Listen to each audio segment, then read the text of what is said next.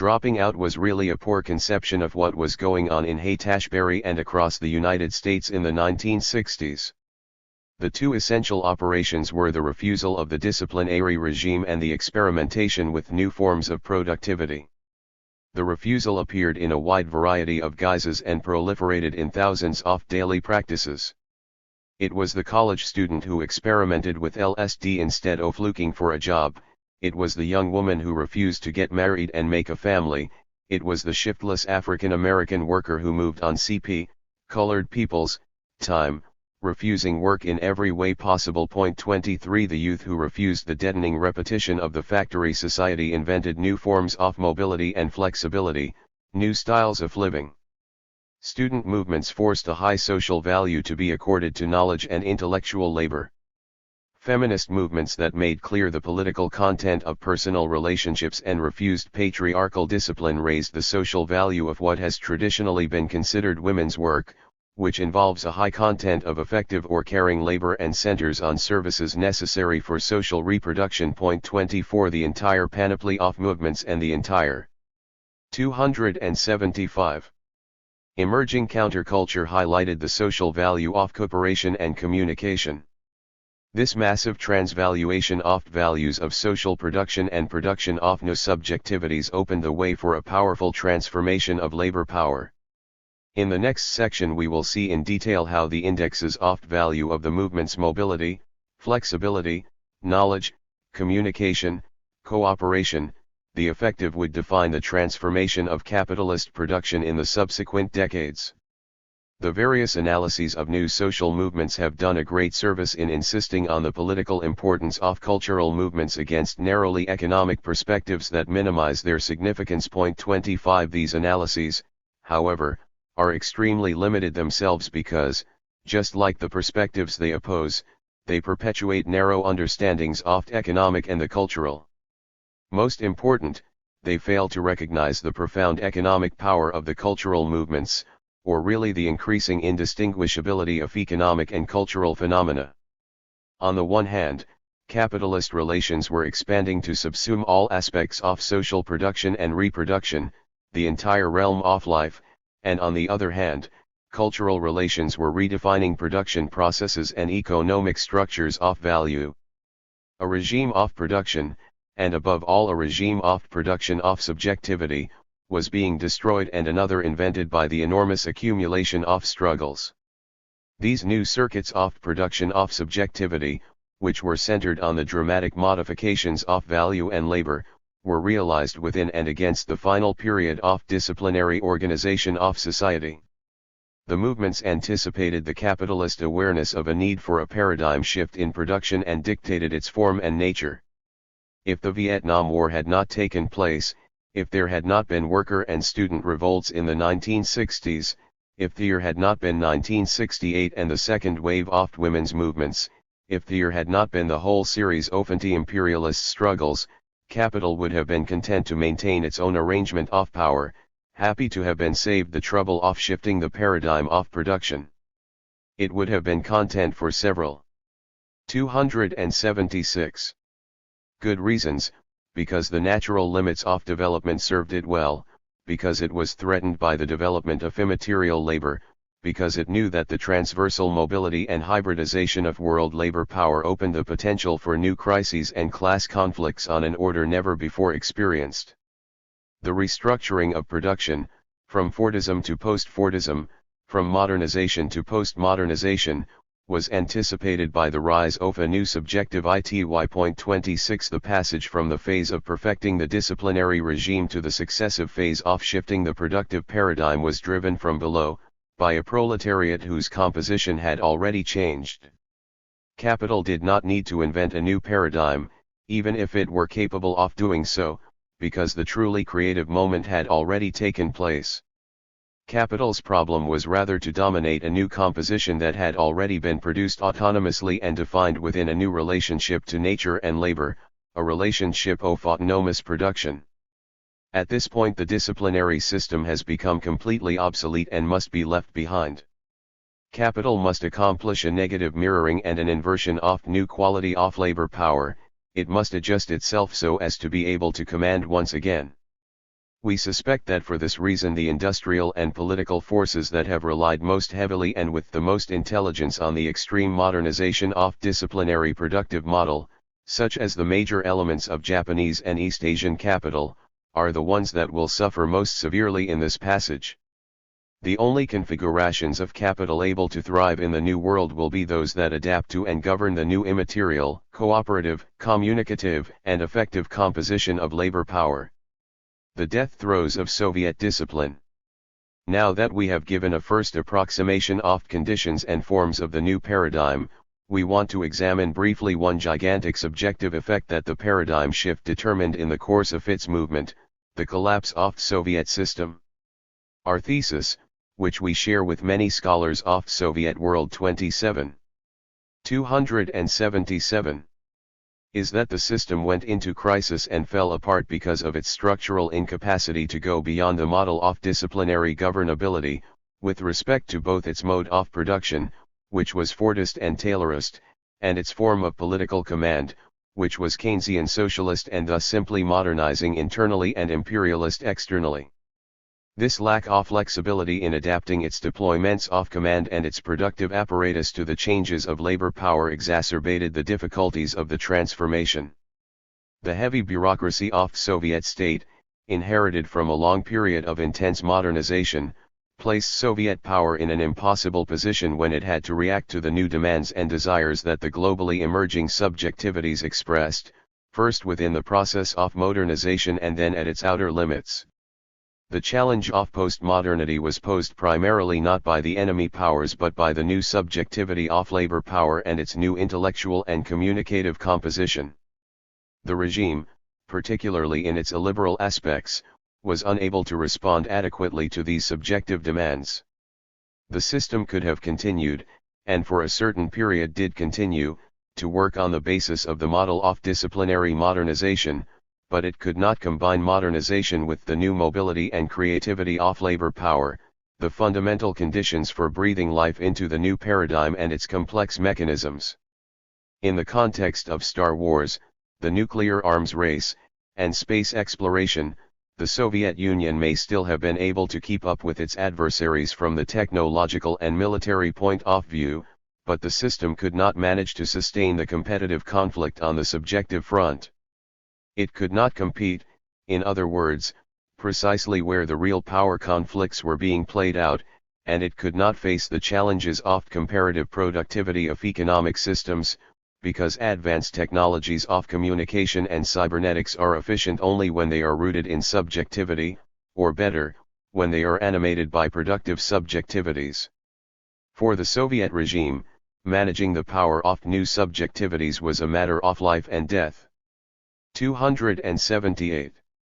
According to our thesis, then, after the dramatic final years of Stalin's rule and Khrushchev's abortive innovations, Brezhnev's regime imposed a freeze on a productive civil society that had reached a high level of maturity and that, after the enormous mobilizations for war and productivity, was asking for social and political recognition.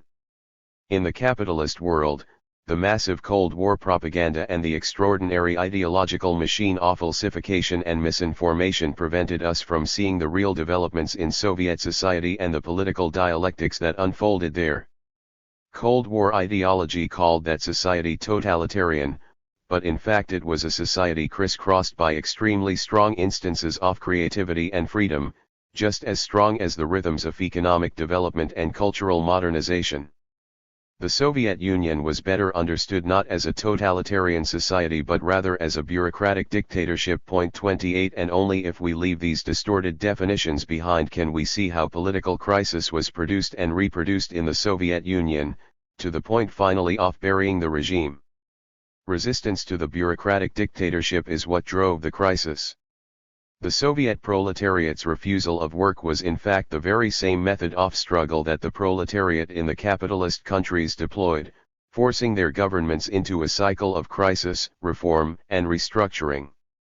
This is our point: despite the delays of development of Russian capitalism, despite the massive losses in World War II, despite the relative cultural isolation, the relative exclusion from the world market, the cruel policies of imprisonment, starvation, and murder of population.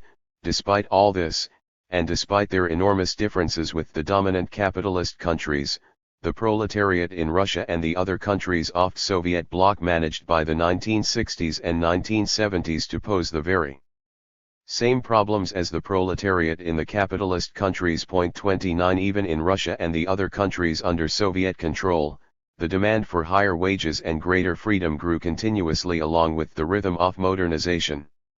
And just as in the capitalist countries, there was defined a new figure of labor power, which now expressed enormous productive capacities on the basis of a new development. 279. Oft intellectual powers of production. This new productive real ity, this living intellectual multitude, is what the Soviet leaders tried to lock in the cages of a disciplinary war economy, a war that was continually conjured up rhetorically, and corral in the structures of a socialist ideology of labor and economic development, that is, a socialist management of capital that no longer made any sense. The Soviet bureaucracy was not able to construct the armory necessary for the postmodern mobilization of new labor power. It was frightened by it, terrorized by the collapse of disciplinary regimes, by the transformations of the Taylorized and Fordist subjects that had previously animated production. This was the point where the crisis became irreversible and, given the immobility of Brezhnevian hibernation, catastrophic. What we find important was not so much the lack of or the offenses against the individual and formal freedoms of workers, but rather the waste of productive energy of a multitude that had exhausted the potential of modernity and now wanted to be liberated from the socialist management of capitalist accumulation in order to express a higher level of productivity. This repression and this energy were the forces that, from opposite sides, made the Soviet world collapse like a house of cards. Glasnost and perestroika certainly did represent a self-criticism of Soviet power and posed the necessity of a democratic passage as the condition for a renewed productivity of the system, but they were employed too late and too timidly to stop the crisis. The Soviet machine turned in on itself and ground to a halt, without the fuel that only new productive subjectivities can produce. The sectors of intellectual and immaterial labor withdrew their consensus from the regime, and their exodus condemned the system to death, death from the socialist victory of modernization, death from the incapacity to use its effects and surpluses, death from a definitive asphyxia that strangled the subjective conditions which demanded a passage to postmodernity. 3.4 ORTHEINFORMATIZATIONOFPRODUCTION Postmodernism is not something we can settle once and for all and then use with a clear conscience. The concept, if there is one, has to come at the end, and not at the beginning, for discussions afoot. Frederick Jameson. The good news from Washington is that every single person in Congress supports the concept of an information superhighway. The bad news is that no one has any idea what that means. Congressman Edward Markey. It has now become common to view the succession of economic paradigms since the Middle Ages in three distinct moments, each defined by the dominant sector of the economy, a first paradigm in which agriculture and the extraction of raw materials dominated the economy, a second in which industry and the manufacture of durable goods occupied the privileged position, and a third and current paradigm in which providing services and manipulating information are at the heart of economic production. 1 The dominant position has thus passed from primary to secondary to tertiary production. Economic modernization involves the passage from the first paradigm to the second, from the dominance of agriculture to that of industry. Modernization means industrialization. We might call the passage from the second paradigm to the third, from the domination of industry to that of services and information, a process of economic postmodernization, or better, informatization. 281. The most obvious definition and index of shifts among these three paradigms appear first in quantitative terms, in reference either to the percentage of population engaged in each of these productive domains or to the percentage of total value produced by the various sectors of production. The changes in employment statistics in the dominant capitalist countries during the past 100 years do indeed indicate dramatic shifts. 2 This quantitative view, however, can lead to serious misunderstandings of these economic paradigms. Quantitative indicators cannot grasp either the qualitative transformation in the progression from one paradigm to another or the hierarchy among the economic sectors in the context of each paradigm. In the process of modernization and the passage toward the paradigm of industrial dominance, not only did agricultural production decline quantitatively, both in percentage of work ERS employed and in proportion of total value produced, but also, more important, agriculture itself was transformed. When agriculture came under the domination of industry, even when agriculture was still predominant in quantitative terms, it became subject to the social and financial pressures of industry, and moreover agricultural production itself was industrialized. Agriculture, of course, did not disappear, it remained an essential component of modern industrial economies, but it was now a transformed, industrialized agriculture. The quantitative perspective also fails to recognize hierarchies among national or regional economies in the global system, which leads to all kinds of historical misrecognitions, posing analogies where none exist. From a quantitative perspective, for example, one might assume a 20th century society with the majority of its labor force occupied in agriculture or mining and the majority of its value produced in these sectors, such as India or Nigeria, to be in a position analogous to a society that existed sometime in the past with the same percentage of workers or value produced in those sectors, such as France or England.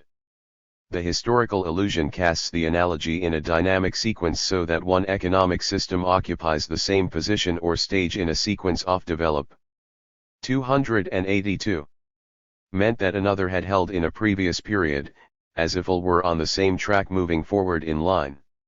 From the qualitative perspective, that is, in terms of their position in global power relationships, however, the economies of these societies occupy entirely incomparable positions. In the earlier case, France or England of past, the agricultural production existed as the dominant sector in its economic sphere, and in the later, 20th century India or Nigeria, it is subordinated to industry in the world system. The two economies are not on the same track but in radically different and even divergent situations of dominance and subordination. In these different positions of hierarchy, a host of economic factors is completely different: exchange relationships, credit and debt relationships, and so forth. Point 3. In order for the latter economy to realize a position analogous to that of the former, it would have to invert the power relationship and achieve a position of dominance in its contemporary economic sphere, as Europe did, for example, in the medieval economy of the Mediterranean world. Historical change, in other words, has to be recognized in terms of power relationships throughout the economic sphere. Illusions of development. The discourse of economic development, which was imposed under U.S. hegemony in coordination with the New Deal model in the post-war period, uses such false historical analogies as the foundation for economic policies. This discourse conceives the economic history of all countries as following one single pattern of development, each at different times and according to different speeds. Countries whose economic production is not presently at the level of dominant countries are thus seen as developing countries, with the idea that if they continue on the path followed previously by the dominant countries and repeat their economic policies and strategies, they will eventually enjoy an analogous position or stage. The developmental view fails to recognize, however, that the economies of so-called developed countries are defined not only by certain quantitative factors or by their internal structures, but also and more important by their dominant position in the global system. 283. The critiques of developmentalist view that were posed by underdevelopment theories and dependency theories, which were born primarily in the Latin American and African contexts in the 1960s, were useful and important precisely because they emphasized the fact that the evolution of a regional or national economic system depends to a large extent on its place within the hierarchy and power structures of capitalist world system. Point 4. The dominant regions will continue to develop and the subordinate will continue to underdevelop as mutually supporting poles in the global power structure. To say that the subordinate economies do not develop does not mean that they do not change or grow, it means, rather, that they remain subordinate in the global system and thus never achieve the promised form of a dominant, developed economy. In some cases, individual countries or regions may be able to change their position in the hierarchy, but the point is that, regardless of who fills which position, the hierarchy remains the determining factor. 5 The theorists of underdevelopment themselves, however, also repeat a similar illusion of economic development. 6 Summarizing in schematic terms, we could say that their logic begins with two valid historical claims but then draws from them an erroneous conclusion. First, they maintain that, through the imposition of colonial regimes and/or other forms of imperialist domination, the underdevelopment of subordinated economies was created and sustained by their integration into the global network of dominant capitalist economies, their partial articulation, and thus their real and continuing dependence on those dominant economies. Second, they claim that the dominant economies themselves had originally developed their fully articulated and independent structures in relative isolation, with only limited interaction with other economies and global networks. 7 From these two more or less acceptable historical claims, however, they then deduce an invalid conclusion: if developed economies achieved full articulation in relative isolation and the underdeveloped economies became disarticulated and dependent through their integration into global networks, then a project for 284. The relative isolation of underdeveloped economies will result in their development and full articulation. In other words, as an alternative to the false development pandered by the economists of the dominant capitalist countries, the theorists of underdevelopment promoted real development, which involves delinking an economy from its dependent relationships and articulating in relative isolation an autonomous economic structure. Since this is how the dominant economies developed, it must be the true path to escape the cycle of underdevelopment. This syllogism, however, asks us to believe that the laws of economic development will somehow transcend the differences of historical change. The alternative notion of development is based paradoxically on the same historical illusion central to the dominant ideology of development it opposes. The tendential realization of world market should destroy any notion that today a country or region could isolate or delink itself from the global networks of power in order to recreate the conditions of past and develop as the dominant capitalist countries once did. Even the dominant countries are now dependent on the global system. The interactions of world market have resulted in a generalized disarticulation of all economies. Increasingly, any attempt at isolation or separation will mean only a more brutal kind of domination by the global system, a reduction to powerlessness and poverty. Informatization. The processes of modernization and industrialization transformed and redefined all the elements of social plane. When agriculture was modernized as industry, the farm progressively became a factory, with all of factories' discipline, technology, wage relations, and so forth. Agriculture was modernized as industry. More generally, society itself slowly became industrialized even to the point of transforming human relations and human nature. Society became a factory. In the early 20th century, Robert Musil reflected beautifully on the transformation of humanity in the passage from the pastoral agricultural world to the social factory. There was a 285 time when people grew naturally into the conditions they found waiting for them, and that was a very sound way of becoming oneself. But nowadays, with all this shaking up of things, when everything is becoming detached from the soil it grew in, even where the production of soul is concerned, one really ought, as it were, to replace the traditional handicrafts by the sort of intelligence that goes with the machine and the factory. 8 The processes of becoming human and the nature of human itself were fundamentally transformed in the passage defined by modernization. In our times, however, modernization has come to an end. In other words, industrial production is no longer expanding its dominance over other economic forms and social phenomena. A symptom of this shift is manifest in the quantitative changes in employment. Whereas the process of modernization was indicated by a migration of labor from agriculture and mining, the primary sector, to industry, the secondary, The process of postmodernization or informatization has been demonstrated through the migration from industry to service jobs, the tertiary, a shift that has taken place in the dominant capitalist countries, and particularly in the United States, since the early 1970s. Services cover a wide range of activities from healthcare, education, and finance to transportation, entertainment, and advertising. The jobs for the most part are highly mobile and involve flexible skills. More important, they are characterized in general by the central role played by knowledge, information, affect, and communication. In this sense, many call the post-industrial economy an informational economy.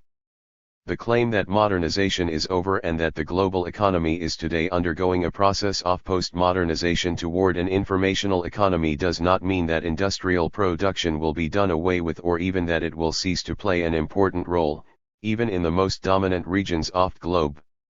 Just as the processes of industrialization transformed agriculture and made it more productive, so too the informational revolution will transform industry by redefining and rejuvenating manufacturing processes. The new managerial imperative operative here is, treat. 286. Manufacturing as a service. 9. In effect, as industries are transformed, the division between manufacturing and services is becoming blurred. 10. Just as through the process of modernization all production tended to become industrialized, so too through the process of post-modernization all production tends toward the production of services, toward becoming informationalized. Not all countries, of course, even among the dominant capitalist countries, have embarked on the project of post-modernization along the same path. On the basis of change of employment statistics in the G7 countries since 1970, Manuel Castells and Yuko Aoyama have discerned two basic models or paths of informatization. 11. Both models involve the increase of employment in post-industrial services, but they emphasize different kinds of services and different relations between services and manufacturing. The first path tends toward a service economy model and is led by the United States, the United Kingdom, and Canada. This model involves a rapid decline in industrial jobs and a corresponding rise in service sector jobs. In particular, the financial services that manage capital come to dominate the other service sectors. In the second model, the info-industrial model, typified by Japan and Germany, industrial employment declines more slowly than it does in the first model, and, more important, the process of informatization is closely integrated into and serves to reinforce the strength of existing industrial production. Services related directly to industrial production thus remain more important in this model relative to other services. The two models represent two strategies to manage and gain an advantage in the economic transition, but it should be clear that they both move resolutely in the direction of informatization of the economy and the heightened importance of productive flows and networks. Although the subordinated countries and regions of the world are not capable of implementing such strategies, the processes of post-modernization nonetheless impose irreversible changes on them.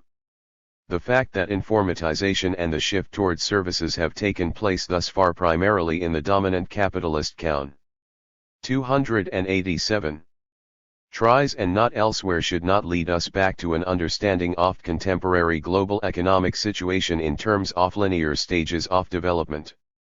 It is true that as industrial production has declined in the dominant countries, it has been effectively exported to subordinated countries, from the United States and Japan, for example, to Mexico and Malaysia.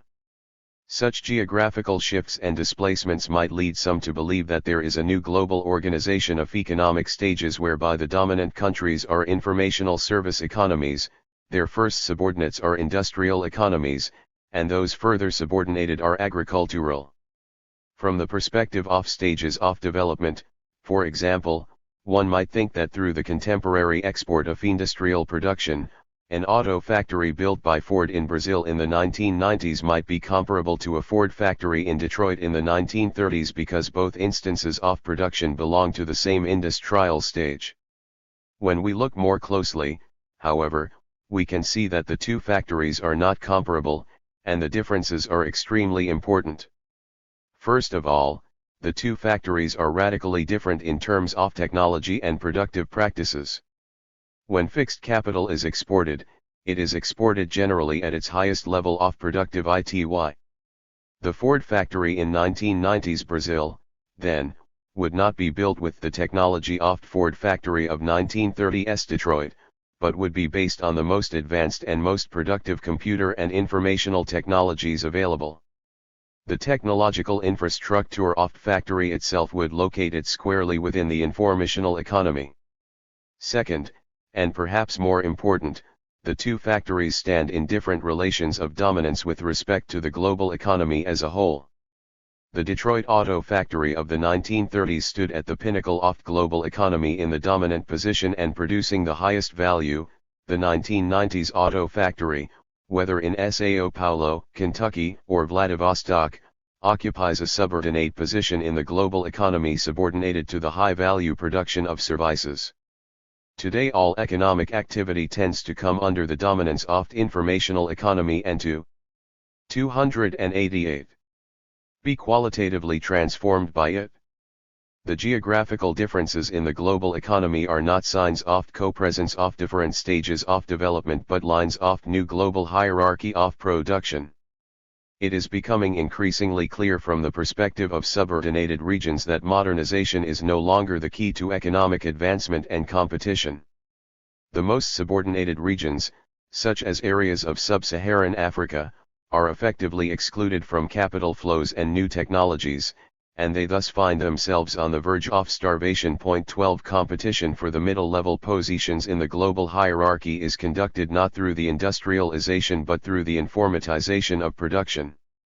Large countries with varied economies, such as India and Brazil, can support simultaneously all levels of productive processes, information-based production of services, modern industrial production of goods, and traditional handicraft, agricultural, and mining production. There does not need to be an orderly historical progression among these forms, but rather they mix and coexist. All of the forms of production exist within the networks of the world market and under the domination of the informational production of services. The transformations of the Italian economy since the 1950s demonstrate clearly that relatively backward economies do not simply follow the same stages the dominant regions experience, but evolve through alternative and mixed patterns. After World War II, Italy was still a predominantly peasant-based society, but in the 1950s and 1960s it went through furious if incomplete modernization and industrialization, a first economic miracle. Then, however, in the 1970s and 1980s, when the processes of industrialization were still not complete, the Italian economy embarked on another transformation, a process of post-modernization, and achieved a second economic miracle. These Italian miracles were not really leaps forward that allowed it to catch up with the dominant economies, rather, they represented mixtures of different incomplete economic forms. What is most significant here, and what might usefully pose the Italian case as the general model for all other backward 289 economies, is that the Italian economy did not complete one stage, industrialization, before moving on to another, informatization. According to two contemporary economists, the recent Italian transformation reveals an interesting transition from proto-industrialism to proto-informationalism. 13 various regions will evolve to have peasant elements mixed with partial industrialization and partial informatization. The economic stages are thus all present at once, merged into a hybrid, composite economy that varies not in kind but in degree across the globe. Just as modernization did in a previous era, post-modernization or informatization today marks a new mode of becoming human. Where the production of soul is concerned, as Musil would say, one really ought to replace the traditional techniques of industrial machines with the cybernetic intelligence of information and communication technologies. We must invent what Pierre Levy calls an anthropology of cyberspace. 14 This shift of metaphors gives us a first glimpse of transformation, but we need to look more closely to see clearly the changes in our notion of human and in humanity itself that emerge in the passage toward an informational economy. The sociology of immaterial labor. The passage toward an informational economy necessarily involves a change in the quality and nature of labor. This is the most immediate sociological and anthropological implication of passage of economic paradigms. Today, information and communication have come to play a foundational role in production processes. A first aspect of this transformation is recognized by many in terms of change in factory labor, using the auto industry as a central point of reference from the Fordist model to the Toyotist model. Point 15. The primary structural change between these models involves the system of communication between the production and the consumption of commodities, that is, the passage of information between the factory and the market. The Fordist model constructed a relatively mute relationship between production and consumption. 290. The mass production of standardized commodities in the Fordist era could count on an adequate demand and thus had little need to listen to the market. A feedback circuit from consumption to production did allow changes in the market to spur changes in productive engineering, but this communication circuit was restricted, owing to the fixed and compartmentalized channels of planning and design structures, and slow, owing to the rigidity of the technologies and procedures of mass production. Toyotism is based on an inversion of Fordist structure of communication between production and consumption. Ideally, according to this model, production planning will communicate with markets constantly and immediately. Factories will maintain zero stock, and commodities will be produced just in time according to the present demand of existing markets. This model thus involves not simply a more rapid feedback loop but an inversion of the relationship because, at least in theory, the production decision actually comes after and in reaction to the market decision.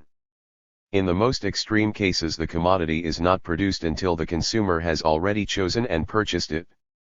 In general, however, it would be more accurate to conceive the model as striving toward a continual interactivity or rapid communication between production and consumption. This industrial context provides a first sense in which communication and information have come to play a newly central role in production. One might say that instrumental action and communicative action have become intimately interwoven in the informationalized industrial process, but one should quickly add that this is an impoverished notion of communication as the mere transmission of market data. Point 16. The service sectors of the economy present a richer model of productive communication. Most services indeed are based on the continual exchange of information and knowledges. Since the production of services results in no material and durable good, we define the labor involved in this production as immaterial labor, that is, labor that produces an immaterial good, such as a service, a cultural product, knowledge, or communication. Point 17. One face of 291. Immaterial labor can be recognized in analogy to the functioning of a computer. The increasingly extensive use of computers has tended progressively to redefine laboring practices and relations, along with, indeed, all social practices and relations. Familiarity and facility with computer technology is becoming an increasingly general primary qualification for work in the dominant countries. Even when direct contact with computers is not involved, the manipulation of symbols and information along the model of computer operation is extremely widespread. In an earlier era, workers learned how to act like machines both inside and outside the factory. We even learned, with the help of Muybridge's photos, for example, to recognize human activity in general as mechanical. Today we increasingly think like computers, while communication technologies and their model of interaction are becoming more and more central to laboring activities. One novel aspect of computer is that it can continually modify its own operation through its use. Even the most rudimentary forms of artificial intelligence allow the computer to expand and perfect its operation based on its interaction with its user and its environment. The same kind of continual interactivity characterizes a wide range of contemporary productive activities, whether computer hardware is directly involved or not. The computer and communication revolution of production has transformed laboring practices in such a way that they all tend toward the model of information and communication technologies. Point 18. Interactive and cybernetic machines become a new prosthesis integrated into our bodies and minds and a lens through which to redefine our bodies and minds themselves. The anthropology of cyberspace is really a recognition of new human condition. Robert Reich calls the kind of immaterial labor involved in computer and communication work symbolic analytical services, tasks that involve problem solving, problem identifying, and strategic brokering activities. 19. This type of labor claims the highest value, and thus Reich identifies it as the key to competition in the new global economy. He recognizes, however, that the growth of these knowledge-based jobs of creative symbolic manipulation. 292. Laschen implies a corresponding growth of low-value and low-skill jobs of routine symbol manipulation, such as data entry and word processing. Here begins to emerge a fundamental division of labor within the realm of immaterial production. We should note that one consequence of informatization of production and the emergence of immaterial labor has been a real homogenization of laboring processes. From Marx's perspective in the 19th century, the concrete practices of various laboring activities were radically heterogeneous. Tailoring and weaving involved incommensurable concrete actions. Only when abstracted from their concrete practices could different laboring activities be brought together and seen in a homogeneous way, no longer as tailoring and weaving but as the expenditure of human labor power in general, as abstract labor. 20. With the computerization of production today, however, the heterogeneity of concrete labor has tended to be reduced, and the worker is increasingly further removed from the object of his or her labor. The labor of computerized tailoring and the labor of computerized weaving may involve exactly the same concrete practices, that is, manipulation of symbols and information. Tools, of course, have always abstracted labor power from the object of labor to a certain degree. In previous periods, however, the tools generally were related in a relatively inflexible way to certain tasks or certain groups of tasks. Different tools corresponded to different activities: the tailor's tools, the weaver's tools, or later a sewing machine and a power loom. The computer proposes itself, in contrast, as the universal tool, or rather as the central tool, through which all activities might pass. Through the computerization of production, then, labor tends toward the position of abstract labor. The model of computer, however, can account for only one face of the communicational and immaterial labor involved in the production of services. The other face of immaterial labor is the effective labor of human contact and interaction. Health services, for example, rely centrally on caring and effective labor, and the entertainment industry is likewise focused on the creation and manipulation of affect. This labor is immaterial, even if it is corporeal. 293. And effective, in the sense that its products are intangible, a feeling of ease, well-being, satisfaction, excitement, or passion. Categories such as in-person services or services of proximity are often used to identify this kind of labor, but what is really essential to it are the creation and manipulation of affect. Such effective production, exchange, and communication are generally associated with human contact, but that contact can be either actual or virtual, as it is in the entertainment industry. This second phase of immaterial labor, its effective phase, extends well beyond the model of intelligence and communication defined by the computer. Effective labor is better understood by beginning from what feminist analyses of women's work have called labor in the bodily mode. 21. Caring labor is certainly entirely immersed in the corporeal, the somatic, but the affects it produces are nonetheless immaterial. What effective labor produces are social networks, forms of community, biopower. Here one might recognize once again that the instrumental action of economic production has been united with the communicative action of human relations. In this case, however, communication has not been impoverished, but production has been enriched to the level of complexity of human interaction. In short, we can distinguish three types of immaterial labor that drive the service sector at the top of the informational economy. The first is involved in an industrial production that has been informationalized and has incorporated communication technologies in a way that transforms the production process itself. Manufacturing is regarded as a service, and the material labor of production of durable goods mixes with and tends toward immaterial labor. Second is the immaterial labor of analytical and symbolic tasks, which itself breaks down into creative and intelligent manipulation on the one hand and routine symbolic tasks on the other. Finally, a third type of immaterial labor involves the production and manipulation of affect and requires, virtual or actual, human contact, labor in the bodily mode. These are the three types of labor that drive the post-modernization of global economy. 294. We should point out before moving on that in each of these forms of immaterial labor, cooperation is completely inherent in the labor itself. Immaterial labor immediately involves social interaction and cooperation. In other words, the cooperative aspect of immaterial labor is not imposed or organized from the outside, as it was in previous forms of labor, but rather, cooperation is completely immanent to the laboring activity itself.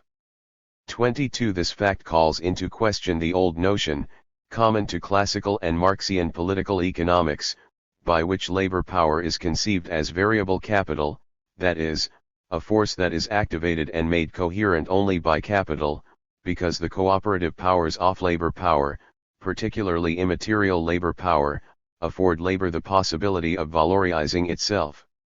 Brains and bodies still need others to produce value, but the others they need are not necessarily provided by capital and its capacities to orchestrate production. Today productivity, wealth, and the creation of social surpluses take the form of cooperative interactivity through linguistic, communicational, and affective networks. In the expression of its own creative energies, immaterial labor thus seems to provide the potential for a kind of spontaneous and elementary communism. Network production. The first geographical consequence of passage from an industrial to an informational economy is a dramatic decentralization of production. The processes of modernization and the passage to the industrial paradigm provoked the intense aggregation of productive forces and mass migrations of labor power towards centers that became factory cities, such as Manchester, Osaka, and Detroit. Efficiency of mass industrial production depended on the concentration and proximity of elements in order to create the factory site and facilitate transportation and communication. The informatization of industry and the rising dominance of service production, however, have made such concentration of production no longer necessary. Size and efficiency are no longer linearly related. In fact, large scale has in many cases become a hindrance. Advances in telecommunications and information technologies have made possible a deterritorialization of production that has effectively dispersed the mass facto. 295. Rise and evacuated the factory cities. Communication and control can be exercised efficiently at a distance, and in some cases immaterial products can be transported across the world with minimal delay and expense. Several different production facilities can be coordinated in the simultaneous production of a single commodity in such a way that factories can be dispersed to various locations. In some sectors even the factory site itself can be done away with as its workers communicate exclusively through new information technologies. Point 23. In the passage to the informational economy, the assembly line has been replaced by the network as the organizational model of production, transforming the forms of cooperation and communication within each productive site and among productive sites. The mass industrial factory defined the circuits of laboring cooperation primarily through the physical deployments of workers on the shop floor.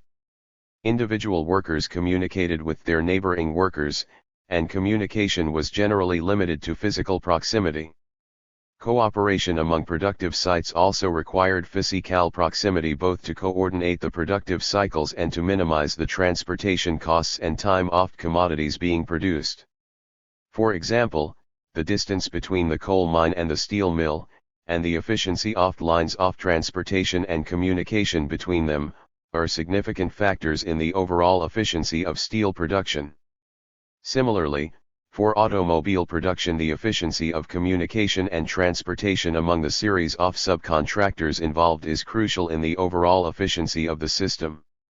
The passage toward informational production and the network structure of organization, in contrast, make productive cooperation and efficiency no longer dependent to such a degree on proximity and centralization. Information technologies tend to make distances less relevant. Workers involved in a single process can effectively communicate and cooperate from remote locations without consideration to proximity. In effect, the network off-laboring cooperation requires no territorial or physical center. The tendency toward the deterritorialization of production is even more pronounced in the processes of immaterial labor that involve the manipulation of knowledge and information. Laboring. 296. Processes can be conducted in a form almost entirely compatible with communication networks, for which location and distance have very limited importance. Workers can even stay at home and log on to the network. The labor of informational production, of both services and durable goods, relies on what we can call abstract cooperation. Such labor dedicates an ever more central role to communication of knowledges and information among workers, but those cooperating workers need not be present and can even be relatively unknown to one another, or known only through the productive information exchanged. The circuit of cooperation is consolidated in the network and the commodity at an abstract level. Production sites can thus be deterritorialized and tend toward a virtual existence, as coordinates in the communication network. As opposed to the old vertical industrial and corporate model, production now tends to be organized in horizontal network enterprises. 24 The information networks also release production from territorial constraints insofar as they tend to put the producer in direct contact with the consumer regardless of distance between them. Bill Gates, the co-founder of the Microsoft Corporation, takes this tendency to an extreme when he predicts a future in which networks will overcome entirely the barriers to circulation and allow an ideal, friction-free capitalism to emerge. The information highway will extend the electronic marketplace and make it the ultimate go-between, the universal middleman. 25 If Gates's vision were to be realized, the networks would tend to reduce all distance and make transactions immediate. Sites of production and sites of consumption would then be present to one another, regardless of geographical location. These tendencies toward the deterritorialization of production and the increased mobility of capital are not absolute, and there are significant countervailing tendencies, but to the extent that they do proceed, they place labor in a weakened bargaining position. In the era of Fordist organization of industrial mass production, capital was bound to a specific territory and thus to dealing contract. 297. Twilly with a limited laboring population. The informatization of production and the increasing importance of immaterial production have tended to free capital from the constraints of territory and bargaining. Capital can withdraw from negotiation with a given local population by moving its side to another point in the global network or merely by using the potential to move as a weapon in negotiations. Entire laboring populations, which had enjoyed a certain stability and contractual power, have thus found themselves in increasingly precarious employment situations.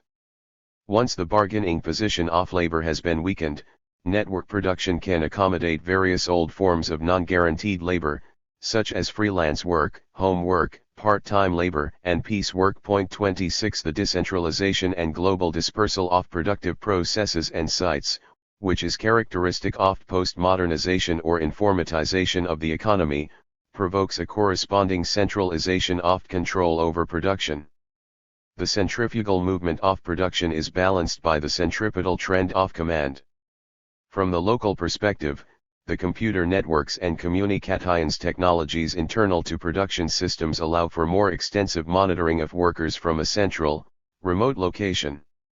Control of laboring activity can potentially be individualized and continuous in the virtual panopticon of network production.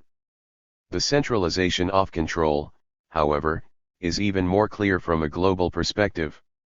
The geographical dispersal of manufacturing has created a demand for increasingly centralized management and planning, and also for a new centralization of specialized producer services, especially financial services. 27 Financial and trade-related services in a few key cities, such as New York, London, and Tokyo, manage and direct the global networks of production. As a mass demographic shift, then, the decline and evacuation of industrial cities has corresponded to the rise of global cities, or really cities of control. Information highways. The structure and management of communication networks are essential conditions for production in the informational economy. 298. These global networks must be constructed and policed in such a way as to guarantee order and profits.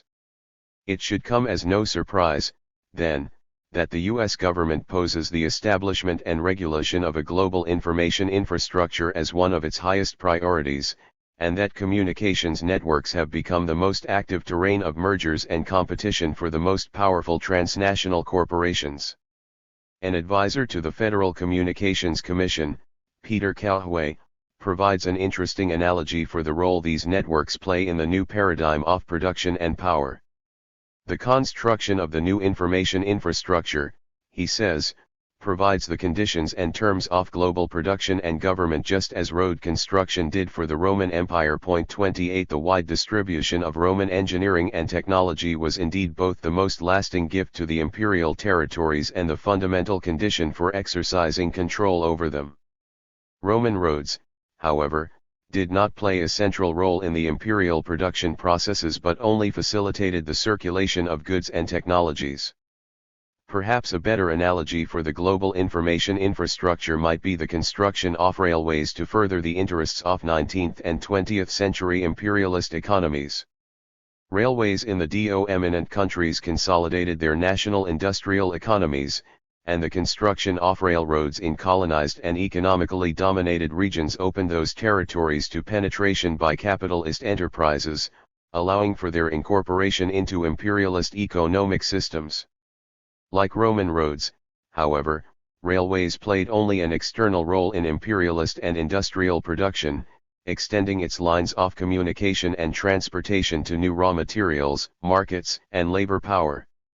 The novelty of the new information infrastructure is the fact that it is embedded within and completely immanent to the new production processes.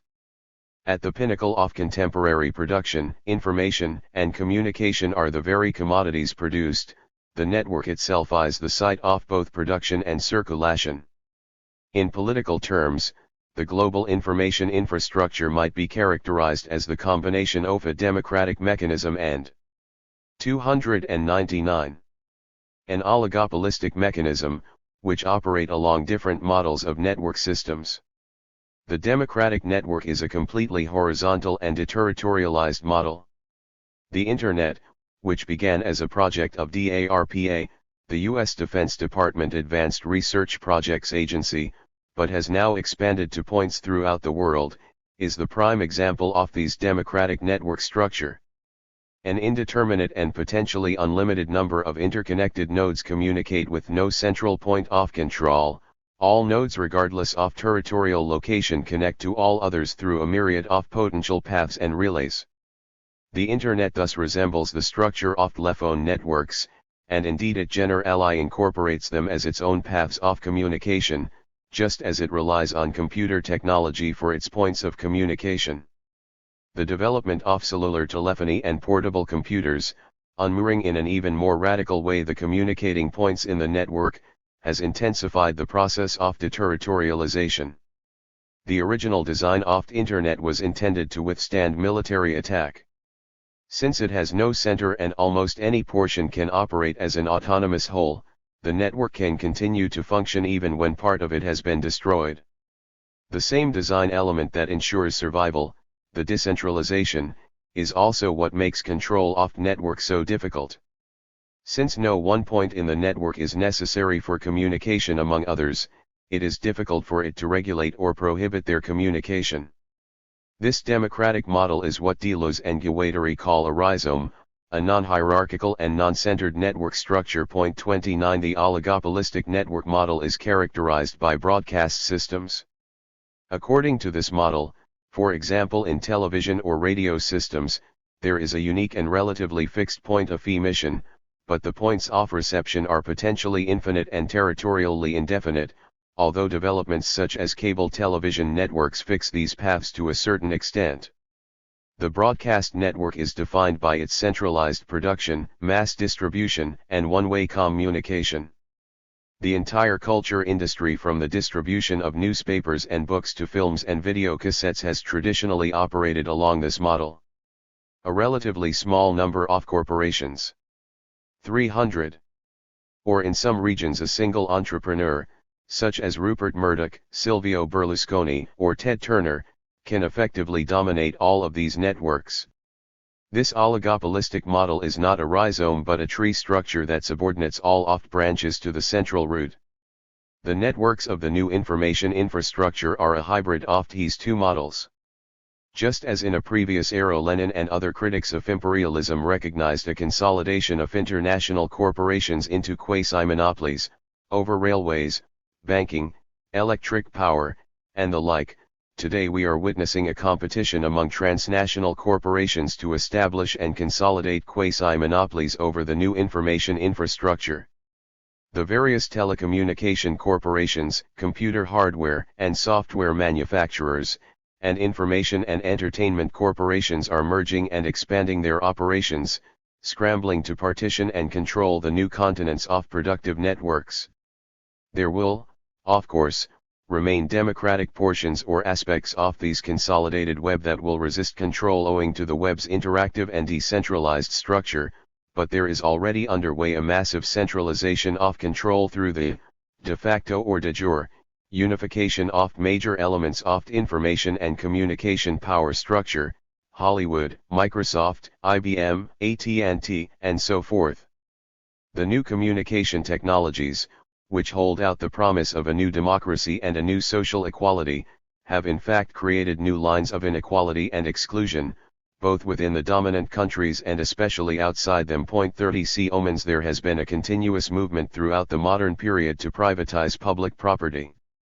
In Europe, the great common lands created with the breakup of the Roman Empire and the rise of Christianity were eventually transferred to private hands in the course of capitalist primitive accumulation. Throughout the world, what remains of the vast public spaces are now only the stuff of legends: Robin Hood's forest, the Great Plains of the Amur Indians, the steppes of the nomadic tribes, and so forth. During the consolidation of industrial society, the construction and destruction of 301 public spaces developed in an ever more powerful spiral. It is true that when it was dictated by the necessities of accumulation, in order to foster an acceleration or leap in development, to concentrate and mobilize the means of production, to make war, and so forth, public property was expanded by expropriating large sectors of civil society and transferring wealth and property to the collectivity. That public property, however, was soon reappropriated in private hands. In each process the communal possession, which is considered natural, is transformed at public expense into a second and third nature that functions finally for private profit.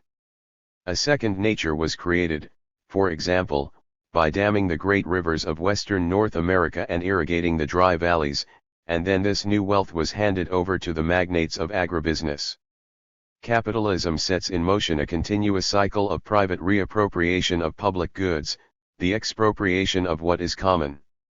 The rise and fall of the welfare state in the 20th century is one more cycle in this spiral of public and private appropriations. The crisis of the welfare state has meant primarily that the structures of public assistance and distribution, which were constructed through public funds, are being privatized and expropriated for private gain. The current neoliberal trend toward the privatization of energy and communication services is another turn of the spiral. This consists in granting to private businesses the networks of energy and communication that were built through enormous expenditures of public monies. Market regimes and neoliberalism survive off these private appropriations of second, third, and nth nature. The commons, which once were considered the basis of the concept of the public, are expropriated for private use and no one can lift a finger. The public is thus dissolved, privatized, even as a concept. Or really, the immanent relation between the public and the common is replaced by the transcendent power of private property. We do not intend here to weep over the destruction and expropriation that capitalism continually operates across the world, even though resisting its force, and in particular resisting the expropriation of the welfare state, is certainly an eminently ethical and important task. We want to ask, rather, what is the operative notion of the common today, in the midst of postmodernity, the information revolution, and the consequent transformations of the mode of production. It seems to us, in fact, that today we participate in a more radical and profound commonality than has ever been experienced in the history of capitalism. The fact is that we participate in a productive world made up of communication and social networks, interactive services, and common languages. Our economic and social reality is defined less by the material objects that are made and consumed than by co-produced services and relationships. Producing increasingly means constructing cooperation and communicative commonalities. The concept of private property itself, understood as the exclusive right to use a good and dispose of all wealth that derives from the possession of it, becomes increasingly nonsensical in this new situation. There are ever fewer goods that can be possessed and used exclusively in this framework. It is the community that produces and that, while producing, is reproduced and redefined. The foundation of the classic modern conception of private property is thus to a certain extent dissolved in the postmodern mode of production. One should object, however, that this new social condition of production has not at all weakened the juridical and political regimes of private property. The conceptual crisis of private property does not become a crisis in practice, and instead the regime of private expropriation has tended to be applied universally. This objection would be valid if not for the fact that, in the context of linguistic and cooperative production, labor and the common property tend to overlap. Private property, despite its juridical powers, cannot help becoming an ever more abstract and transcendental concept and thus ever more detached from reality. A new notion of commons will have to emerge on this terrain. Deleuze and Guattari claim in What is Philosophy? That in the contemporary era, and in the context of communicative and interactive production, the construction of concepts is not only an epistemological operation but equally an ontological project. Constructing concepts and what they call common names is really an activity that combines the intelligence and the action of the multitude, making them work together. Constructing concepts means making exist in reality a project that is a community. There is no other way to construct concepts but to work in a common way. This commonality is, from the standpoint of the phenomenology of production. 303. From the standpoint of the epistemology of the concept, and from the standpoint of practice, a project in which the multitude is completely invested. The commons is the incarnation, the production, and the liberation of multitude. Rousseau said that the first person who wanted a piece of nature as his or her own exclusive possession and transformed it into the transcendent form of private property was the one who invented evil. Good, on the contrary, is what is common. 3.5. One of the wonderful things about the information highway is that virtual equity is far easier to achieve than real-world equity. We are all created equal in the virtual world. Bill Gates' The paradigm shift of production toward the network model has fostered the growing power of transnational corporations beyond and above the traditional boundaries of nation-states. The novelty of this relationship has to be recognized in terms of long-standing power struggle between capitalists and the state. The history of this conflict is easily misunderstood. One should understand that, most significantly, despite the constant antagonism between capitalists and the state, the relationship is really conflictive only when capitalists are considered individually. Marx and Engels characterize the state as the executive board that manages the interests of capitalists. By this they mean that although the action of state will at times contradict the immediate interests of individual capitalists, it will always be in the long-term interest of collective capitalist, that is, the collective subject of social capital as a whole. 1 Competition among capitalists, the reasoning goes, however free, does not guarantee the common good of the collective capitalist. For their immediate egoistic drive for profit is fundamentally myopic. The state is required for prudence to mediate the interests of individual capitalists, raising them up in the collective interest of capital. Capitalists will thus all combat the powers of state even while the state is acting in their own. 305. Collective interests. This conflict is really a happy, virtuous dialectic from the perspective of total social capital. When giants ruleth the earth, the dialectic between the state and capital has taken on different configurations in the different phases of capitalist development. A quick and rough periodization will help us pose at least the most basic features of this dynamic. In the 18th and 19th centuries, as capitalism established itself fully in Europe, the state managed the affairs of the total social capital but required relatively unobtrusive powers of intervention. This period has come to be viewed in retrospect, with a certain measure of distortion, as the golden age of European capitalism, characterized by free trade among relatively small capitalists. Outside the European nation-state in this period, before the full deployment of powerful colonial administrations, European capital operated with even fewer constraints. To a large extent, the capitalist companies were sovereign when operating in colonial or pre-colonial territories, establishing their own monopoly of force, their own police, their own courts. The Dutch East India Company, for example, ruled the territories it exploited in Java until the end of the 18th century with its own structures of sovereignty. Even after the company was dissolved in 1800, capital ruled relatively free of state mediation or control. Point 2. The situation was much the same for the capitalists operating in the British South Asian and African colonies. The sovereignty of the East India Company lasted until the East India Act of 1858 brought the company under the rule of the Queen, and in southern Africa the free reign of capitalist adventurers and entrepreneurs lasted at least until the end of the century. Point 3. This period was thus characterized by relatively little need of state intervention at home and abroad. Within the European nation-states, individual capitalists were ruled, in their own collective interest, without great conflict, and in the colonial territories they were effectively sovereign. The relationship between state and capital changed gradually in the 19th and early 20th centuries when crises increasingly 306 threatened the development of capital. In Europe and the United States, corporations, trusts, and cartels grew to establish quasi-monopolies over specific industries and clusters of industries extending far across national boundaries. The monopoly phase posed a direct threat to the health of capitalism because it eroded the competition among capitalists that is the lifeblood of the system. Point 4. The formation of monopolies and quasi-monopolies also undermined the managerial capacities of the state, and thus the enormous corporations gained the power to impose their particular interests over the interest of the collective capitalist. Consequently, there erupted a whole series of struggles in which the state sought to establish its command over the corporations, passing antitrust laws, raising taxes and tariffs, and extending state regulation over industries. In the colonial territories, too, the uncontrolled activities of sovereign companies and the adventurer capitalists led increasingly toward crisis.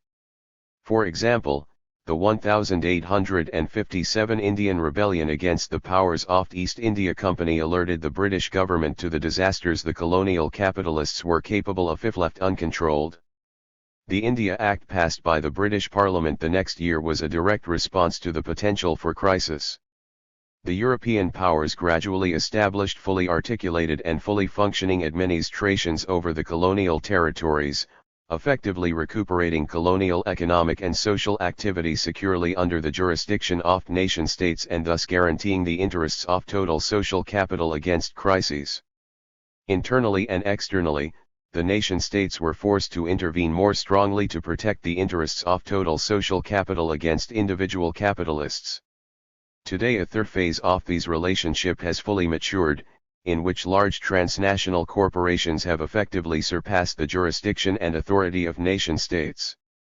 It would seem, then, that this centuries-long dialectic has come to an end, the state has been defeated and corporations now rule the earth.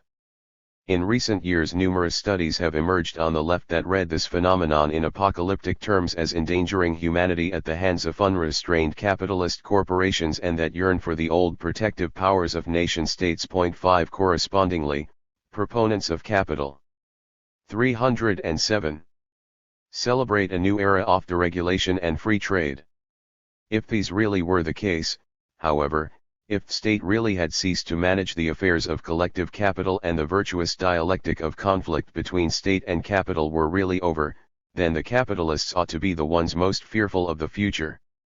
Without the state, social capital has no means to project and realize its collective interests.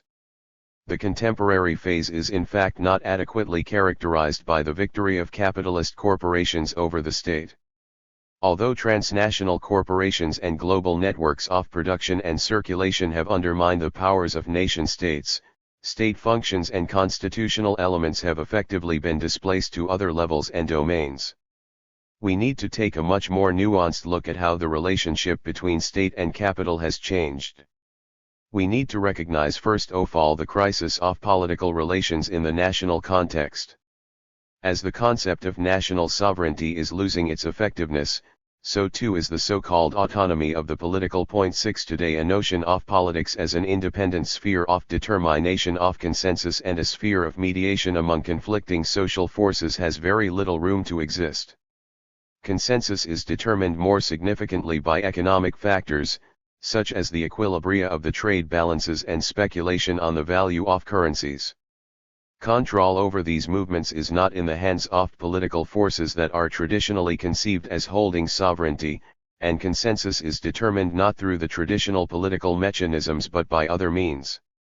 Government and politics come to be completely integrated into the system of transnational command. Controls are articulated through a series of international bodies and functions. This is equally true for the mechanisms of political mediation, which really function through the categories of bureaucratic mediation and managerial sociology rather than through the traditional political categories of mediation of conflicts and the reconciliation of class conflict. Politics does not disappear, what disappears is any notion of autonomy of political. The decline of any autonomous political sphere signals the decline, too, of any independent space where revolution could emerge in the national political regime, or where social space could 308 be transformed using the instruments of the state. The traditional idea of counterpower and the idea of resistance against modern sovereignty in general thus becomes less and less possible. This situation resembles in certain respects the one that Machiavelli faced in a different era, the pathetic and disastrous defeat of humanistic revolution or resistance at the hands of powers of sovereign principality, or really the early modern state. Machiavelli recognized that the actions of individual heroes, in the style of Plutarch's heroes, were no longer able even to touch the new sovereignty of principality. A new type of resistance would have to be found that would be adequate to the new dimensions of sovereignty.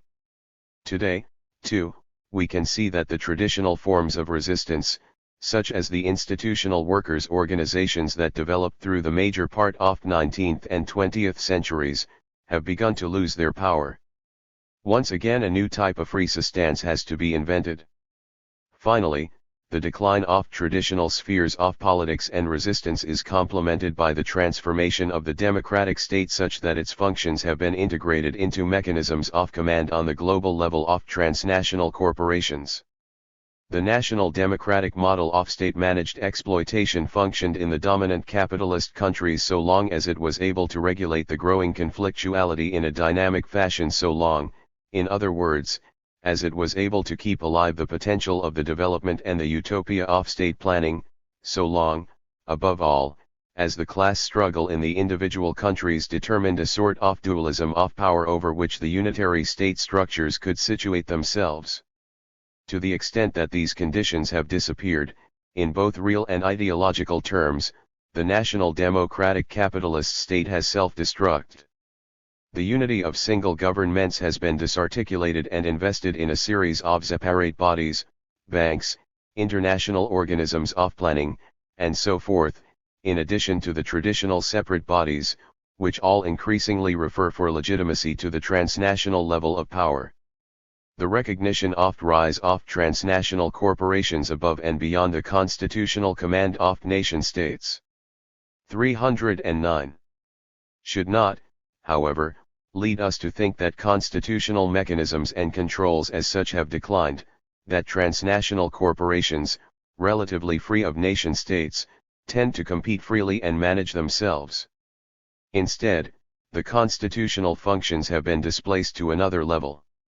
Once we recognize the decline of traditional national constitutional system, we have to explore how power is constitutionalized on a supranational level, in other words, how the constitution of empire begins to form.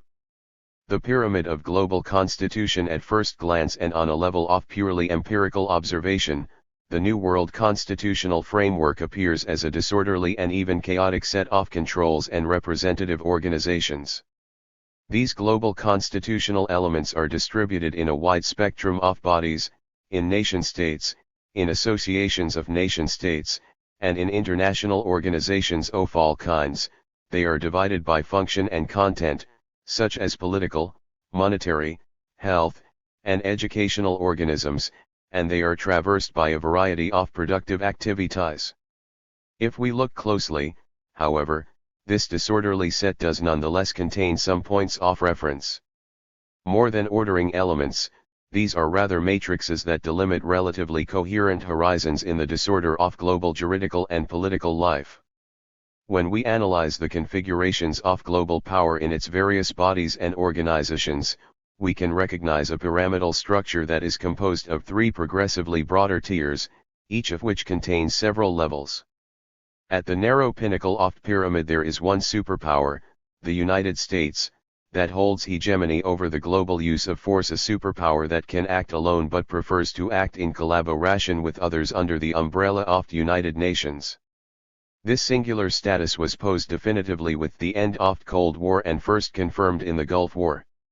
On a second level, still within this first tier, as the pyramid broadens slightly, a group of nation-states control the primary global monetary instruments and thus have the ability to regulate international exchanges. These nation-states are bound together in a series of organisms: the G7, the 310, Paris and London clubs, Davos, and so forth. Finally, on a third level of these first tier, a heterogeneous set of associations, including more or less the same powers that exercise hegemony on the military and monetary levels, deploy cultural and biopolitical power on a global level. Below the first and highest tier of unified global command there is a second tier in which command is distributed broadly across the world, emphasizing not so much unification as articulation. This tier is structured primarily by the networks that transnational capitalist corporations have extended throughout the world: market networks of capital flows, technology flows, population flows, and the like. These productive organizations that form and supply the markets extend transversally under the umbrella and guarantee of central power that constitutes the first tier of global power. If we were to take up the old Enlightenment notion of construction of the senses by passing a rose in front of the face of the statue, we could say that the transnational corporations bring the rigid structure of the central power to life. In effect, through the global distribution of capitals, technologies, goods, and populations, the transnational corporations construct vast networks of communication and provide the satisfaction of needs. The single and univocal pinnacle of world command is thus articulated by the transnational corporations and the organization of markets. The world market both homogenizes and differentiates territories, rewriting the geographic graphy of the globe. Still on the second tier, on a level that is often subordinated to the power of transnational corporations, reside the general set of sovereign nation-states that now consist essentially in local, territorialized organizations. The nation-states serve various functions: political mediation with respect to the global hegemonic powers, bargaining with respect to the transnational corporations, and redistribution of income according to biopolitical needs within their own limited territories. Nation-states are filters of flow of global circulation and regulators of articulation of global command. In other words, they capture and distribute the flows of wealth to and from the global power, and they discipline their own populations as much as this is still possible. 311. The third and broadest tier of the pyramid, finally, consists of groups that represent popular interests in the global power arrangement. The multitude cannot be incorporated directly into the structures of global power but must be filtered through mechanisms of representation. Which groups and organizations fulfill the contestatory and/or legitimating function of popular representation in the global power structures? Who represents the people in the global constitution? Or, more important, what forces and processes transform the multitude into a people that can then be represented in the global constitution? In many instances nation-states are cast in this role, particularly the collective of subordinated or minor states. Within the United Nations General Assembly, for example, collections of subordinate nation-states, the majority numerically but the minority in terms of power, function as an at least symbolic constraint on and legitimation of major powers. In this sense the entire world is conceived as being represented on the floor of the UN General Assembly and in other global forums. Here, since the nation-states themselves are presented, both in the more or less democratic countries and in the authoritarian regimes, as representing the will of their people, the representation of nation-states on a global scale can only lay claim to the popular will at two removes, through two levels of representation, the nation-state representing the people representing the multitude. Nation-states, however, are certainly not the only organizations that construct and represent the people in the new global arrangement.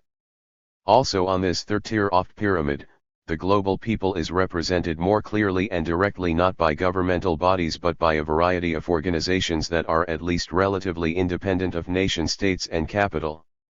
These organizations are often understood as functioning as the structures of a global civil society, channeling the needs and desires of multitude into forms that can be represented within the functioning of the global power structures.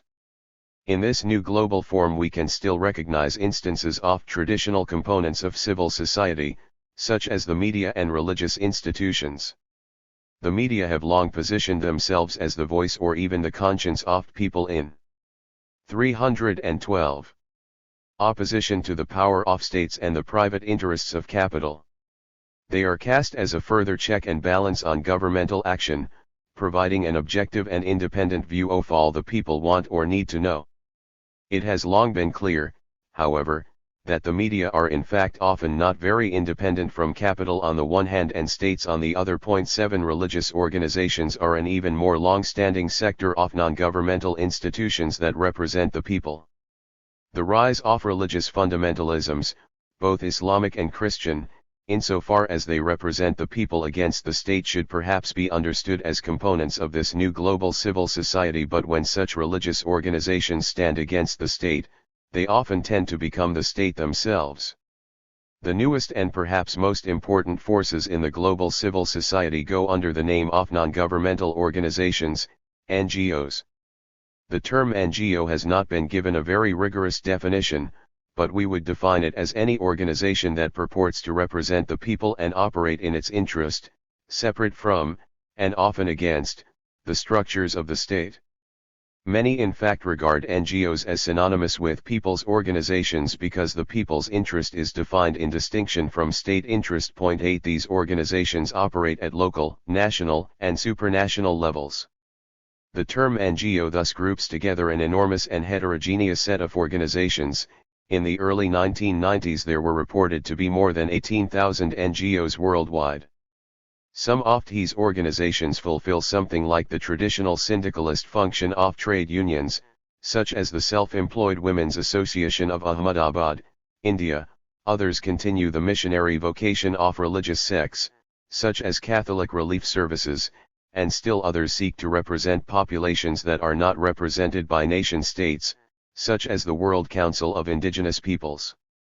It would be futile to try to characterize the functioning of this vast and heterogeneous set of organizations under one single definition. 9 Some critics assert that NGOs, since they are outside and often in conflict with state power, are compatible with and serve the 313 neoliberal project of global capital. While global capital attacks the powers of nation-state from above, they argue, the NGOs function as a parallel strategy from below and present the community face of neoliberalism. 10 It may indeed be true that the activities of many NGOs serve to further the neoliberal project of global capital, but we should be careful to point out that this cannot adequately define the activities of all NGOs categorically. The fact of being non-governmental or even opposed to the powers of nation-states does not in itself line these organizations up with the interests of capital. There are many ways to be outside and opposed to the state, of which the neoliberal project is only one.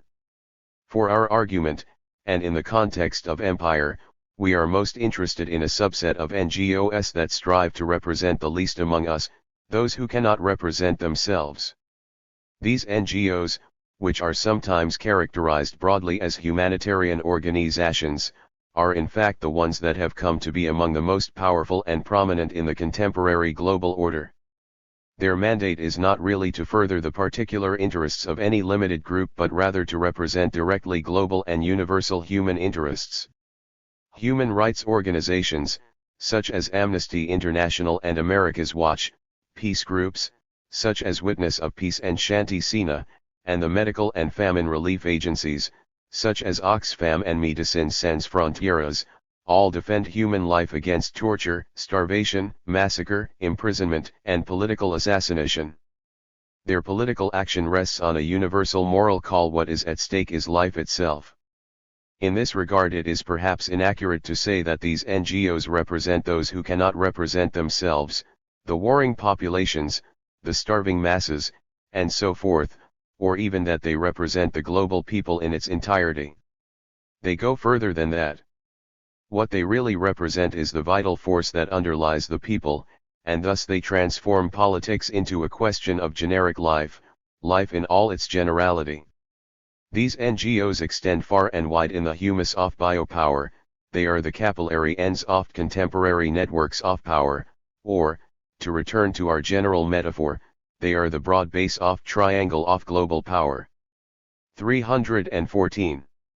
Here, at this broadest, most universal level, the activities of these NGOs coincide with the workings of empire beyond politics, on the terrain of biopower, meeting the needs of life itself. Polybius and imperial government. If we take a step back from the level of empirical description, we can quickly recognize that the tripartite division of functions and elements that has emerged allows us to enter directly into the problematic of empire.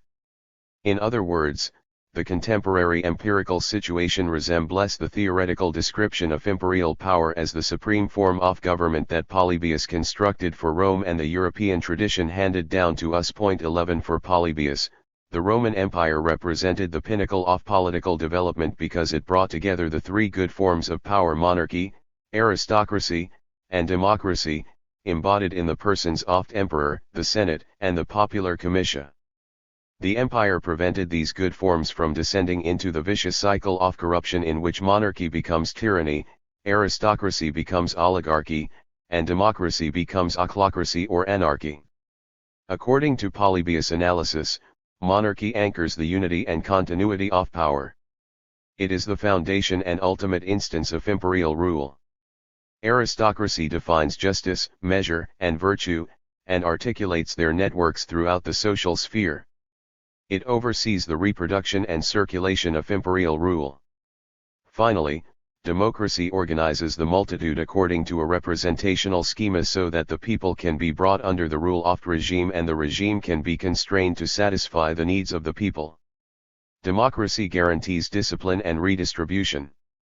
The empire we find ourselves faced with today is also mutatis mutandis constituted by a functional equilibrium among these three forms of power: the monarchic unity of power and its global monopoly of force, aristocratic articulations through transnational corporations and nation-states, and democratic representational comitia, presented again in the form of nation-states along with the various kinds of NGOs, media organizations, and other popular. 315. Organisms. One might say that the coming imperial constitution brings together the three good traditional classifications of government in a relationship that is formally compatible with Polybius' model, even though certainly its contents are very different from the social and political forces of the Roman Empire. We can recognize the ways in which we are close to and distant from the Polybian model of imperial power by situating ourselves in the genealogy of interpretations of Polybius in the history of European political thought. The major line of interpretation comes down to us through Machiavelli and the Italian Renaissance. It animated the Machiavellian tradition in debates preceding and following the English Revolution, and finally found its highest application in the thought of founding fathers and the drafting of U.S. Constitution. Point 12. The key shift to come about in the course of these interpretive tradition was the transformation of Polybius' classical tripartite model into a trifunctional model of constitutional construction.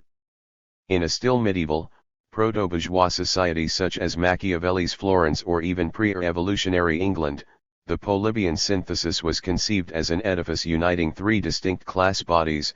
To monarchy belonged the union and force, to aristocracy the land and the army, and to the bourgeoisie the city and money. If state were to function properly, every possible conflict among these bodies had to be resolved in the interest of totality. In modern political science, however, from Montesquieu to the Federalists, this synthesis was transformed into a model that regulated not bodies but functions. 13 social groups and classes were themselves considered embodying functions: the executive, the judiciary, and the representative. These functions were abstracted from the collective social subjects or classes that enacted them and presented instead as pure juridical elements. The three functions were then organized in an equilibrium that was formally the same as the equilibrium that had previously supported the interclass solution. It was an equilibrium of checks and balances, of weights and counterweights, that continually managed to reproduce the unity of state and the coherence of its parts. Point 14. 316. It seems to us that in certain respects the original ancient Polybian model of constitution of empire is closer to our reality than the modern liberal tradition's transformation of it. Today we are once again in a genetic phase of power and its accumulation, in which functions are seen primarily from the angle of the relations and materiality of force rather than from the perspective of a possible equilibrium and the formalization of the total definitive arrangement. In this phase of constitution of empire, the demands expressed by the modern development of constitutionalism, such as the division of powers and the formal legality of procedures, are not given the highest priority. See section 1.1. One could even argue that our experience of constitution, in formation, of empire is really the development and coexistence of bad forms of government rather than the good forms, as the tradition pretends. All the elements of mixed constitution appear at first sight in fact as through a distorting lens. Monarchy, rather than grounding the legitimation and transcendent condition of unity of power, is presented as a global police force and thus as a form of tyranny. The transnational aristocracy seems to prefer financial speculation to entrepreneurial virtue and thus appears as a parasitical oligarchy. Finally, the democratic forces that in this framework ought to constitute the active and open element of the imperial machine appear rather as corporative forces, as a set of superstitions and fundamentalisms, betraying a spirit that is conservative when not downright reactionary. Point 15. Both within the individual states and on the international level, this limited sphere of imperial democracy is configured as a people, an organized particularity that defends established privileges and properties, rather than as a multitude, the universality of free and productive practices. Hybrid constitution. The empire that is emerging today, however, is not really a throwback to the ancient Polybian model, even in its negative, bad form. The contemporary arrangement is better understood in postmodern terms, that is, as an evolution beyond the modern, liberal. 317. Model of a mixed constitution. The framework of juridical formalization, the constitutional mechanism of guarantees, and the schema of equilibrium are all transformed along two primary axes in the passage from the modern to the postmodern terrain. The first axis of transformation involves the nature of mixture in the constitution, a passage from the ancient and modern model of a mixtum of separate bodies or functions to a process of the hybridization of governmental functions in the current situation. The processes of real subsumption, of subsuming labor under capital and absorbing global society within empire, force the figures of power to destroy the spatial measure and distance that had defined their relationships, merging the figures in hybrid forms. This mutation of spatial relationships transforms the exercise of power itself. First of all, postmodern imperial monarchy involves rule over the unity of world market, and thus it is called on to guarantee the circulation of goods, technologies, and labor power to guarantee, in effect, the collective dimension of the market. The processes of the globalization of monarchic power, however, can make sense only if we consider them in terms of series of hybridizations that monarchy operates with the other forms of power. Imperial monarchy is not located in a separate isolable place, and our post-modern empire has no Rome. The monarchic body is itself multiform and spatially diffuse. This process of hybridization is even more clear with respect to the development of aristocratic function, and specifically the development and articulation of productive networks and markets. In fact, aristocratic functions tend to merge inextricably with monarchic functions. In the case of postmodern aristocracy, the problem consists not only in creating a vertical conduit between a center and a periphery for producing and selling commodities, but also in continuously putting in relation a wide horizon of producers and consumers within and among markets. This omnilateral relationship between production and consumption becomes all the more important when the production of commodities tends to be defined predominantly by immaterial services embedded in network structures. Here hybridization b. 318 comes a central and conditioning element of the formation of circuits of production and circulation. 16 Finally, the democratic functions of empire are determined within these same monarchic and aristocratic hybridizations, shifting their relations in certain respects and introducing new relations of force. On all three levels, what was previously conceived as mixture, which was really the organic interaction of functions that remained separate and distinct, now tends toward a hybridization of functions themselves. We might thus pose this first axis of transformation as a passage from mixed constitution to hybrid constitution. A second axis of constitutional transformation, which demonstrates both a displacement of constitutional theory and a new quality of the constitution itself, is revealed by the fact that in the present phase, command must be exercised to an ever greater extent over the temporal dimensions of society and hence over the dimension of subjectivity.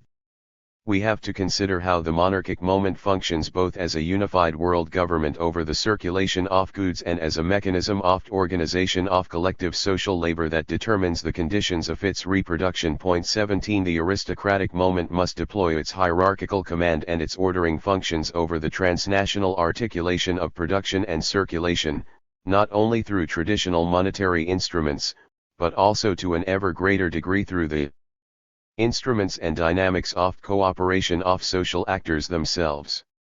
The processes of social cooperation have to be constitutionally formalized as an aristocratic function.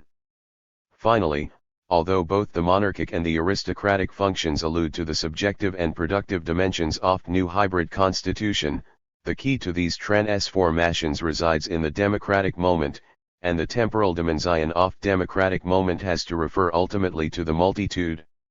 We should never forget, however, that we are dealing here with the imperial overdetermination of democracy, in which the multitude is captured in flexible and modulating apparatuses of control.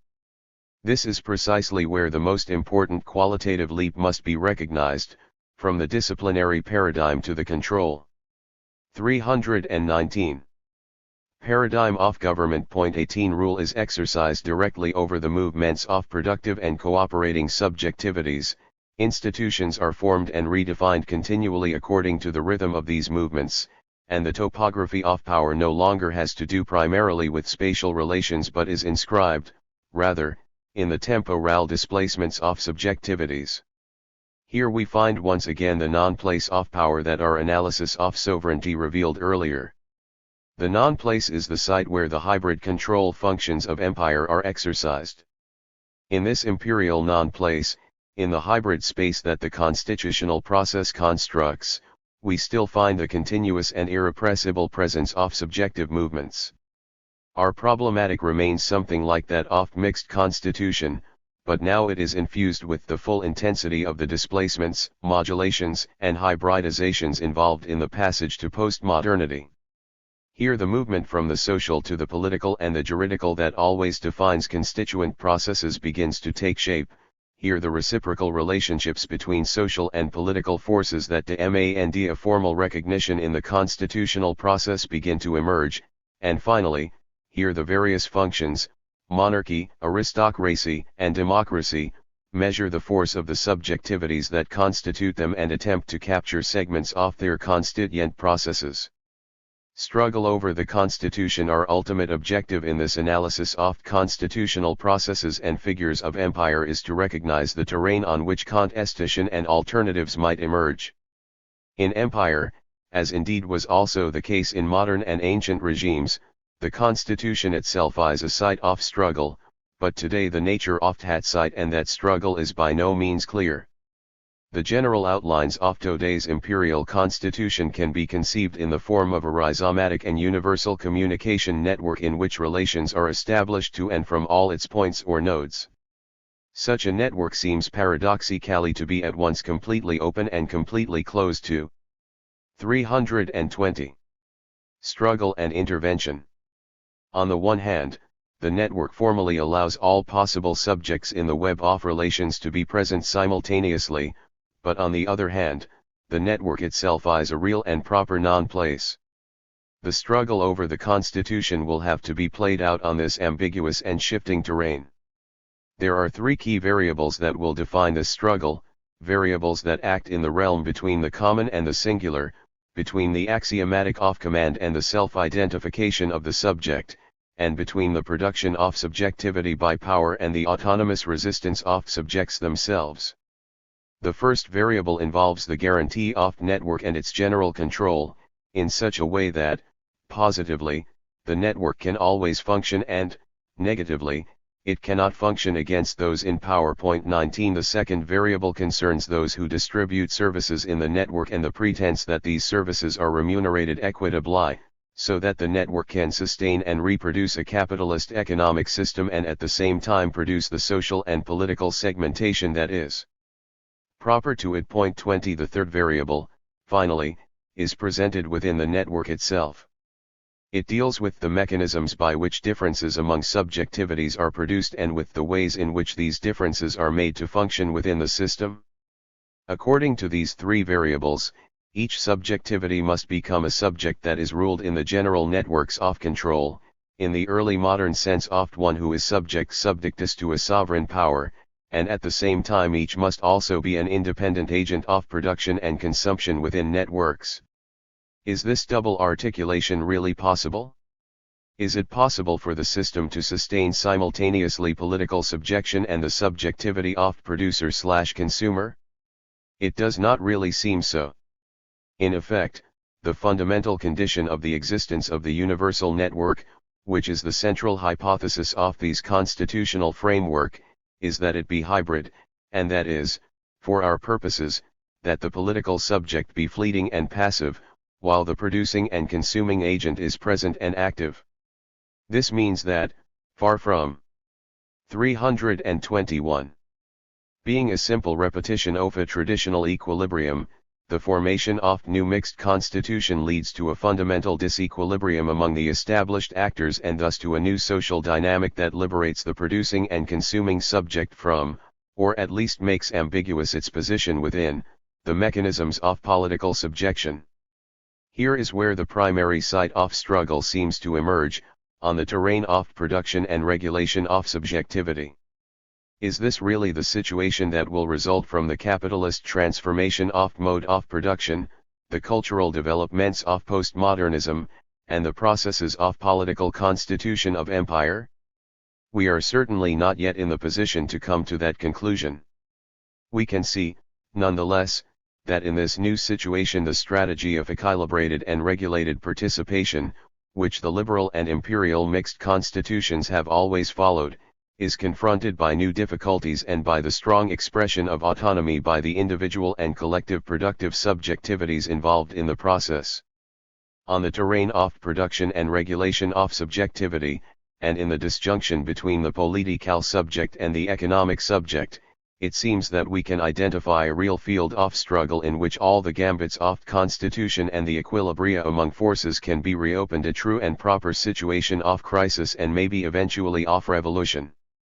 Spectacly of the Constitution. The open field of struggle that seems to appear from this analysis, however, quickly disappears when we consider the new mechanisms by which these hybrid networks of participation are manipulated from above. Point 21. In effect, the glue that holds together the diverse functions and bodies of the hybrid constitution is what Guy Debord called the spectacle, an integrated and diffuse apparatus of images and ideas that produces and regulates public discourse and opinion. Point 22. In the society of spectacle, what was once imagined as the public sphere, the open terrain of political exchange and participation, completely evaporates. The spectacle destroys any collective form of 322. Sociality, individualizing social actors in their separate automobiles and in front of separate video screens, and at the same time imposes a new mass sociality, a new uniformity of action and thought. On this spectacular terrain, traditional forms of struggle over the Constitution become inconceivable. The common conception that the media, and television in particular, have destroyed politics is false only to the extent that it seems based on an idealized notion of what democratic political discourse, exchange, and participation consisted of in the era prior to this media age. The difference of the contemporary manipulation of politics by the media is not really a difference of nature but a difference of degree. In other words, there have certainly existed previously numerous mechanisms for shaping public opinion and public perception of society, but contemporary media provide enormously more powerful instruments for these tasks. As Debord says, in the society of spectacle only what appears exists, and the major media have something approaching a monopoly over what appears to the general population. This law of spectacle clearly reigns in the realm of media-driven electoral politics, an art of manipulation perhaps developed first in the United States but now spread throughout the world. The discourse of electoral seasons focuses almost exclusively on how candidates appear, on the timing and circulation of images. The major media networks conduct a sort of second-order spectacle that reflects on, and undoubtedly shapes in part, the spectacle mounted by the candidates and their political parties. Even the old calls for a focus less on image and more on issues and substance in political campaigns that we heard not so long ago seem hopelessly naive today. Similarly, the notions that politicians function as celebrities and that political campaigns operate on the logic of advertising hypotheses that seemed radical and scandalous 30 years ago are today taken for granted. Political discourse is an articulated sales pitch, and political participation is reduced to selecting among consumable images. When we say that the spectacle involves the media manipulation of public opinion and political action, we do not mean to suggest 323. That there is a little man behind the curtain, a great wizard of Oz who controls all that is seen, thought, and done. There is no single locus of control that dictates the spectacle. The spectacle, however, generally functions as if there were such a point of central control. As Debord says, the spectacle is both diffuse and integrated. Conspiracy theories of governmental and extra-governmental plots of global control, which have certainly proliferated in recent decades, should thus be recognized as both true and false. As Frederick Jameson explains wonderfully in the context of contemporary film, conspiracy theories are a crude but effective mechanism for approximating the functioning of the totality. Point 23. The spectacle of politics functions as if the media, the military, the government, the transnational corporations, the global financial institutions, and so forth were all consciously and explicitly directed by a single power, even though in reality they are not. The society of spectacle rules by wielding an age-old weapon. Hobbes recognized long ago that for effective domination the passion to be reckoned upon, is fear. 24. For Hobbes, fear is what binds and ensures social order, and still today fear is the primary mechanism of control that fills the society of spectacle. Point 25. Although the spectacle seems to function through desire and pleasure, desire for commodities and pleasure of consumption, it really works through the communication of fear, or rather, the spectacle creates forms of desire and pleasure that are intimately wedded to fear. In the vernacular of early modern European philosophy, the communication of fear was called superstition.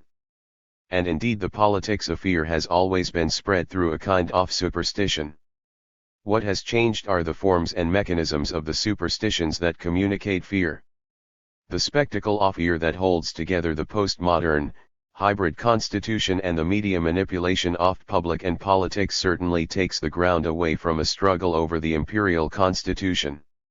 It seems as if there is no place left to stand, no weight to any possible resistance, but only an implacable machine of power. It is important to recognize the power of spectacle. 324. And the impossibility of traditional forms of struggle, but this is not the end of story. As the old sites and forms of struggle decline, new and more powerful ones arise. The spectacle of imperial order is not an ironclad world, but actually opens up the real possibility of its overturning and new potentials for revolution. 3.6 ORADMINISTERINGTHEGLOBALSOCIETYOFCONTROL. As long as society is founded on money, we won't have enough of it. Leaflet, Paris Strike, December 1995. This is the abolition of capitalist mode of production within the capitalist mode of production itself, and hence a self-abolishing contradiction, which presents itself prima facie as a mere point of transition to a new form of production. Karl Marx. Capital and sovereignty might well appear to be a contradictory coupling. Modern sovereignty relies fundamentally on the transcendence of sovereign, be it the prince, the state, the nation, or even the people over the social plane. Hobbes established the spatial metaphor of sovereignty for all modern political thought in his unitary Leviathan that rises above and overarches society and the multitude. The sovereign is the surplus of power that serves to resolve or defer the crisis of modernity. Furthermore, modern sovereignty operates, as we have seen in detail, through the creation and maintenance of fixed boundaries among territories, populations, social functions, and so forth. Sovereignty is thus also a surplus of code, an overcoding of social flows and functions. In other words, sovereignty operates through the striation of social field. 326. Capital, on the contrary, operates on the plane of immanence, through relays and networks of relationships of domination, without reliance on a transcendent center of power. It tends historically to destroy traditional social boundaries, expanding across territories and enveloping always new populations within its processes. Capital functions, according to the terminology of Deleuze and Guattari, through a generalized decoding of fluxes, a massive deterritorialization, and then through conjunctions of these deterritorialized and decoded fluxes. 1. We can understand the functioning of capital as deterritorializing and immanent in three primary aspects that Marx himself analyzed. First, in the processes of primitive accumulation, capital separates populations from specifically coded territories and sets them in motion. It clears the estates and creates a free proletariat. Traditional cultures and social organizations are destroyed in capital's tireless march through the world to create the networks and pathways of a single cultural and economic system of production and circulation. Second, capital brings all forms of value together on one common plane and links them all through money, their general equivalent. Capital tends to reduce all previously established forms of status, title, and privilege to the level of cash nexus, that is, to quantitative and commensurable economic terms. Third, the laws by which capital functions are not separate and fixed laws that stand above and direct capital's operations from on high, but historically variable laws that are immanent to the very functioning of capital, the laws of rate of profit, the rate of exploitation, the realization of surplus value, and so forth. Capital therefore demands not a transcendent power but a mechanism of control that resides on the plane of immanence. Through the social development of capital, the mechanisms of modern sovereignty, the processes of coding, overcoding, and recoding that imposed a transcendent order over a bounded and segmented social terrain are progressively replaced by an axiomatic. That is, a set of equations and relationships that determines and combines variables and coefficients immediately and equally across. 327. Various terrains without reference to prior and fixed definitions or terms point to the primary characteristic of such an axiomatic is that relations are prior to their terms. In other words, within an axiomatic system, postulates are not propositions that can be true or false, since they contain relatively indeterminate variables. Only when we give these variables particular values, or in other words, when we substitute constants for them, do the postulates become propositions, true or false. According to the constants chosen, 3 capital operates through just such an axiomatic of propositional f functions. The general equivalence of money brings all elements together in quantifiable, commensurable relations, and then the immanent laws or equations of capital determine their deployment and relation according to the particular constants that are substituted for the variables of the equations. Just as an axiomatic destabilizes any terms and definitions prior to the relations of logical deduction, so too capital sweeps clear the fixed barriers of pre-capitalist society, and even the boundaries of nation-state tend to fade into the background as capital realizes itself in the world market. Capital tends toward a smooth space defined by uncoded flows, flexibility, continual modulation, and tendential equalization. Point 4. The transcendence of modern sovereignty thus conflicts with the immanence of capital. Historically, capital has relied on sovereignty and the support of its structures of right and force, but those same structures continually contradict in principle and obstruct in practice the operation of capital, finally obstructing its development. The entire history of modernity that we have traced thus far might be seen as the evolution of attempts to negotiate and mediate this contradiction.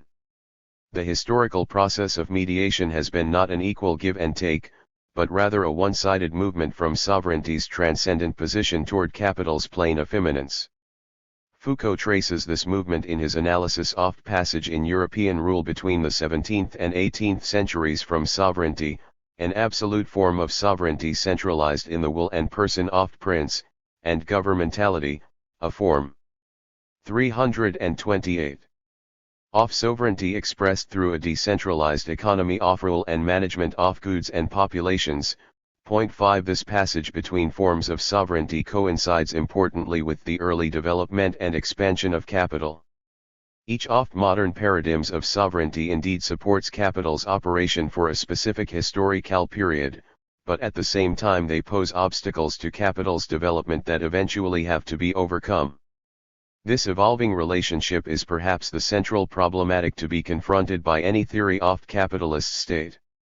Civil society served for one historical period as mediator between the immanent forces of capital and the transcendent power of modern sovereignty. Hegel adopted the term civil society from his reading of British economists, and he understood it as a mediation between the self-interested endeavors of a plurality of economic individuals and the unified interest of state. Civil society mediates between the immanent, many, and the transcendent, one. The institutions that constitute civil society functioned as passageways that channel flows of social and economic forces, raising them up toward a coherent unity and, flowing back, like an irrigation network, distribute the command of unity throughout the immanent social field. These non-state institutions, in other words, organized capitalist society under the order of state and in turn spread state rule throughout society. In the terms of our conceptual framework, we might say that civil society was the terrain of the becoming immanent of modern state sovereignty, down to capitalist society, and at the same time inversely the becoming transcendent of capitalist society, up to the state. In our times, however, civil society no longer serves as the adequate point of mediation between capital and sovereignty. The structures and institutions that constitute it are today progressively withering away. We have argued elsewhere that this withering can be grasped clearly in terms of decline of dialectic between the capitalist state and labor, that is, in the decline of the effectiveness and role of labor unions, the decline of collective bargaining with labor, and the decline of representation of labor in the Constitu. 329. Point 6. The withering of civil society might also be recognized as concomitant with the passage from disciplinary society to the society of control, see section 2.6. Today the social institutions that constitute disciplinary society, the school, the family, the hospital, the factory, which are in large part the same as or closely related to those understood as civil society, are everywhere in crisis. As the walls of these institutions break down, the logics of subjectification that previously operated within their limited spaces now spread out, generalized across the social field. The breakdown of institutions, the withering of civil society, and the decline of disciplinary society all involve a smoothing of striation of modern social space. Here arise the networks of society of control. 7 With respect to disciplinary society and civil society, the society of control marks a step toward the plane of immanence. The disciplinary institutions, the boundaries of the effectivity of their logics, and their striation of social space all constitute instances of verticality or transcendence over the social plane. We should be careful, however, to locate where exactly this transcendence of disciplinary society resides. Foucault was insistent on the fact, and this was the brilliant core of his analysis, that the exercise of discipline is absolutely immanent to the subjectivities under its command. In other words, discipline is not an external voice that dictates our practices from on high, overarching us, as Hobbes would say, but rather something like an inner compulsion indistinguishable from our will, immanent to and inseparable from our subjectivity itself. The institutions that are the condition of possibility and that define spatially the zones of effectivity of the exercise of discipline, however, do maintain a certain separation from the social forces produced and organized. They are in effect an instance of sovereignty, or rather a point of mediation with sovereignty. The walls of prison both enable and limit the exercise of carceral logics. They differentiate social space. Foucault negotiates with enormous subtlety this distance between the transcendent walls of institutions and the immanent exercise of discipline through his theories of dispositif and the 330 diagram, which articulate a series of stages of abstraction. 8 In somewhat simplified terms, we can say that the dispositif, which is translated as either mechanism, apparatus, or deployment, is the general strategy that stands behind the immanent and actual exercise of discipline. Carceral logic, for example, is the unified dispositif that oversees or subtends and is thus abstracted and distinct from the multiplicity of prison practices. At a second level of abstraction, the diagram enables the deployments of disciplinary dispositif. For example, the carceral architecture of panopticon, which makes inmates constantly visible to a central point of power, is the diagram or virtual design that is actualized in the various disciplinary dispositifs. Finally, the institutions themselves instantiate the diagram in particular and concrete social forms as well. The prison, its walls, administrators, guards, laws, and so forth, does not rule its inmates the way a sovereign commands its subjects. It creates a space in which inmates, through the strategies of carceral dispositifs and through actual practices, discipline themselves. It would be more precise to say, then, that the disciplinary institution is not itself sovereign, but its abstraction from or transcendence above the social field of production of subjectivity constitutes the key element in the exercise of sovereignty in disciplinary society. Sovereignty has become virtual, but it is for that no less real, and it is actualized always and everywhere through the exercise of discipline. Today the collapse of walls that delimited the institutions and the smoothing of social striation are symptoms of flattening of these vertical instances toward the horizontally of circuits of control. The passage to the society of control does not in any way mean the end of discipline. In fact, the immanent exercise of discipline, that is, the self-disciplining of subjects, the incessant whisperings of disciplinary logics within subjectivities themselves, is extended even more generally in the society of control. What has changed is that, along with the collapse of institutions, the disciplinary dispositifs have become less limited and bounded spatially in the social field. Carceral discipline, school discipline, factory discipline, and so forth interweave in a hybrid production. 331. Of subjectivity. In effect, in the passage to the society of control, The elements of transcendence of disciplinary society decline while the immanent aspects are accentuated and generalized. The immanent production of subjectivity in the society of control corresponds to the axiomatic logic of capital, and their resemblance indicates a new and more complete compatibility between sovereignty and capital. The production of subjectivity in civil society and disciplinary society did in a certain period further the rule and facilitate the expansion of capital. The modern social institutions produced social identities that were much more mobile and flexible than the previous subjective figures.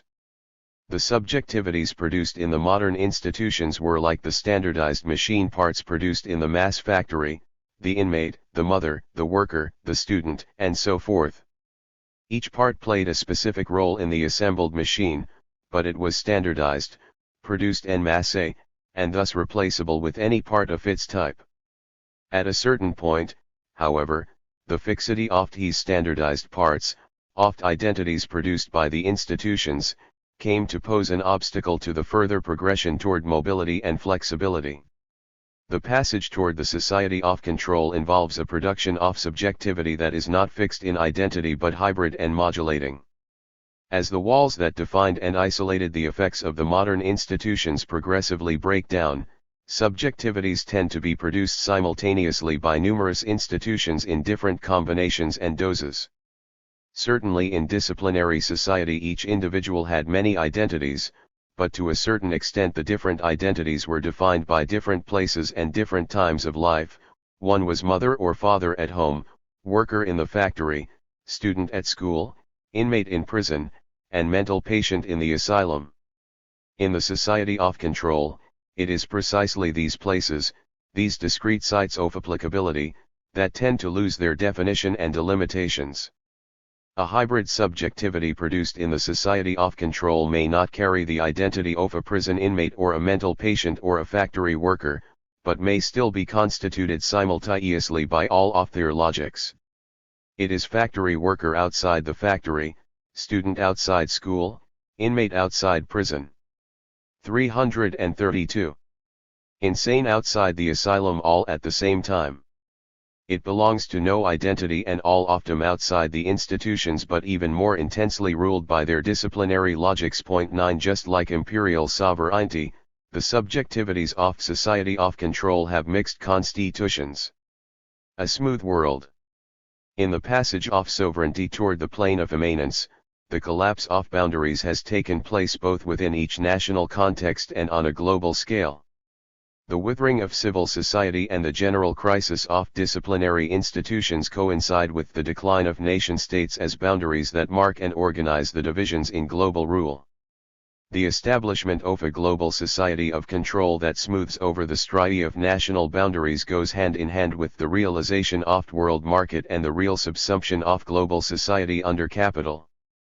In the 19th and early 20th centuries, imperialism contributed to capital's survival and expansion, see section 3.1. The partition of the world among the dominant nation-states, the establishment of colonial administrations, the imposition of trade exclusives and tariffs, the creation of monopolies and cartels, differentiate zones of raw material extraction and industrial production, and so forth all aided capital in its period of global expansion. Imperialism was a system designed to serve the needs and further the interests of capital in its phase of global conquest. And yet, as most oft, communist, socialist, and capitalist, critics of imperialism have noted, imperialism also from its inception conflicted with capital. It was a medicine that itself threatened the life of the patient. Although imperialism provided avenues and mechanisms for capital to pervade new territories and spread the capitalist mode of production, it also created and reinforced rigid boundaries among the various global spaces, strict notions of inside and outside that effectively blocked the free flow of capital, labor, and goods, thus necessarily precluding the full realization of the world market. Imperialism is a machine of global striation, channeling, coding, and territorializing the flows of capital, blocking certain flows. 333. And facilitating others. The world market, in contrast, requires a smooth space of uncoded and deterritorialized flows. This conflict between the striation of imperialism and the smooth space oft capitalist world market gives us a new perspective that allows us to reconsider Rosa Luxemburg's prediction of capitalist collapse. Though imperialism is the historical method for prolonging the career of capitalism, it is also the sure means of bringing it to a swift conclusion. The international order and striated space of imperialism did indeed serve to further capitalism, but it eventually became a fetter to the deterritorializing flows and smooth space of capitalist development, and ultimately it had to be cast aside. Rosa Luxemburg was essentially right. Imperialism would have been the death of capital had it not been overcome. The full realization of the world market is necessarily the end of imperialism. The decline of power of nation-states and the dissolution of international order bring with them the definitive end of the effectiveness of the term Third World. One could tell this story as a very simple narrative. The term was coined as the complement to the bipolar Cold War division between the dominant capitalist nations and the major socialist nations, such that the Third World was conceived as what was outside this primary conflict, the free space or frontier over which the first two worlds would compete. Since the Cold War is now over, the logic of these division is no longer effective. This is true, but the neat closure of this simple narrative fails to account for the real history of the term in its important uses and effects. Many argued, beginning at least as early as the 1970s, that the Third World never really existed, in the sense that the conception attempts to pose as a homogeneous unit an essentially diverse set of nations, failing to grasp and even negating the significant social, economic, and cultural differences between Paraguay and Pakistan, Morocco and Mozambique. Recognizing this real multiplicity, however, should not blind us to the fact that, from the point of view of capital in its march off global conquest, such a unitary and homogenizing conception did have a certain validity. For example, 334. Rosa Luxemburg clearly takes the standpoint of capital when she divides the world into the capitalist domain and the non-capitalist environment. The various zones of that environment are undoubtedly radically different from one another, but from the standpoint of capital it is all the outside, potential terrain for its expanded accumulation and its future conquest. During the Cold War, when the regions of the Second World were effectively closed, Third World meant to the dominant capitalist nations the remaining open space, the terrain of possibility. The diverse cultural, social, and economic forms could all potentially be subsumed formally under the dynamic of capitalist production and the capitalist markets. From the standpoint of these potential subsumption, despite the real and substantial differences among nations, the Third World was really one. It is similarly logical when Samir Emin, Emanuel Wallerstein, and others differentiate within the capitalist domain among central, peripheral, and semi-peripheral countries. 11 Center, periphery, and semi-periphery are distinguished by different social, political, and bureaucratic forms, different productive processes, and different forms of accumulation.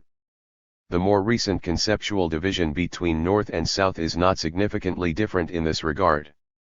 Like the first, second, Third World conception, the division of the capitalist sphere into center, periphery, and semi-periphery homogenizes and eclipses real differences among nations and cultures, but does so in the interest of highlighting a tendential unity of political, social, and economic forms that emerge in the long imperialist processes of formal subsumption. In other words, Third World, South, and periphery all homogenize real differences to highlight the unifying processes of capitalist development, but also, and more important, they name the potential unity of an international opposition, the potential confluence of anti-capitalist countries and forces.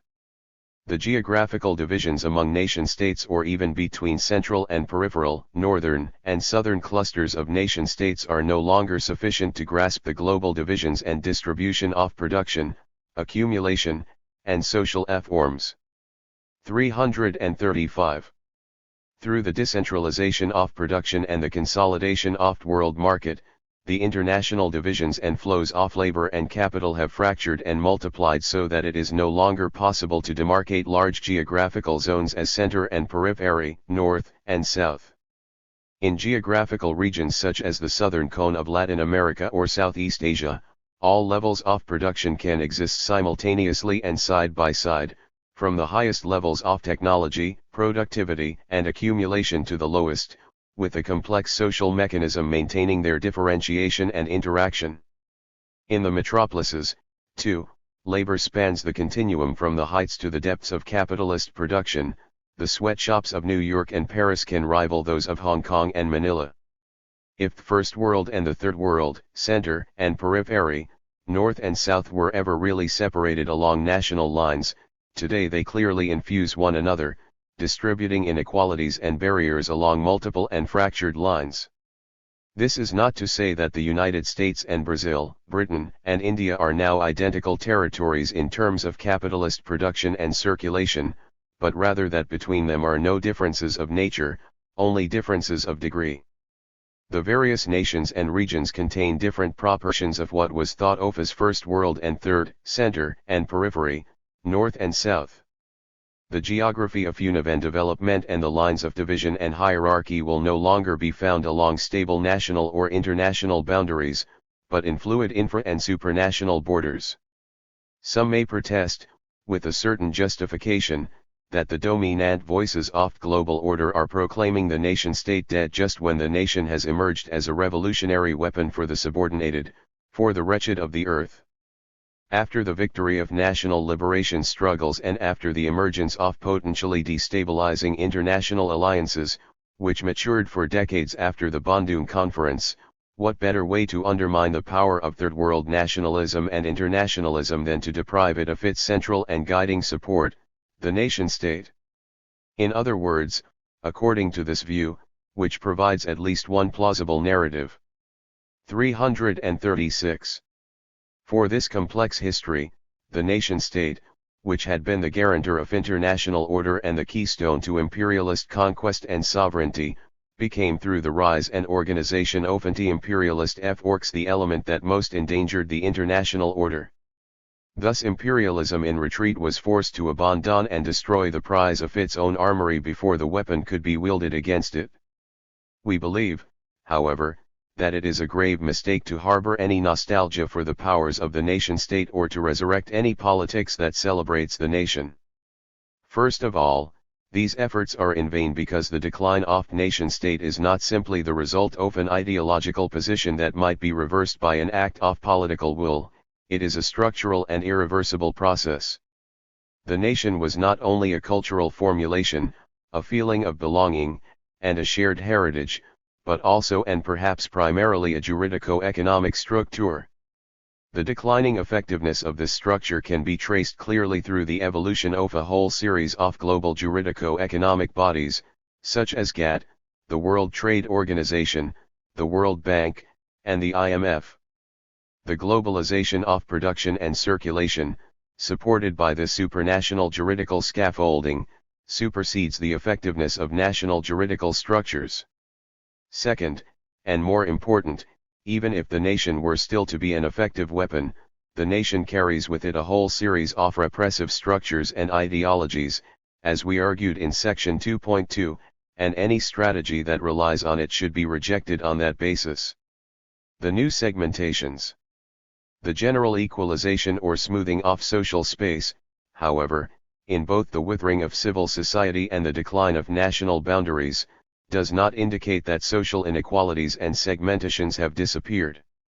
On the contrary, they have in many respects become more severe, but under a different form. It might be more accurate to say that center and periphery, north and south no longer define an international order but rather have moved closer to one another. Empire is characterized by the close proximity of 337 extremely unequal populations, which creates a situation of permanent social danger and requires the powerful apparatuses of the society of control to ensure separation and guarantee the new management of social space. Trends in urban architecture in the world's megalopolises demonstrate one aspect of these new segmentations. Where the extremes of wealth and poverty have increased and the physical distance between rich and poor has decreased in global cities such as Los Angeles, Sao Paulo, and Singapore, elaborate measures have to be taken to maintain their separation.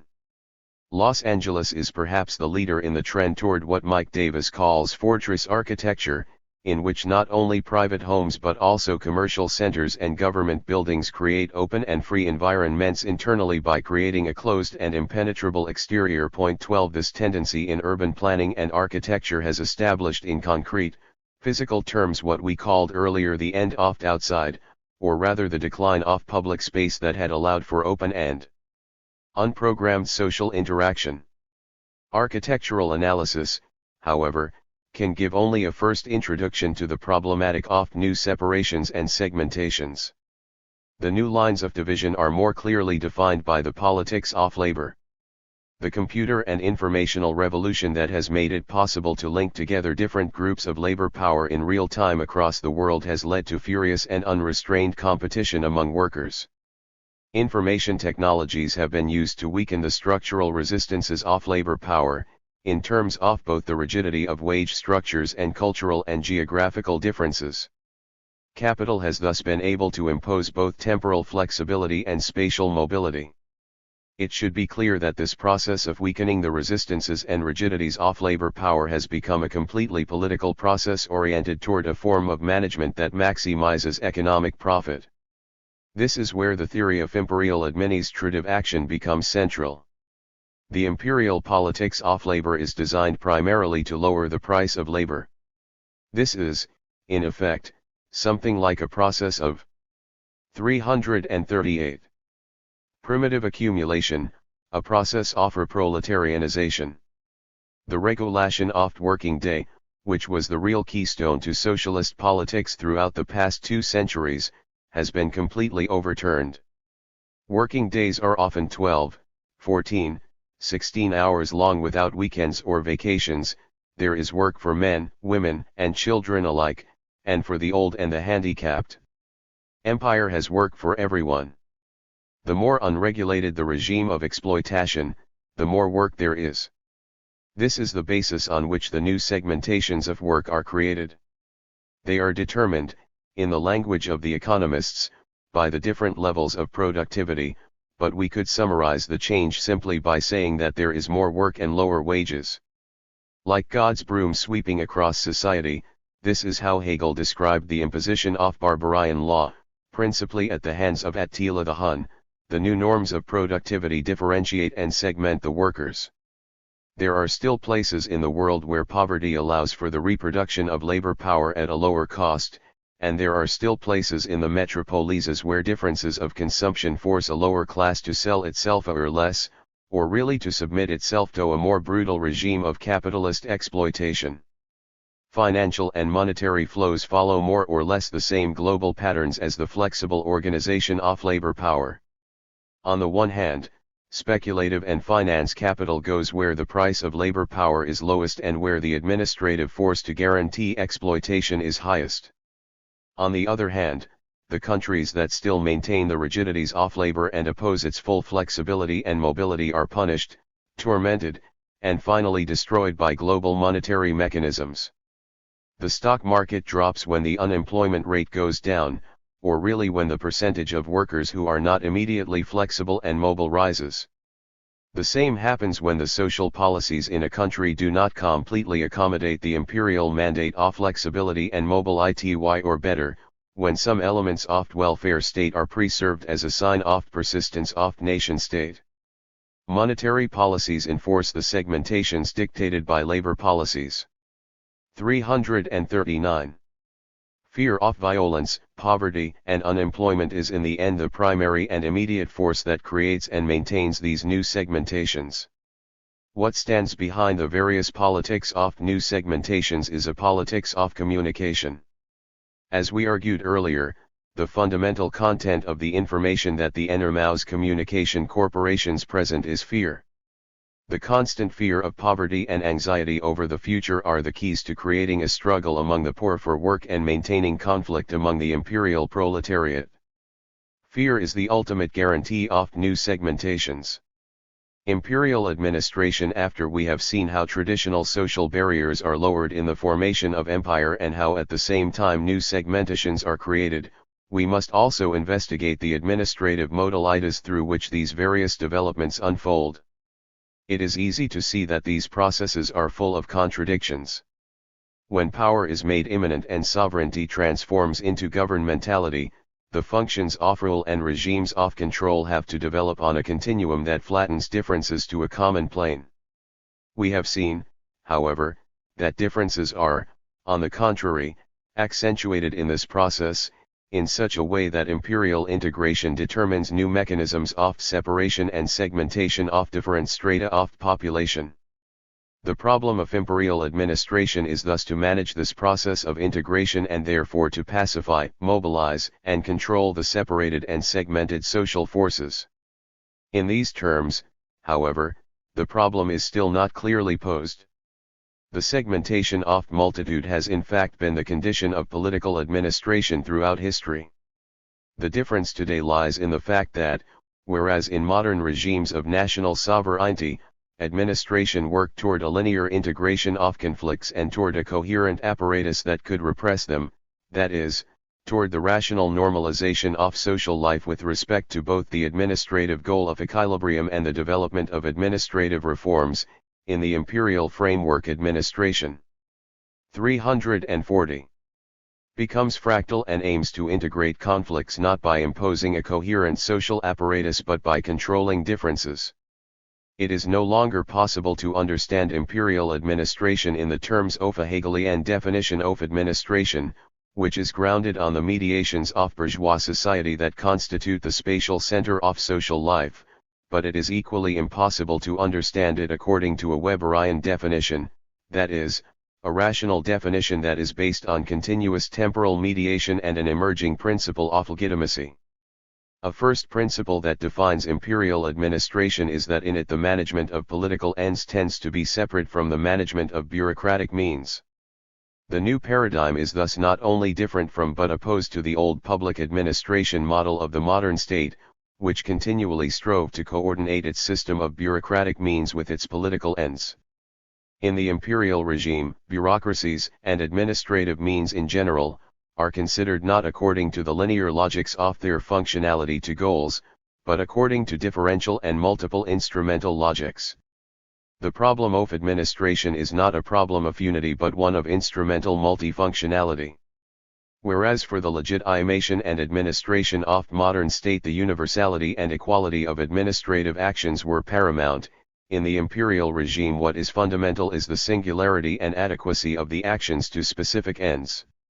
From this first principle, however, there arises what seems to be a paradox. Precisely to the extent that administration is singularized and no longer functions simply as the actor for centralized political and deliberative organs, it becomes increasingly autonomous and engages more closely with various social groups, business and labor groups, ethnic and religious groups, legal and criminal groups, and so forth.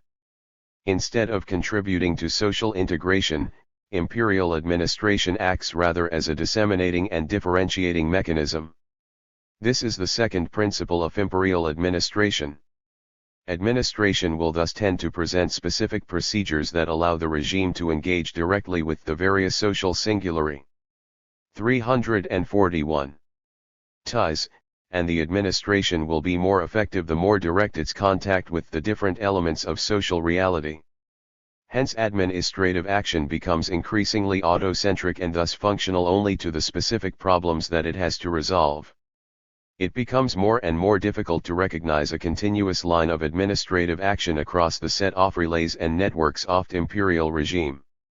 In short, the old administrative principle of universality, treating all equally, is replaced by the differentiation and singularization of procedures, treating each differently. Even though it is difficult now to trace a coherent and universal line of procedure, such as the one that characterized modern sovereign systems, this does not mean that the imperial apparatus is not unified. The autonomy and unity of administrative action is constructed in other ways, by means neither of normative deduction of continental European juridical systems nor of procedural formalism of Anglo-Saxon systems. Rather, it is created by conforming to the structural logics that are active in the construction of empire, such as the police and military logics, or really the repression of potential subversive forces in the context of imperial peace, the economic logics, the imposition of market, which in turn is ruled by the monetary regime, and the ideological and communicative logics. The only way that administrative action gains its autonomy and legitimate authority in the imperial regime is by following along the differentiating lines of these logics. This authorization, however, is not direct. Administration is not strategically oriented toward the realization of imperial logics. It submits to them, insofar as they animate the great military, monetary, and communicative means that authorize administration itself. Administrative action has become fundamentally non-strategic, and thus it is legitimate through heterogeneous and indirect means. This is the third principle of administrative action in the imperial regime. Once we have recognized these three negative principles of imperial administrative action, its instrumental character, its procedural autonomy, and its heterogeneity, we have to ask what allows it to function without continually opening violent social. 342. Antagonisms. What virtue affords this disarticulated system of control, inequality, and segmentation a sufficient measure of consent and legitimation? This leads to the fourth principle, the positive characteristic of imperial administration. The unifying matrix and the most dominant value of imperial administration lie in its local effectiveness. To understand how this fourth principle can support the administrative system as a whole, consider the kind of administrative relationships that were formed between the feudal territorial organizations and the monarchic power structures in Europe in the Middle Ages, or between mafia organizations and state structures in the modern period. In both cases, the procedural autonomy, differential application, and territorialized links to various segments of population, together with the specific and limited exercise of legitimate violence, were not generally in contradiction with the principle of a coherent and unified ordering. These systems of distribution of administrative power were held together by the local effectiveness of a series of specific deployments of military, financial, and ideological powers. In the European medieval system, the vassal was required to contribute armed men and money when the monarch needed them, whereas ideology and communication were controlled in large part by the church. In the mafia system, the administrative autonomy of extended family and the deployment of police-like violence throughout the social territory guaranteed the adherence to the primary principles of capitalist system and supported the ruling political class. As in these medieval and mafia examples, the autonomy of localized administrative bodies does not contradict imperial administration. On the contrary, it aids and expands its global effectiveness. Local autonomy is a fundamental condition, the sine qua non of development of imperial regime. In fact, given the mobility of populations in empire, it would not be possible to claim a principle of legitimate administration if its autonomy did not also march a nomad path with the populations. It would likewise be impossible to order the segments of multitude through processes. 343. That force it to be more mobile and flexible in hybrid cultural forms and in multicolored ghettos if these administration were not equally flexible and capable of specific and continuous procedural revisions and differentiations. Consent to the imperial regime is not something that descends from the transcendentals of good administration, which were defined in the modern right states. Consent, rather, is formed through the local effectiveness of the regime. We have sketched here only the most general outlines of imperial administration. A definition of imperial administration that focuses only on the autonomous local effectiveness of administrative action cannot in itself guarantee the system against eventual threats, riots, subversions, and insurrections, or even against the normal conflicts among local segments of administration. This argument, however, does manage to transform the discussion into one about the royal prerogatives of imperial government once we have established the principle that the regulation of conflict and the recourse to the exercise of legitimate violence must be resolved in terms of self-regulation, of production, money, and communication, and by the internal police forces of empire. This is where the question of administration is transformed into a question of command. Imperial command. Whereas modern regimes tended to bring administration increasingly in line with command to the point of making the two indistinguishable, imperial command remains separate from administration. In both the modern and the imperial regimes, the internal contradictions along with the risks and possible deviations of a non-centralized administration demand the guarantee of a supreme command. The early theorists of juridical foundations of modern state conceive of these as an originary appeal to a supreme power, but the theory of imperial command has no need for such fables about its genealogy. It is not the appeals of a multitude perpetually at war that demand a pacifying supreme power, as in Hobbes, nor the appeals of a commercial class that demand the security of contracts. 344. As in Locke and Hume. Imperial command is rather the result of a social eruption that has overturned all the old relationships that constituted sovereignty. Imperial command is exercised no longer through the disciplinary modalities of modern state but rather through the modalities of biopolitical control. These modalities have as their basis and their object a productive multitude that cannot be regimented and normalized, but must nonetheless be governed, even in its autonomy. The concept of people no longer functions as the organized subject of system of command, and consequently the identity of people is replaced by the mobility, flexibility, and perpetual differentiation of the multitude. This shift demystifies and destroys the circular modern idea of legitimacy of power by which power constructs from the multitude a single subject that could then in turn legitimate that same power. That sophistic tautology no longer works. The multitude is governed with the instruments of postmodern capitalist system and within the social relations of real subsumption. The multitude can only be ruled along internal lines, in production, in exchanges, in culture, in other words, in the biopolitical context of its existence.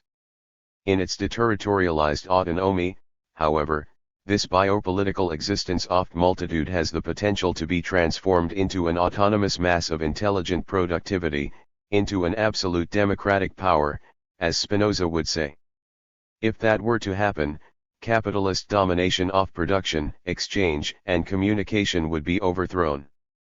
Preventing this is the first and primary task of imperial government.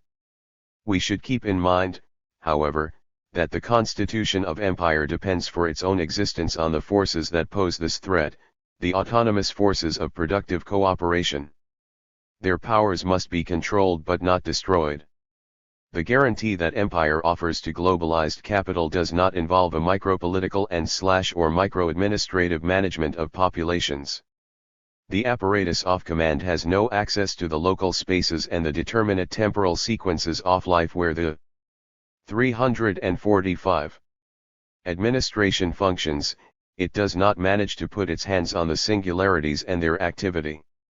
What imperial command seeks substantially to invest and protect, and what it guarantees for capital is development, are rather the general equilibria of global system. Imperial control operates through three global and absolute means: the bomb, money, and ether. The panoply of thermonuclear weapons, effectively gathered at the pinnacle of empire, represents the continuous possibility of destruction of life itself. This is an operation of absolute violence, a new metaphysical horizon, which completely changes the conception whereby the sovereign state had a monopoly of legitimate physical force. At one time, in modernity, this monopoly was legitimate either as the expropriation of weapons from the violent and anarchic mob, the disordered mass of individuals who tend to slaughter one another, or as the instrument of defense against the enemy, that is, against other peoples organized in states. Both these means of legitimation were oriented finally toward the survival of population. Today they are no longer effective. The expropriation of the means of violence from a supposedly self-destructive population tends to become merely administrative and police operations aimed at maintaining the segmentations of productive territories. The second justification becomes less effective too as nuclear war between state powers becomes increasingly unthinkable. The development of nuclear technologies and their imperial concentration have limited the sovereignty of most of countries of the world insofar as it has taken away from them the power to make decisions over war and peace, which is a primary element of traditional definition of sovereignty. Furthermore, the ultimate threat of imperial bomb has reduced every war to a limited conflict, a civil war, a dirty war, and so forth. It has made every war the exclusive domain of administrative and police power. From no other standpoint is the passage from modernity to postmodernity and from modern sovereignty to empire more evident than it is from the standpoint of the bomb.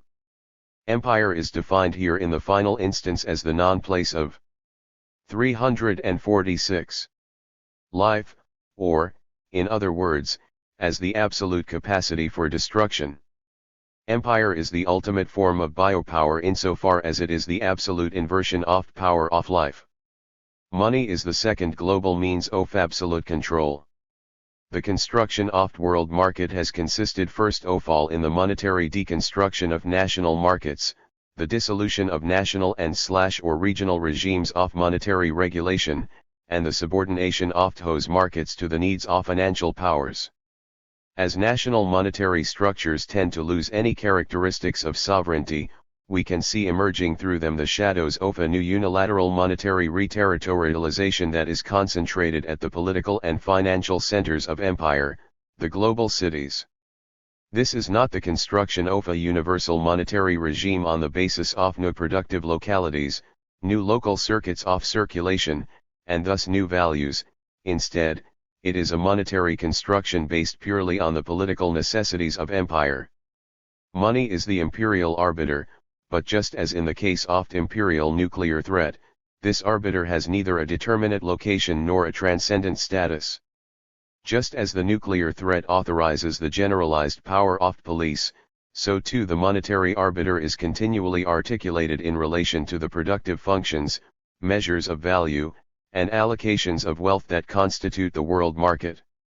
Monetary mechanisms are the primary means to control the market. 13 Ether is the third and final fundamental medium of imperial control. The management of communication, the structuring of the education system, and the regulation of culture appear today more than ever as sovereign prerogatives. All of these, however, dissolves in the ether. The contemporary systems of communication are not subordinated to sovereignty, on the contrary, sovereignty seems to be subordinated to communication, or actually, sovereignty is articulated through communication systems. In the field of communication, the paradoxes that bring about the dissolution of territorial and/or national sovereignty are more clear than ever. The deterritorializing capacities of communication are unique. Communication is not satisfied by limiting or weakening modern 347. Territorial sovereignty, rather it attacks the very possibility of linking an order to a space. It imposes a continuous and complete circulation of signs. Deterritorialization is the primary force and circulation the form through which social communication manifests itself. In this way and in this ether, languages become functional to circulation and dissolve every sovereign relationship. Education and culture too cannot help submitting to the circulating society of spectacle. Here we reach an extreme limit of process of dissolution of relationship between order and space. At this point we cannot conceive this relationship except in another space, and elsewhere that cannot in principle be contained in the articulation of sovereign acts. The space of communication is completely deterritorialized. It is absolutely other with respect to the residual spaces that we have been analyzing in terms of monopoly of physical force and the definition of monetary measure. Here it is a question not of residue but of metamorphosis, a metamorphosis of all the elements of political economy and state theory. Communication is the form of capitalist production in which capital has succeeded in submitting society entirely and globally to its regime, suppressing all alternative paths. If ever an alternative is to be proposed, it will have to arise from within the society of the real subsumption and demonstrate all the contradictions at the heart of it. These three means of control refer us again to the three tiers of the imperial pyramid of power. The bomb is a monarchic power, money aristocratic, and ether democratic. It might appear in each of these cases as though the reins of these mechanisms were held by the United States. It might appear as if the United States were the new Rome, or a cluster of neurons, Washington, the bomb, New York, money, and Los Angeles, ether. Any such territorial conception of imperial space, however, is continually destabilized by the fundamental flexibility, mobility, and deterritorialization at the core of the imperial apparatus. Perhaps the monopoly of force and the regulation of money can be given partial territorial determinations, but communication cannot. Communication has become the central element that establishes the relations of production. 348.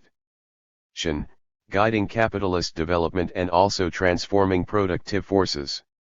This dynamic produces an extremely open situation. Here the centralized locus of power has to confront the power of productive subjectivities, the power of all those who contribute to the interactive production of communication. Here in this circulating domain of imperial domination over the new forms of production, communication is most widely disseminated in capillary forms. Big government is over. Big government is over is the battle cry of conservatives and neoliberals throughout empire. The Republican Congress of the United States, led by Newt Gingrich, fought to demystify the fetish of big government by calling it totalitarian and fascist, in a session of Congress that wanted to be imperial but ended up being carnivalesque. It appeared as though we had returned to the times of the great diatribes of Henry Ford against Franklin D. Roosevelt. Or rather to the much less grand times of Margaret Thatcher's first administration, when she frenetically, and with a sense of humor that only the British can muster, sought to sell off the public goods of the nation, from communications systems to the water supply, from the rail system and oil to the universities and hospitals. In the United States, however, the representatives of the most avid conservative wing finally went too far, and in the end everyone recognized it. The bottom line and brutal irony was that they sounded the attack on big government just when the development of the postmodern informational revolution most needed big government to support its efforts for the construction of information highways, the control of the equilibria of the stock exchanges despite the wild fluctuations of speculation, the firm maintenance of monetary values, public investment in the military-industrial system to help transform the mode of production, the reform of the educational system to adapt to these new productive networks, and so forth. Precisely at this time, after the Soviet Union had collapsed, the imperial tasks facing the US government were most urgent and big government was most needed. When the proponents of the globalization of capital cry out against big government, they are being not only hypocritical but also ungrateful. Where would capital be if it had not put its hands on big government and 349. Made it work for centuries in its exclusive interest? And today where would imperial capital be if big government were not big enough to wield the power of life and death over the entire global multitude? Where would capital be without a big government capable of printing money to produce and reproduce a global order that guarantees capitalist power and wealth? Or without the communications networks that expropriate the cooperation of the productive multitude? Every morning when they wake up, capitalists and their representatives across the world, instead of reading the curses against big government in the Wall Street Journal, ought to get down on their knees and praise it. Now that the most radical conservative opponents of big government have collapsed under the weight of the paradox of their position, we want to pick up their banners where they left them in the mud. It is our turn now to cry big government is over. Why should that slogan be the exclusive property of the conservatives? Certainly, having been educated in class struggle, we know well that big government has also been an instrument for the redistribution of social wealth and that, under the pressure of working class struggle, it has served in the fight for equality and democracy. Today, however, those times are over.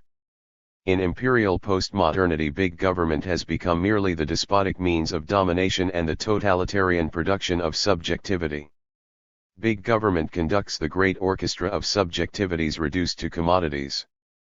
And it is consequently the determination of the limits of desire. These are in fact the lines that, in the biopolitical empire, establish the new division of labor across the global horizon, in the interest of reproducing the power to exploit and subjugate. We, on the contrary, struggle because desire has no limit and, since the desire to exist and the desire to produce are one and the same thing, because life can be continuously, freely, and equally enjoyed and reproduced. Some might object that the productive biopolitical universe still requires some form of command over it, and that realistically we should aim not at destroying big government but at putting our hands on its controls. We have to put an end to such illusions that have plagued the socialist and communist traditions for so long. On the contrary, from the standpoint of the multitude and its quest for autonomous self-government, we have to put an end to the continuous repetition of the same that Marx lamented 150 years ago when he said that all revolutions have only perfected the 350 state instead of destroying it. That repetition has only become clearer in our century, when the Great Compromise, in its liberal, socialist, and fascist forms, among big government, big business, and big labor has forced the state to produce horrible new fruits, concentration camps, gulags, ghettos, and the like. You are just a bunch of anarchists, the new Plato on the block will finally yell at us. That is not true. We would be anarchists if we were not to speak, as did Thrasymachus and Callicles, Plato's immortal interlocutors, from the standpoint of a materiality constituted in the networks of productive cooperation, in other words, from the perspective of a humanity that is constructed productively, that is constituted through the common name of freedom. No, we are not anarchists but communists who have seen how much repression and destruction of humanity have been wrought by liberal and socialist big governments.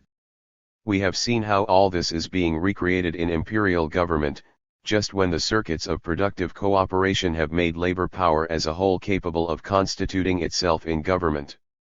Part 4 4.1. The people no longer exist, or not yet. The people are missing. Gilles Deleuze. In the course of our argument we have generally dealt with empire in terms of a critique of what is and what exists, and thus in ontological terms. At times, however, in order to reinforce the argumentation, we have addressed the problematic of empire with an ethico-political discourse, calculating the mechanics of passions and interests. For example, when early in our argument we judged empire as less bad or better than the previous paradigm of power from the standpoint of multitude. English political theory in the period from Hobbes to Hume presents perhaps the paradigmatic example of such an ethico-political discourse, which began from a pessimistic description of pre-social human nature and attempted through reliance on a transcendental notion of power to establish the legitimacy of state. The, more or less liberal, Leviathan is less bad with respect to the war of all against all, better because it establishes and preserves peace. 1. This style of political theorizing, however, is no longer very useful. It pretends that the subject can be understood pre-socially and outside the community, and then imposes a kind of transcendental socialization on it. In empire, no subjectivity is outside, and all places have been subsumed in a general non-place. The transcendental fiction of politics can no longer stand up and has no argumentative utility because we all exist entirely within the realm of social and the political. When 354. We recognize this radical determination of postmodernity. Political philosophy forces us to enter the terrain of ontology. Outside measure, the immeasurable. When we say that political theory must deal with ontology, we mean first of all that politics cannot be constructed from the outside. Politics is given immediately, it is a field of pure immanence. Empire forms on this superficial horizon where our bodies and minds are embedded. It is purely positive. There is no external logical machine that constitutes it. The most natural thing in the world is that the world appears to be politically united, that the market is global, and that power is organized throughout this universality. Imperial politics articulates being in its global extension a great sea that only the winds and current move. The neutralization of transcendental imagination is thus the first sense in which the political in the imperial domain is ontological. 2. The political must also be understood as ontological owing to the fact that all the transcendental determinations of value and measure that used to order the deployments of power, or really determine its prices, subdivisions, and hierarchies, have lost their coherence. From the sacred myths of power that historical anthropologists such as Rudolf Otto and Georges Dumézil employed to the rules of new political science that the authors of the Federalist described, from the rights of man to the norms of international public law, all of these fades away with the passage to empire.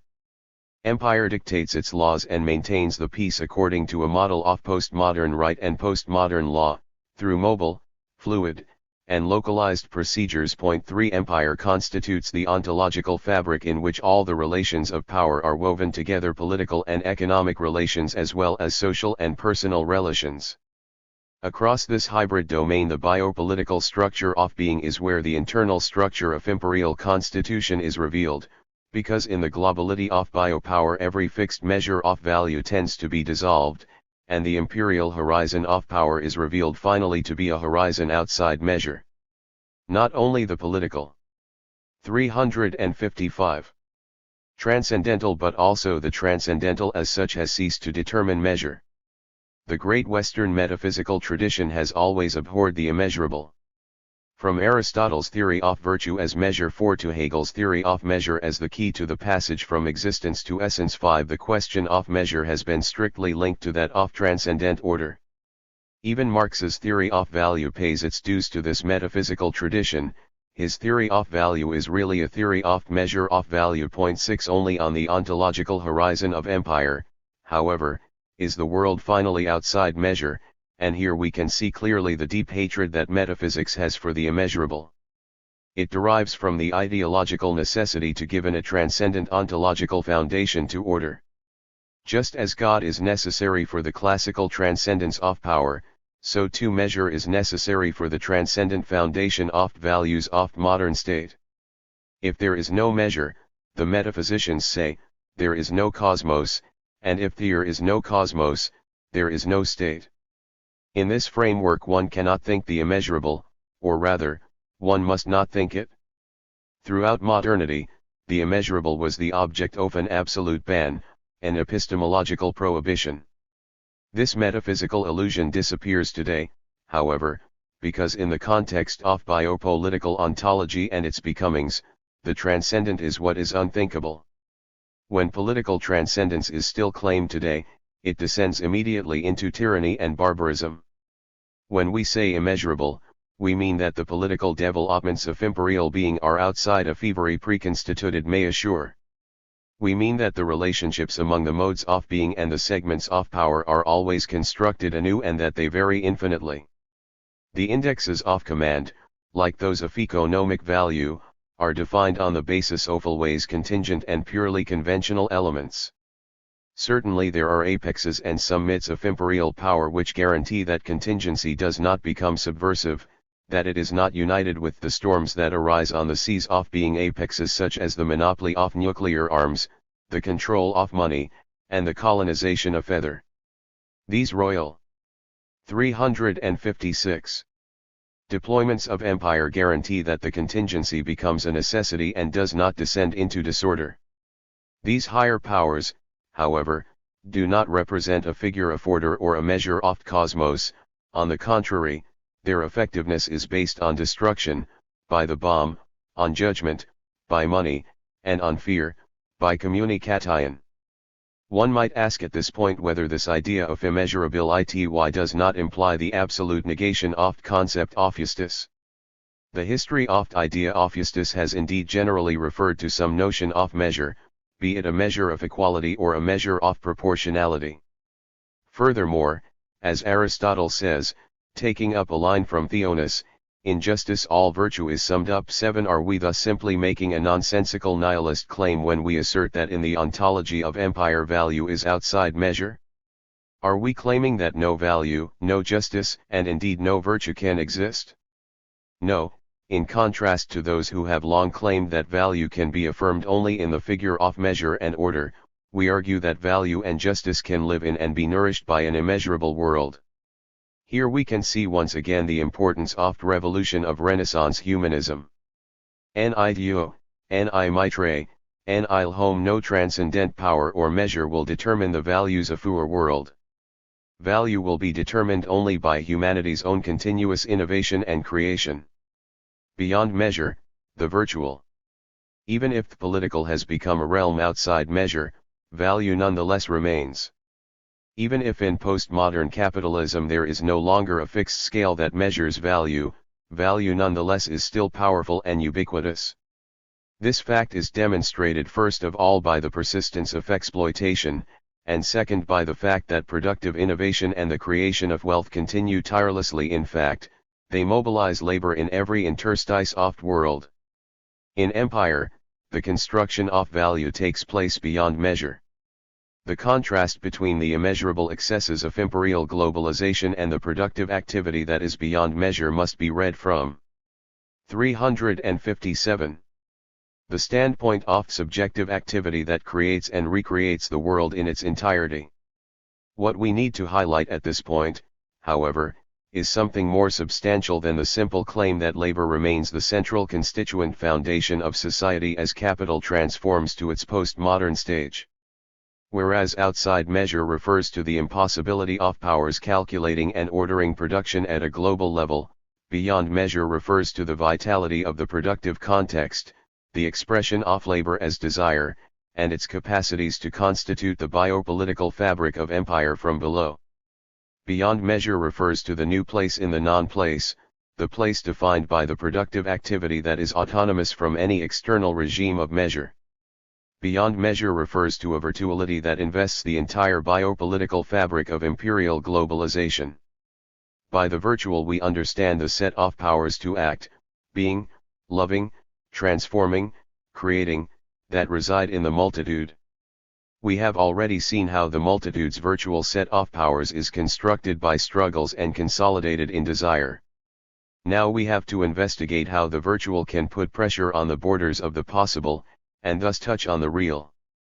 The passage from the virtual through the possible to the real is the fundamental act of creation. 8 Living labor is what constructs the passageway from the virtual to the real, it is the vehicle of possibility. Labor that has broken open the cages of economic, social, and political discipline and surpassed every regulative dimension of modern capitalism along with its state form now appears as general social activity. 9 Labor is productive excess with respect to the existing order and the rules of its reproduction. This productive excess is at once the result of a collective force of emancipation and the substance of new social virtuality of labor's productive and liberatory capacities. In the passage to postmodernity, one of the primary conditions of labor is that it functions outside measure. The temporal regimentation of labor and all the other economic and/or political measures that have been imposed on it are blown apart. Today labor is immediately a social force animated by the powers of knowledge. 358. Affect, science, and language. Indeed, labor is the productive activity of a general intellect and a general body outside measure. Labor appears simply as the power to act, which is at once singular and universal, singular insofar as labor has become the exclusive domain of brain and body of multitude, and universal insofar as the desire that the multitude expresses in the movement from the virtual to the possible is constantly constituted as a common thing. Only when what is common is formed can production take place and can general productivity rise. Anything that blocks this power to act is merely an obstacle to overcome, an obstacle that is eventually outflanked, weakened, and smashed by the critical powers of labor and the everyday passional wisdom of the affects. The power to act is constituted by labor, intelligence, passion, and affect in one common place.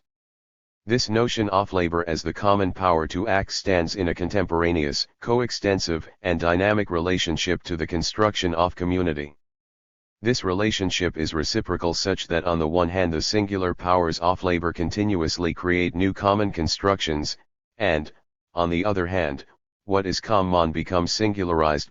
10 We can thus define the virtual power of labor as a power of self-valorization that exceeds itself, flows over onto the other, and, through this investment, constitutes an expansive commonality. The common actions of labor, intelligence, passion, and affect configure a constituent power. The process we are describing is not merely formal, it is material, and it is realized on the biopolitical terrain. The virtuality of action and the transformation of material conditions, which at times are appropriated by and enrich this power to act, are constitute in ontological mechanisms or apparatuses beyond measure. This ontological apparatus beyond measure is an expansive power, a power operatum, ontological construction, and omnilateral dissemination. This last definition could be considered redundant. If the power to act constructs value from below, if it transforms value according to the rhythm of what is common, and if it appropriates 359 constitutively the material conditions of its own realization, then it is obvious that in it resides an expansive force beyond measure. This definition is not redundant, however, but rather adds a new dimension to the concept insofar as it demonstrates the positive character of non-place and the irrepressibility of common action beyond measure. This expansive definition plays an anti-dialectical role, demonstrating the creativity of what is beyond measure.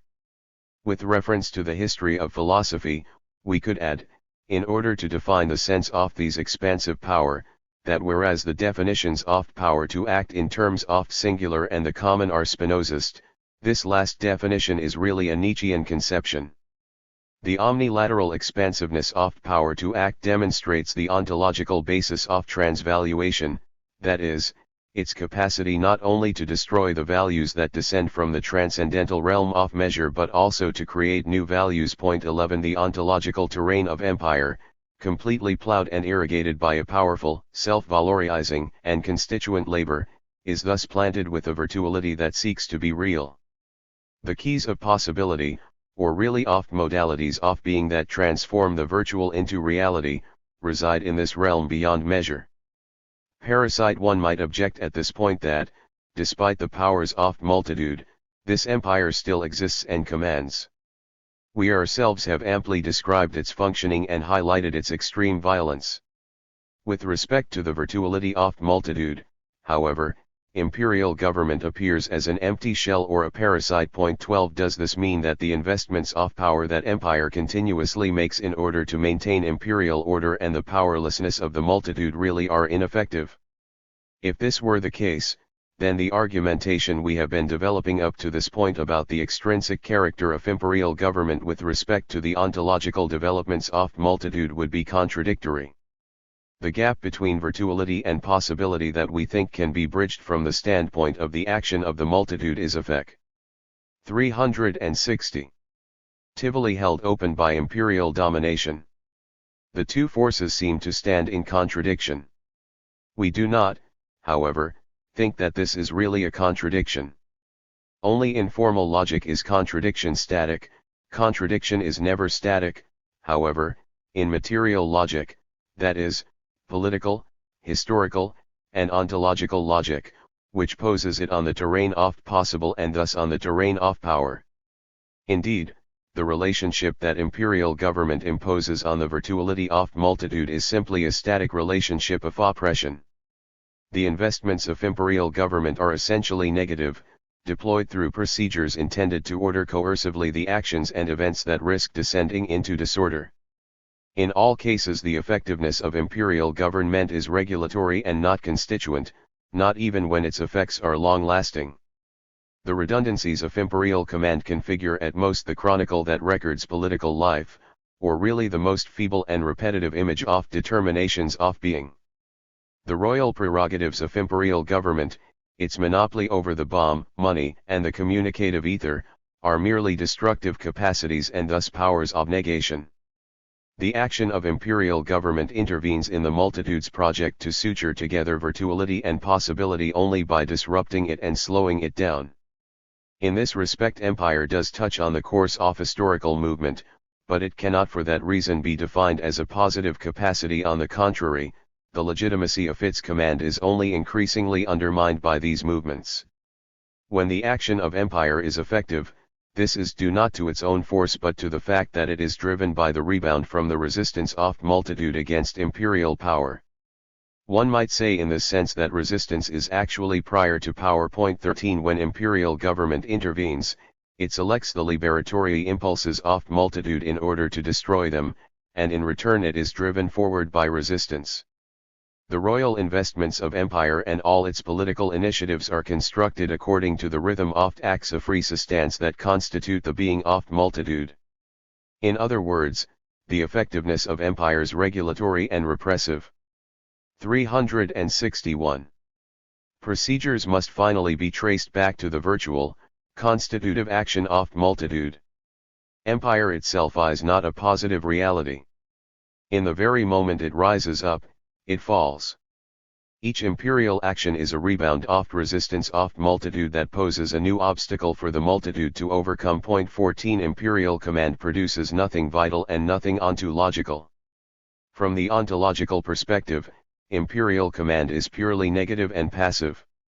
Certainly power is everywhere, but it is everywhere because everywhere is in play the nexus between virtuality and possibility, a nexus that is the sole province of multitude. Imperial power is the negative residue, the fallback of the operation of multitude. It is a parasite that draws its vitality from the multitude's capacity to create ever new sources of energy and value. A parasite that saps the strength of its host, however, can endanger its own existence. The functioning of imperial power is ineluctably linked to its decline. Nomadism and miscegenation. The ontological fabric of empire is constructed by the activity beyond measure of multitude and its virtual powers. These virtual, constituent powers conflict endlessly with the constituted power of empire. They are completely positive since their being against is a being for, in other words, a resistance that becomes love and community. We are situated precisely at that hinge of infinite finitude that links together the virtual and the possible, engaged in the passage from desire to a coming future. 15 This ontological relation operates first of all on space. The virtuality of world space constitutes the first determination of movements of multitude, a virtuality that must be made real. Space that merely can be traversed must be transformed into a space of life, circulation must become freedom. In other words, the mobile multitude must achieve a global citizenship. The multitude's resistance to bondage, the struggle against the slavery of belonging to a nation, an identity, and a people, and thus the desertion from sovereignty and the limits it places on subjectivity is entirely 362. Positive. Nomadism and miscegenation appear here as figures of virtue, as the first ethical practices on the terrain of empire. From this perspective, the objective space of capitalist globalization breaks down. Only a space that is animated by subjective circulation and only a space that is defined by the irrepressible movements, legal or clandestine, of individuals and groups can be real. Today's Seelbrat-ions oft local can be regressive and even fascistic when they oppose circulations and mixture, and thus reinforce the walls of nation, ethnicity, race, people, and the like. The concept oft local, however, need not be defined by isolation and purity. In fact, if one breaks down the walls that surround the local, and thereby separate the concept from race, religion, ethnicity, nation, and people, one can link it directly to the universal. The concrete universal is what allows the multitude to pass from place to place and make its place its own. This is the commonplace of nomadism and miscegenation. Through circulation the common human SPE size is composed, a multicolored Orpheus of infinite power. Through circulation the human community is constituted. Outside every enlightenment cloud or Kantian reverie, the desire of multitude is not the cosmopolitical state but a common species. 16 As in a secular Pentecost, the bodies are mixed and the nomads speak a common tongue. In this context, ontology is not an abstract science. It involves the conceptual recognition of production and reproduction of being, and thus the recognition that political reality is constituted by the movement of desire and the practical realization of labor as value. The spatial dimension of ontology today is demonstrated through the multitude's concrete processes of globalization, or really the making common, of desire for human community. One important example of functioning of the spatial dimension is demonstrated by the processes that brought an end to the Third World, along with all the glory and disgrace of its past struggles, the power of desires that ran throughout its processes of liberation, and the poverty of results that crowned its success. The real heroes of liberation of Third World today may really 363. Have been the emigrants and the flows of population that have destroyed old and new boundaries. Indeed, the post-colonial hero is the one who continually transgresses territorial and racial boundaries, who destroys particularisms and points toward a common civilization. Imperial command, by contrast, isolates populations in poverty and allows them to act only in the straitjackets of subordinate post-colonial nations. The exodus from localism, the transgression of customs and boundaries, and the desertion from sovereignty were the operative forces in the liberation of the Third World. Here more than ever we can recognize clearly the difference Marx defined between emancipation and liberation. 17. Emancipation is the entry of new nations and peoples into the imperial society of control, with its new hierarchies and segmentations. Liberation, in contrast, means the destruction of boundaries and patterns of forced migration, the reappropriation of space, and the power of multitude to determine the global circulation and mixture of individuals and populations. The Third World, which was constructed by the Colorado nihilism and imperialism of nation-states and trapped in the Cold War, is destroyed when the old rules of political discipline of the modern state, and its attendant mechanisms of geographical and ethnic regulation of populations, are smashed. It is destroyed when throughout the ontological terrain of globalization the most wretched of Earth becomes the most powerful being, because its new nomad singularity is the most creative force and the omnilateral movement of its desire is itself coming liberation. The power to circulate is a primary determination of virtuality of multitude, and circulating is the first ethical act of a counter-imperial ontology. This ontological aspect of biopolitical circulation and mixture is highlighted even more when it is contrasted with other meanings attributed to postmodern circulation, such as market exchanges or the velocity of communication. Those aspects of speed and circulation belong, rather, to the violence of imperial command. 18 Exchanges and communication dominated by capital are integrated into its logic, and only a radical act of free substance can recapture the productive sense of new mobility and hybridity. 364. Of subjects and realize their liberation. This rupture, and only this rupture, brings us to the ontological terrain of multitude and to the terrain on which circulation and hybridization are biopolitical. Biopolitical circulation focuses on and celebrates the substantial determinations of activities of production, self-valorization, and freedom. Circulation is a global exodus, or really nomadism, and it is a corporeal exodus, or really miscegenation. General intellect and biopower. We insisted earlier on the importance and limitations of Marx's notion of general intellect, section 1.2. At a certain point in capitalist development, which Marx only glimpsed as the future, the powers of labor are infused by the powers of science, communication, and language. General intellect is a collective, social intelligence created by accumulated knowledges, techniques, and know-how. The value of labor is thus realized by a new universal and concrete labor force through the appropriation and free usage of the new productive forces. What Marx saw as the future is our era. This radical transformation of labor power and the incorporation of science, communication, and language into productive force have redefined the entire phenomenology of labor and the entire world horizon of production. The danger of discourse of general intellect is that it risks remaining entirely on the plane of thought, as if new powers of labor were only intellectual and not also corporeal, section 3.4. As we saw earlier, new forces and new positions of effective labor characterize labor power as much as intellectual labor does.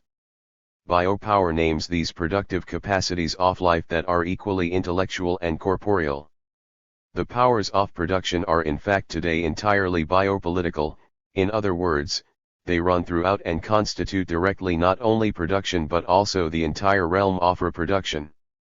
Biopower becomes an agent of production when the entire context of reproduction is subsumed under capitalist rule, that is, when reproduction and the vital relationships that constitute it themselves become directly productive. Biopower is another. 365. Name for the real subsumption of society under capital, and both are synonymous with the globalized productive order. Production fills the surfaces of empire, it is a machine that is full of life, an intelligent life that by expressing itself in production and reproduction as well as in circulation, of labor, affects, and languages, stamps society with a new collective meaning and recognizes virtue and civilization in cooperation. The powers of science, knowledge, affect, and communication are the principal powers that constitute our anthropological virtual ity and are deployed on the surfaces of empire. This deployment extends across the general linguistic territories that characterize the intersections between production and life. Labor becomes increasingly immaterial and realizes its value through a singular and continuous process of innovation in production. It is increasingly capable of consuming or using the services of social reproduction in an ever more refined and interactive way. Intelligence and affect, or really the brain coextensive with the body, just when they become the primary productive powers, make production and life coincide across the terrain on which they operate, because life is nothing other than the production and reproduction offset of bodies and brains. The relationship between production and life has thus been altered such that it is now completely inverted with respect to how the discipline of political economy understands it. Life is no longer produced in the cycles of reproduction that are subordinated to the working day. On the contrary, life is what infuses and dominates all production. In fact, the value of labor and production is determined deep in the viscera of life. Industry produces no surplus except what is generated by social activity, and this is why, buried in the great whale of life, value is beyond measure. There would be no surplus if production were not animated throughout by social intelligence, by the general intellect, and at the same time by the effective expressions that define social relations and rule over the articulations of social being. The excess of value is determined today in the affects, in the bodies crisscrossed by knowledge, in 366. The intelligence of mind, and in the sheer power to act. The production of commodities tends to be accomplished entirely through language, where by language we mean machines of intelligence that are continuously renovated by the affects and subjective passions. 19. It should be clear at this point what constitutes social cooperation here on the surfaces of imperial society, the synergies of life, or really the productive manifestations of naked life. Giorgio Agamben has used the term naked life to refer to the negative limit of humanity and to expose behind the political abysses that modern totalitarianism has constructed the more or less heroic conditions of human passivity. 20. We would say, on the contrary, that through their monstrosities of reducing human beings to a minimal naked life, fascism and Nazism tried in vain to destroy the enormous power that naked life could become and to expunge the form in which the new powers of productive cooperation of multitude are accumulated.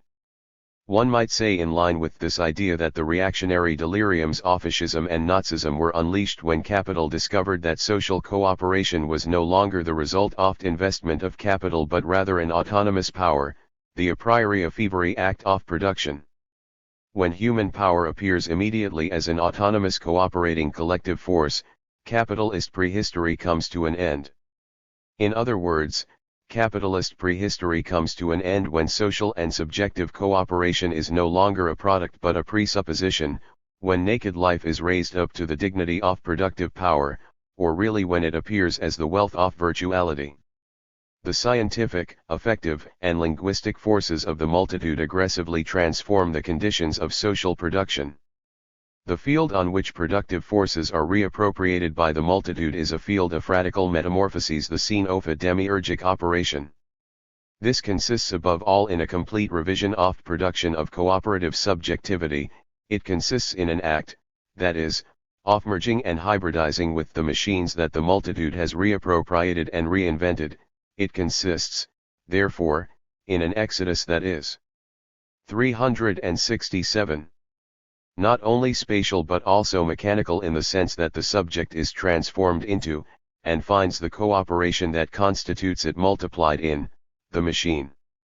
This is a new form of exodus, an exodus toward, or with, the machine, a machinic exodus. 21. The history of modern worker and of subject of modern sovereignty already contains a long catalogue of machinic metamorphoses, but the hybridization of humans and machines is no longer defined by the linear path it followed throughout the modern period. We have reached the moment when the relationship of power that had dominated the hybridizations and machinic metamorphoses can now be overturned. Marx recognized that the conflict between workers and machines was a false conflict. It took both time and experience before the workers learned to distinguish between machinery and its employment by capital, and therefore to transfer their attacks from the material instruments of production to the form of society which utilizes these instruments. 22 Now the new virtualities, the naked life of the present, have the capacity to take control of processes of machinic metamorphosis. In empire, the political struggle over the definition of machinic virtuality, or really over the different alternatives of the passage between the virtual and the real, is a central terrain of struggle. This new terrain of production and life opens for labor a future of metamorphoses that subjective cooperation can and must control ethically, politically, and productively. Res gesti/machini. In recent years there has been much talk oft and of story, and there have also been made many justified objections to the reactionary celebrations often and of a story that would see the present state of rule as eternal. It is certainly true, nonetheless, that in modernity the power of capital and its institutions of sovereignty had a solid hold on history and exerted their rule over the historical process. The virtual powers of multitude in postmodernity signal the end of that rule and those institutions. That history has ended. Capitalist rule is revealed as a transitory period. And yet, if 368 transcendent teleology that capitalist modernity constructed is coming to an end, how can the multitude define instead a materialist telos? 23 We will be able to respond to this question only after conducting a phenomenological and historical analysis of relationship between virtuality and possibility, that is, after responding to the question if, how, and when the virtuality of the multitude passes through possibility and becomes reality. The ontology of possible is in this sense the central terrain of analysis. This problematic has been posed by authors from Lukács to Benjamin, from Adorno to the later Wittgenstein, from Foucault to Deleuze, and indeed by nearly all those who have recognized the twilight of modernity. In all of these cases the question was posed against such tremendous metaphysical obstacles. And we can now see how pallid their responses were with respect to the enormity of the question. What is certain today is that the problematic does not risk repeating the old models of metaphysical tradition, even the most powerful ones. In fact, every metaphysical tradition is now completely worn out. If there is to be a solution to the problem, it cannot help being material and explosive. Whereas our attention was first drawn to the intensity of elements of virtuality that constituted the multitude, now it must focus on the hypothesis that those virtualities accumulate and reach a threshold of realization adequate to their power. This is the sense in which we speak of general intellect and its articulations in knowledge, affect, and cooperation, and similarly the sense in which we speak of various forms of collective exodus of those nomadic movements of multitude that appropriate spaces and renew them. Here we are dealing with two passages. The first consists in the fact that virtuality totalizes the field of the residential gesti. Virtuality steps forward and demonstrates that the capacity of the historia rerum gestarum to dominate the active virtual singularities has definitively expired. This is the historia that comes to an end when the new virtualities emerge as powerful and liberate themselves from a being that is invested hegemonically by capital and its institutions. Today. 369. Only the residential gesti are charged with historical capacities, or again rather, today there is no history, only historicity. The second passage consists in the fact that these singular virtualities as they gain their autonomy also become self-valorizing. They express themselves as machines of innovation. They not only refuse to be dominated by the old systems of value and exploitation, but actually create their own irreducible possibilities as well. Here is where a materialist telos is defined, founded on the action of singularities, a teleology that is a resultant of residential gesti and a figure of machinic logic of multitude. The residential gesti, the singular virtualities that operate the connection between the possible and the real, are in the first passage outside measure and in the second beyond measure. Singular virtualities, which are the hinge between possible and real, play both these cards, being outside measure as a destructive weapon, deconstructive in theory and subversive in practice, and being beyond measure as constituent power. The virtual and the possible are wedded as irreducible innovation and as a revolutionary machine. 4.2 You cannot spill a drop of American blood without spilling the blood of the whole world. Our blood is as the flood of the Amazon, made up of 1,000 noble currents all pouring into one. We are not a nation, so much as a world, for unless we may claim all the world for our sire, like Melchizedek, we are without mother or father. Our ancestry is lost in the universal paternity. We are the heirs of all time, and with all nations we divide our inheritance. Herman Melville Fate has willed it that America is from now on to be at the center of Western civilization rather than on the periphery. Walter Lippmann There is no escaping American business. Louis Ferdinand Celine The theory of constitution of empire is also a theory of its decline, as European theorists of empire have recognized for the last several thousand years. Already in Greco-Roman antiquity, Thucydides, Tacitus, and Polybius all recounted the sequence of rise and fall, as did later the fathers of the Church and the theorists of early Christianity.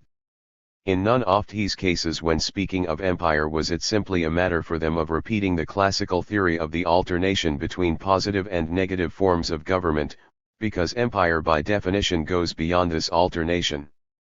The internal crisis of the concept of empire, however, became completely clear only in the Enlightenment period and the period of 371.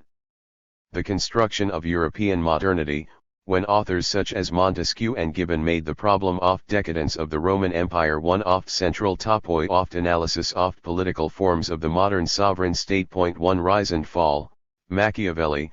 In classical antiquity the concept of empire already presupposed crisis. Empire was conceived in the framework of a naturalist theory of forms of government, and, even though it breaks the cyclical alternation of good and bad forms, it is not exempt from the destiny of corruption of city and civilization as a whole. History is dominated by theik, fortune or destiny, which at times inevitably ruins the perfection that empire achieves. From Thucydides to Tacitus and from Athens to Rome, the necessary equilibrium between the forms of common life and command was situated in this linear destiny. Polybius' analyses of the Roman Empire broke with this conception of cyclical character of historical development whereby the human construction of political constantly shifts from the good to the bad forms of the city and power. From monarchy to tyranny, from aristocracy to oligarchy, and from democracy to anarchy, and then eventually begins a new cycle. Polybius claimed that the Roman Empire broke with this cycle by creating a synthesis of good forms of power. See section 3.5. Empire is thus understood not so much as rule over universal space and time, but rather as a movement that gathers together the spaces and the temporalities through the powers of social forces that seek to liberate themselves from the natural cyclical character of the time of history.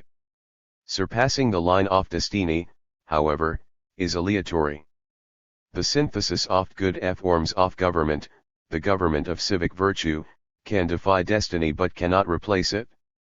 Crisis and decline are determinations that every day must be overcome. During the European Enlightenment, authors such as Montesquieu and Gibbon rejected the naturalist conception of these process. The decline of empire was explained in social scientific terms as a 372. Result of the impossibility of making last the historical and social constructions of multitude and the virtue of its heroes. The corruption and decline of empire were thus not a natural presupposition, determined by the cyclical destiny of history, but rather a product of human impossibility, or at least the extreme difficulty, of governing an unlimited space and time. The limitlessness of empire undermined the capacity to make the good institutions function and last. Nonetheless, empire was an end toward which the desire and the civic virtue of multitude and its human capacities to make history all tended. It was a precarious situation that could not support unbounded space and time, but instead ineluctably limited the universal aims of government to finite political and social dimensions. The Enlightenment authors told us that the government that approximates perfection will be constructed with moderation across limited space and time. Between empire and the reality of command, therefore, there was a contradiction in principle that would inevitably spawn crises. Machiavelli, looking back at the conception of the ancients and anticipating that of the moderns, is really the one who offers us the most adequate illustration of the paradox of empire. Point 2. He clarified the problematic by separating it from both the naturalizing terrain of the ancients and the sociological terrain of moderns, presenting it, rather, on the field of immanence and pure politics. In Machiavelli, expansive government is pushed forward by the dialectic of social and political forces of the republic. Only where the social classes and their political expressions are posed in an open and continuous play of counterpower are freedom and expansion linked together, and hence only there does empire become possible. There is no concept of empire, Machiavelli says, that is not a decisively expansive concept of freedom. Precisely in this dialectic of freedom, then, is where the elements of corruption and destruction reside.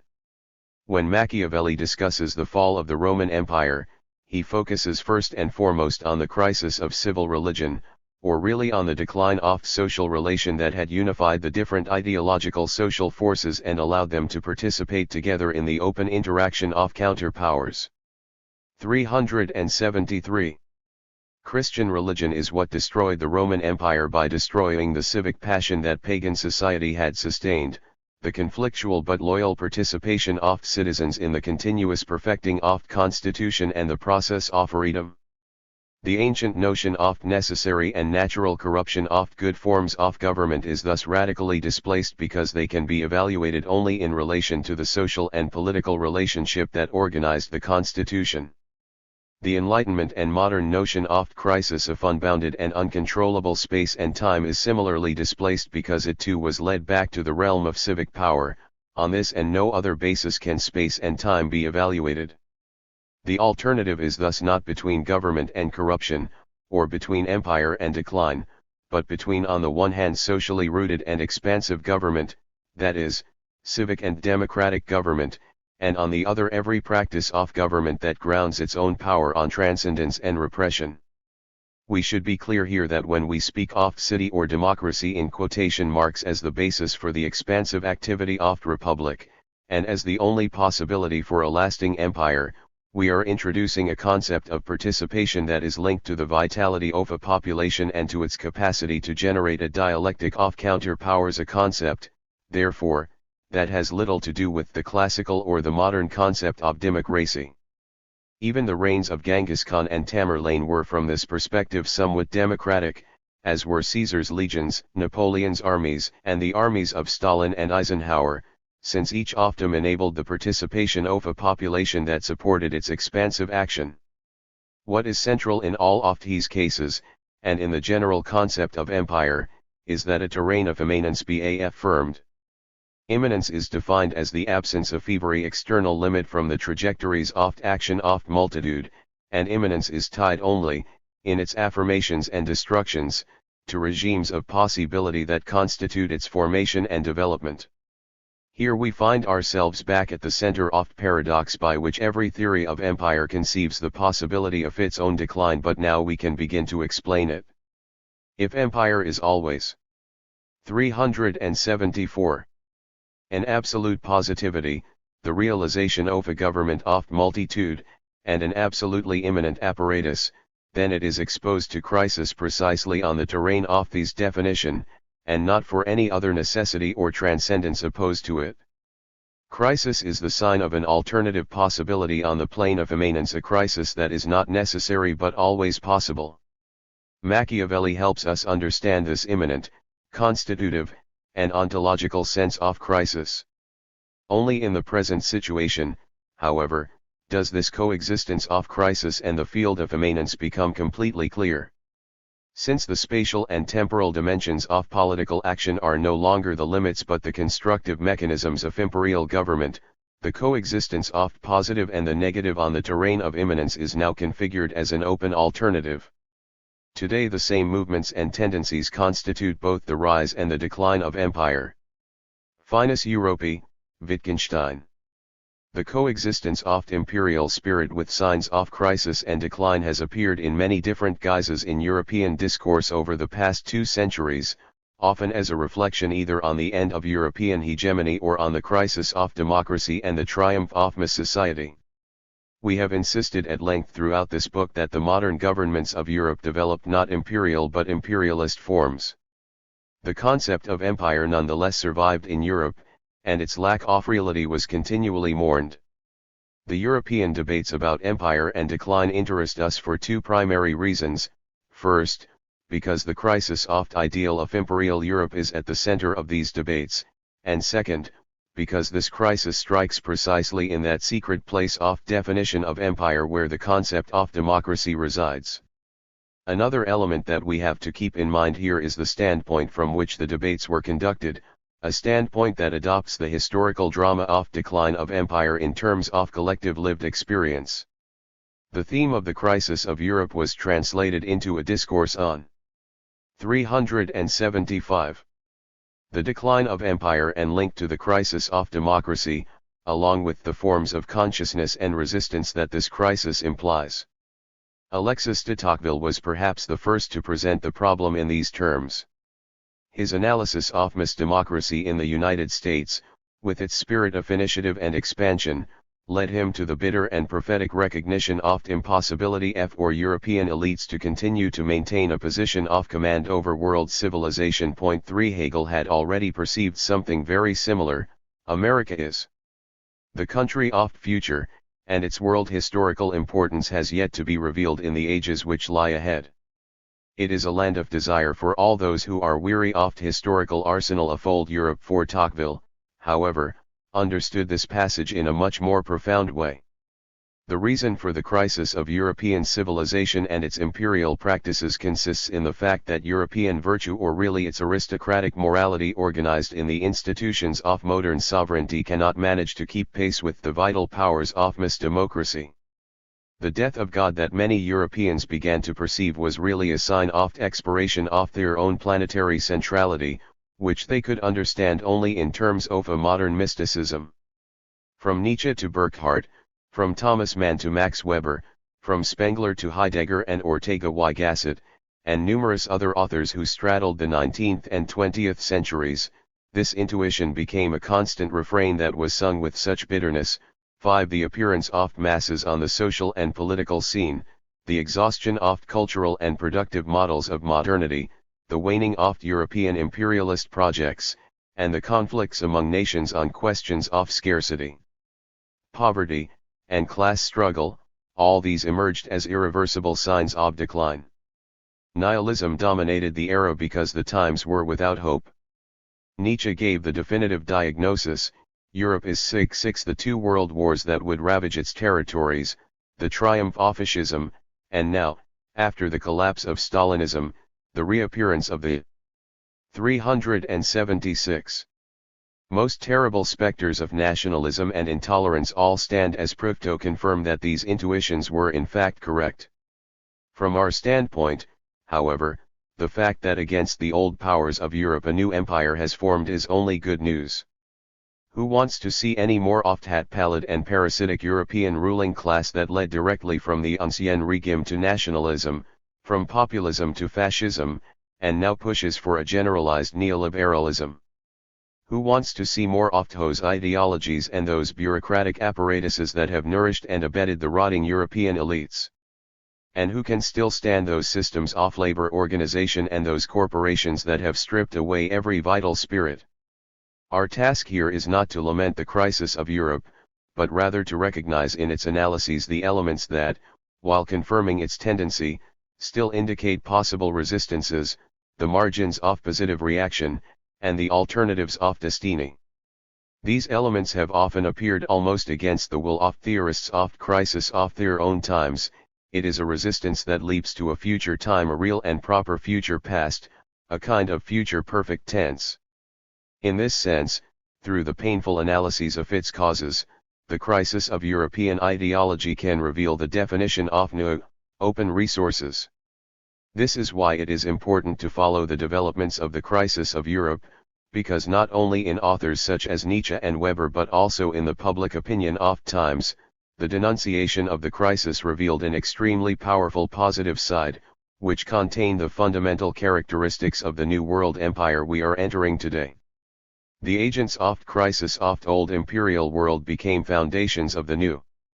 The undifferentiated mass that by its simple presence was able to destroy the modern tradition and its transcendent power appears now as a powerful productive force and an uncontainable source of valorization. A new vitality, almost like the barbaric forces that buried Rome, reanimates the field of imminence that the death oft European God left us as our horizon. Every theory oft crisis of European man and oft decline oft idea of European empire is in some way a symptom. 377. Of the new vital force of the masses, or as we prefer, of the desire oft multitude. Nietzsche declared this from the mountain tops. I have absorbed in Michel spirit of Europe, now I want to strike back. 7. Going beyond modernity means going beyond the barriers and transcendences of Eurocentrism and leads toward the definitive adoption of field of immanence as the exclusive terrain of theory and practice of politics. In the years after the explosion of the First World War, those who had participated in the Great Massacre tried desperately to understand and control the crisis. Consider the testimonies of Franz Rosenzweig and Walter Benjamin. For both often a kind of secular eschatology was the mechanism by which the experience of crisis could be set free. 8. After the historical experience of war and misery, and also perhaps with an intuition of Holocaust to come, they tried to discover a hope and a light of redemption. This attempt, however, did not succeed in escaping the powerful undertow of dialectic. Certainly the dialectic, that cursed dialectic that had held together and anointed European values, had been emptied out from within and was now defined in completely negative terms. The apocalyptic scene on which this mysticism searched for liberation and redemption, however, was still too implicated in the crisis. Benjamin recognized this bitterly. The past carries with it a temporal index by which it is referred to redemption. There is a secret agreement between past generations and the present. Our coming was expected on earth. Like every generation that preceded us, we have been endowed with a weak messianic power, a power to which the past has a claim. 9. This theoretical experience arose precisely where the crisis of modernity appeared with the most intensity. On this same terrain other authors sought to break with the remnants of dialectic and its powers of subsumption. It seems to us, however, that even the strongest thinkers of day were not able to break with the dialectic and the crisis. In Max Weber the crisis of sovereignty and legitimacy can be resolved only through recourse to the irrational figures of charisma. In Carl Schmitt the horizon of sovereignpruk. 378. Thesis can be cleared only by recourse to the decision. An irrational dialectic, however, cannot resolve or even attenuate the crisis of reality. 10. And the powerful shadow of an aestheticized dialectic slips even into Heidegger's notion of a pastoral function over a scattered and fractured being. For the real clarification of this scene, we are most indebted to the series of French philosophers who reread Nietzsche several decades later. In the 1960s. 11. Their rereading involved a reorientation of standpoint of critique, which came about when they began to recognize the end of functioning of dialectic and when this recognition was confirmed in the new practical, political experiences that centered on the production of subjectivity. This was a production of subjectivity as power, as the constitution of an autonomy that could not be reduced to any abstract or transcendent synthesis. 12. Not the dialectic but refusal, resistance, violence, and the positive affirmation of being now marked the relationship between the location of crisis in reality and the adequate response. What in the midst of crisis in the 1920s appeared as transcendence against history, redemption against corruption, and messianism against nihilism now was constructed as an ontologically definite position outside and against, and thus beyond every possible residue of dialectic. This was a new materialism which negated every transcendent element and constituted a radical reorientation of spirit. In order to understand the profundity of this passage, one would do well to focus on the awareness and anticipation of it in the thought of Ludwig Wittgenstein. Wittgenstein's early writings gave a new life to the dominant themes of early 20th century European thought, the condition of dwelling in the desert of sense and searching for meaning, the coexistence of a mysticism of the totality and the ontological tendency toward the production of subjectivity. Contemporary history and its drama, which had been stripped away from any dialectic, were then removed by Wittgenstein from any contingency. History and experience became the scene of a materialist and tautological refoundation of subject. 379. In a desperate attempt to find coherence in the crisis. In the midst of World War I, Wittgenstein wrote, "How things stand, is God. God is, how things stand. Only from the consciousness of the uniqueness of my life arises religion, science and art, and further. This consciousness is life itself. Can it be an ethics even if there is no living being outside myself? Can there be any ethics if there is no living being but myself? If ethics is supposed to be something fundamental, there can. If I am right, then it is not sufficient for the ethical judgment that a world be given. Then the world in itself is neither good nor evil. Good and evil only enter through the subject. And the subject is not part of world, but a boundary of world." Wittgenstein denounces the god of war and the desert of things in which good and evil are now indistinguishable by situating the world on the limit of tautological subjectivity.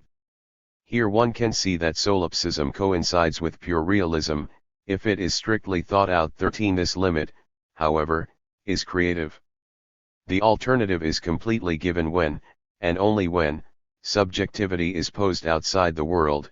My propositions serve as elucidations in the following way: anyone who understands me eventually recognizes them as nonsensical, when he has used them as steps to climb up beyond them.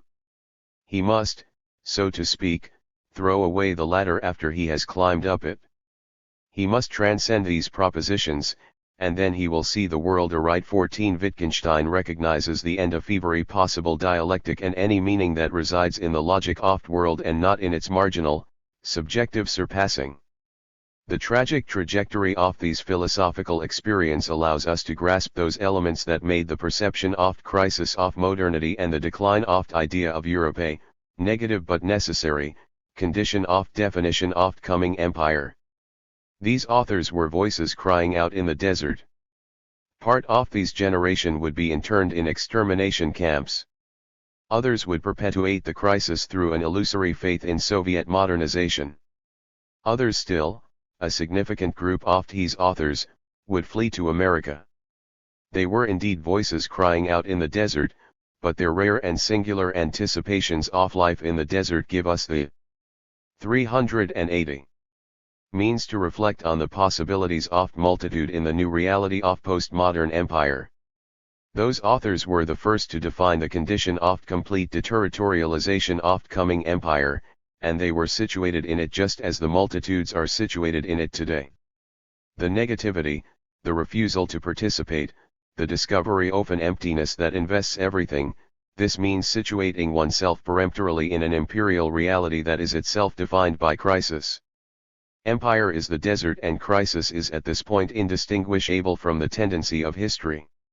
Whereas in the ancient world the imperial crisis was conceived as the product of a natural cyclical history, and whereas in the modern world crisis was defined by a series of aporias of time and space, now figures of crisis and practices of empire have become indistinguishable.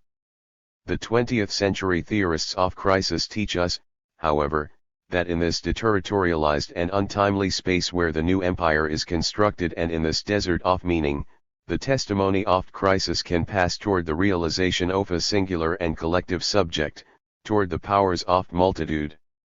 The multitude has internalized the lack of place and fixed time, it is mobile and flexible, and it conceives the future only as a totality of possibilities that branch out in every direction. The coming imperial universe, blind to meaning, is filled by the multifarious totality of production of subjectivity. The decline is no longer a future destiny but the present reality of empire.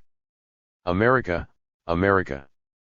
The flight of European intellectuals to the United States was an attempt to rediscover a lost place. Was not American democracy in fact founded on the democracy of Exodus, on affirmative and non-dialectical values, and on pluralism and freedom? Did not these values, along with the notion of no frontiers, perpetually recreate the expansion of its democratic basis, beyond every abstract obstacle of nation, ethnicity, and religion?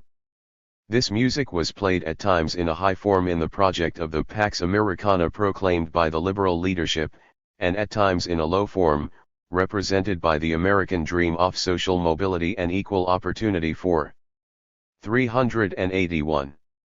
Wealth and freedom for every honest person. In short, the American way of life. The New Deal's project to surmount the world crisis of the 1930s, which was so different from and so much more liberal than the European political and cultural projects to respond to the crisis, supported this conception of the American ideal.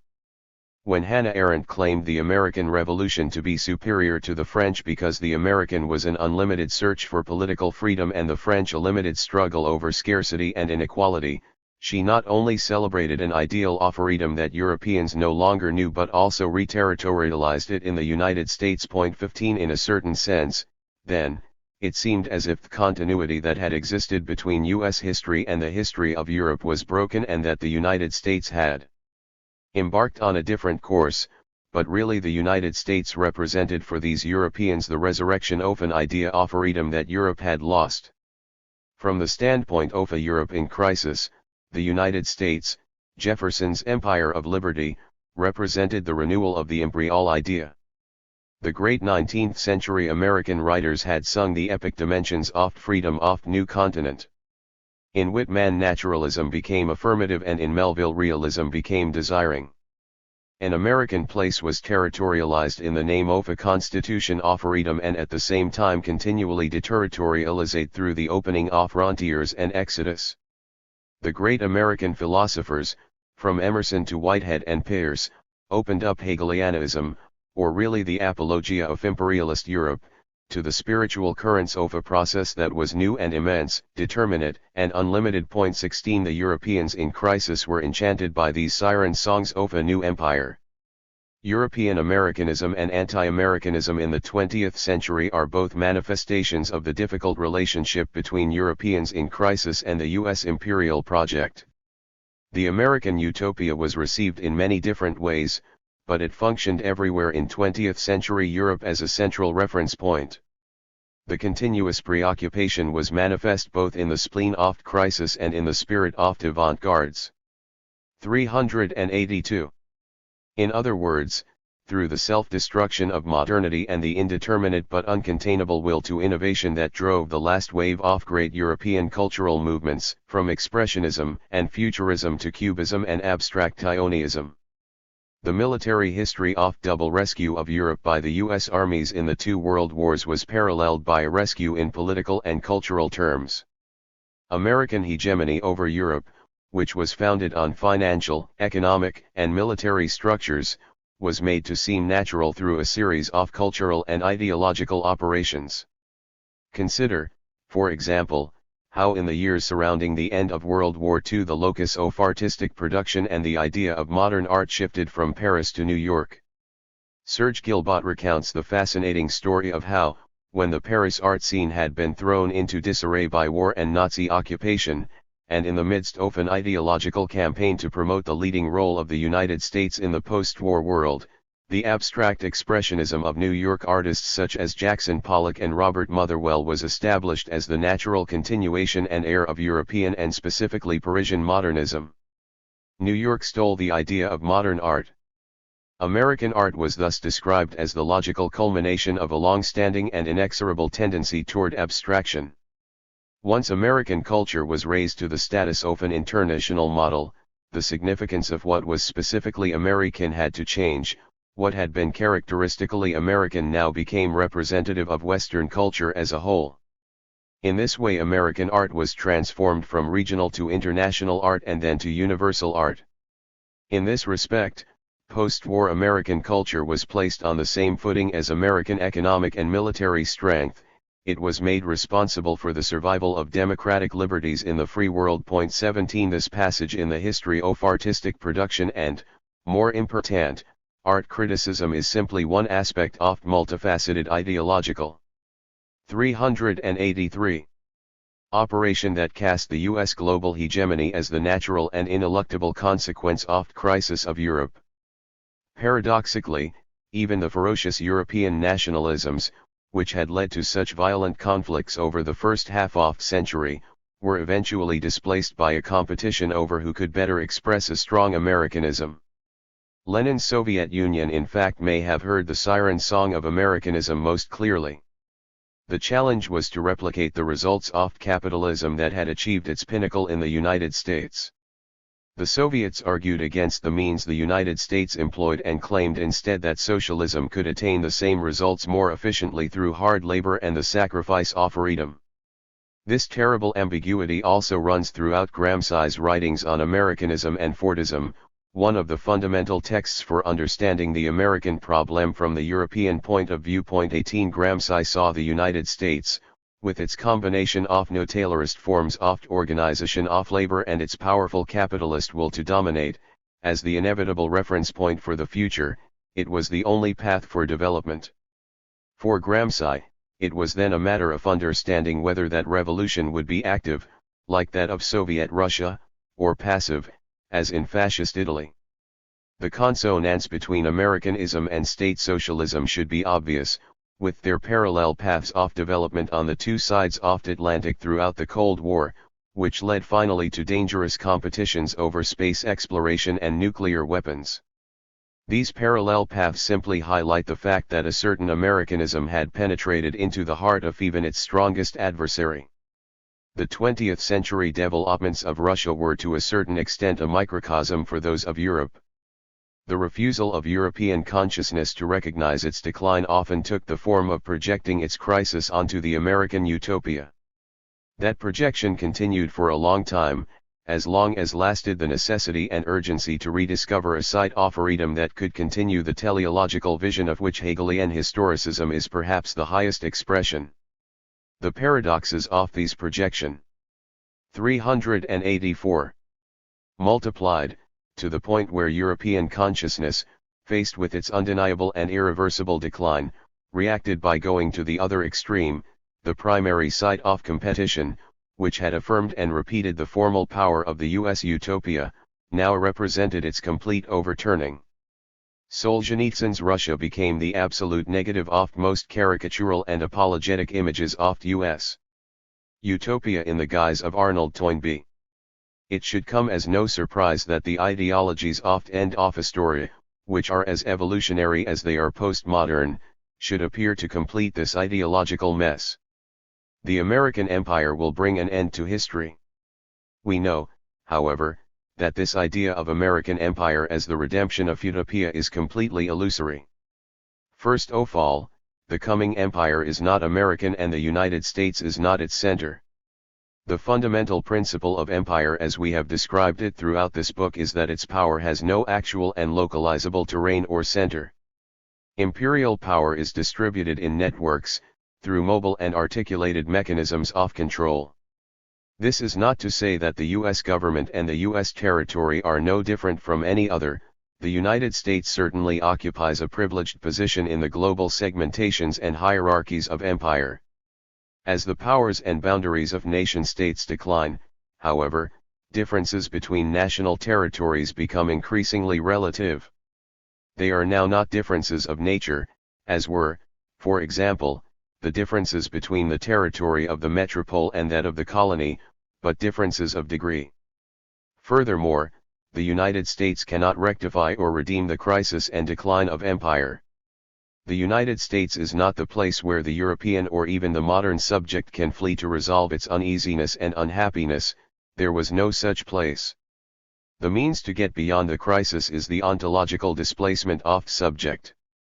The most important change therefore takes place inside humanity, since with the end of modernity also ends the hope of finding something that can identify the self outside the community, outside cooperation, and outside the critical and contradictory relationships that each person finds in a non-place, that is, in the world and the 385.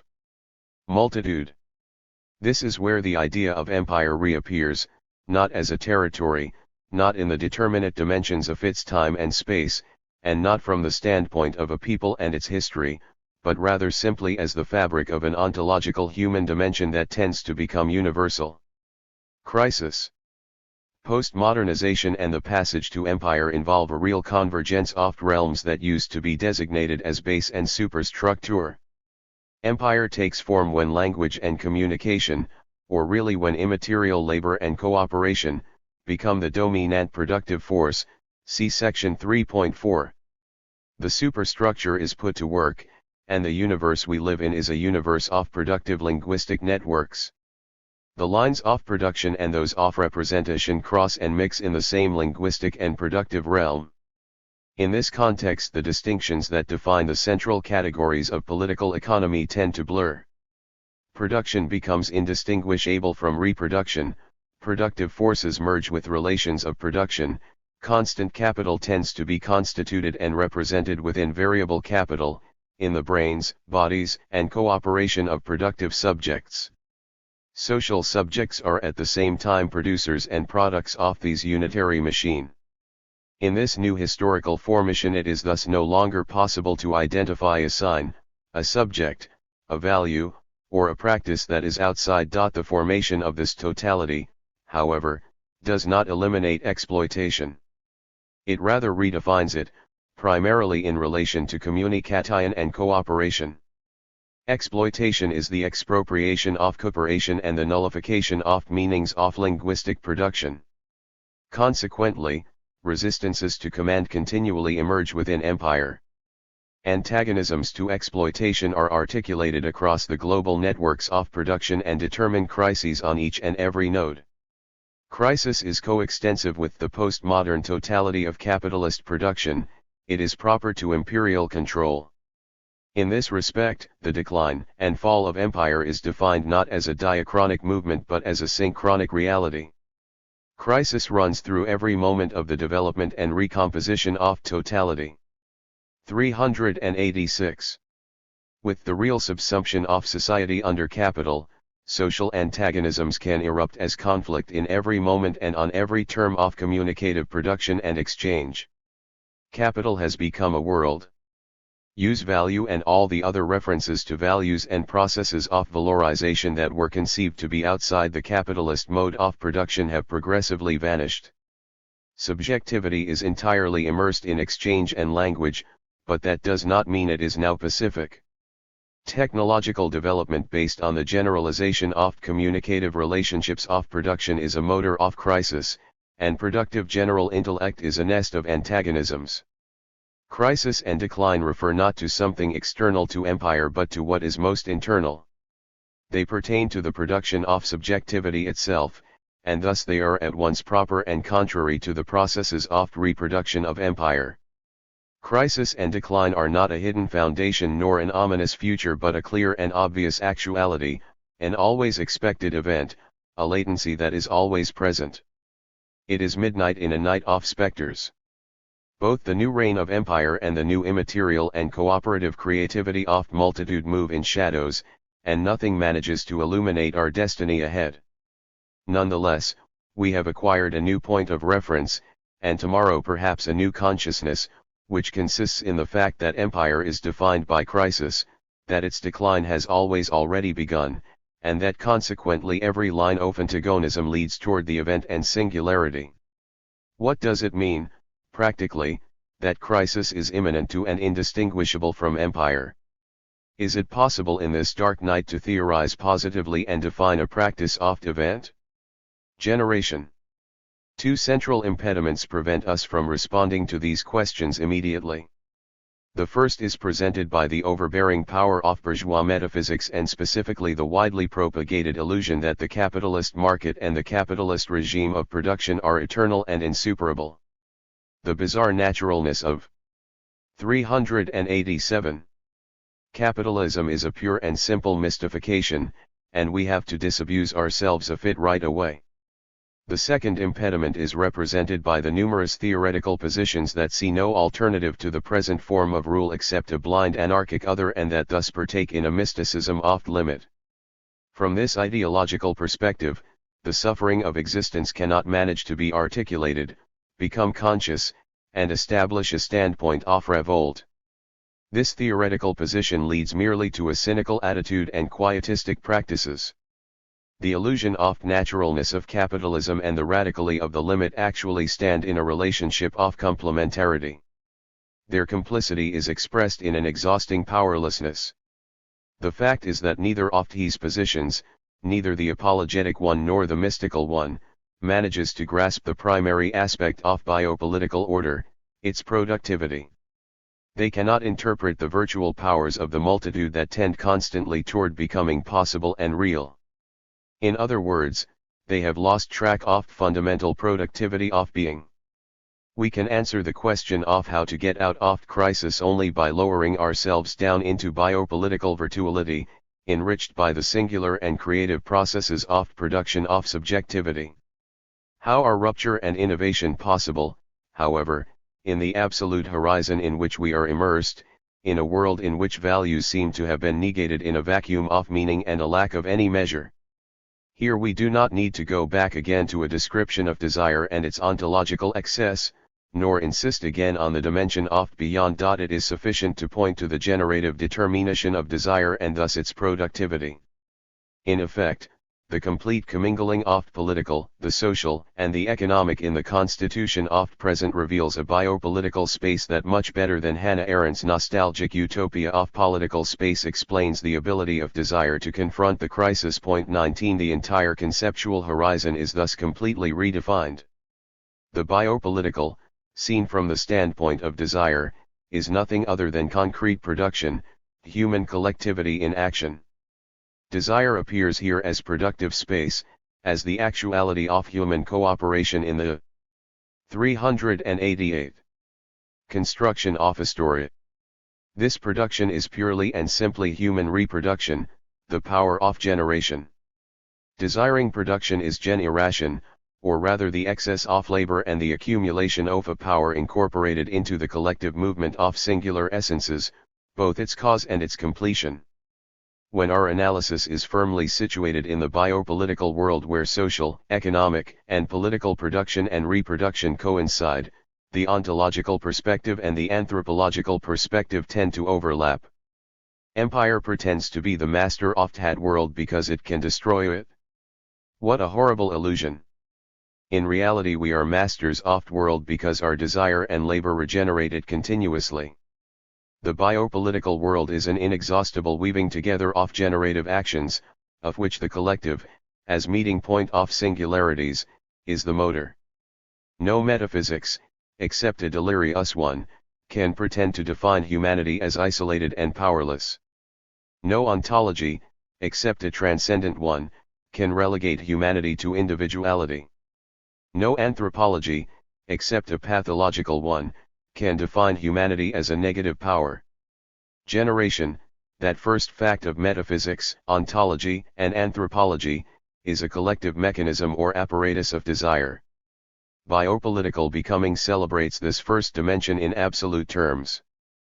Political theory is forced by this new reality to redefine itself radically. In biopolitical society, for example, fear cannot be employed, as Thomas Hobbes proposed, as the exclusive motor of the contractual constitution of politics, thus negating the love of the multitude. Or rather, in biopolitical society the decision of sovereign can never negate the desire of multitude.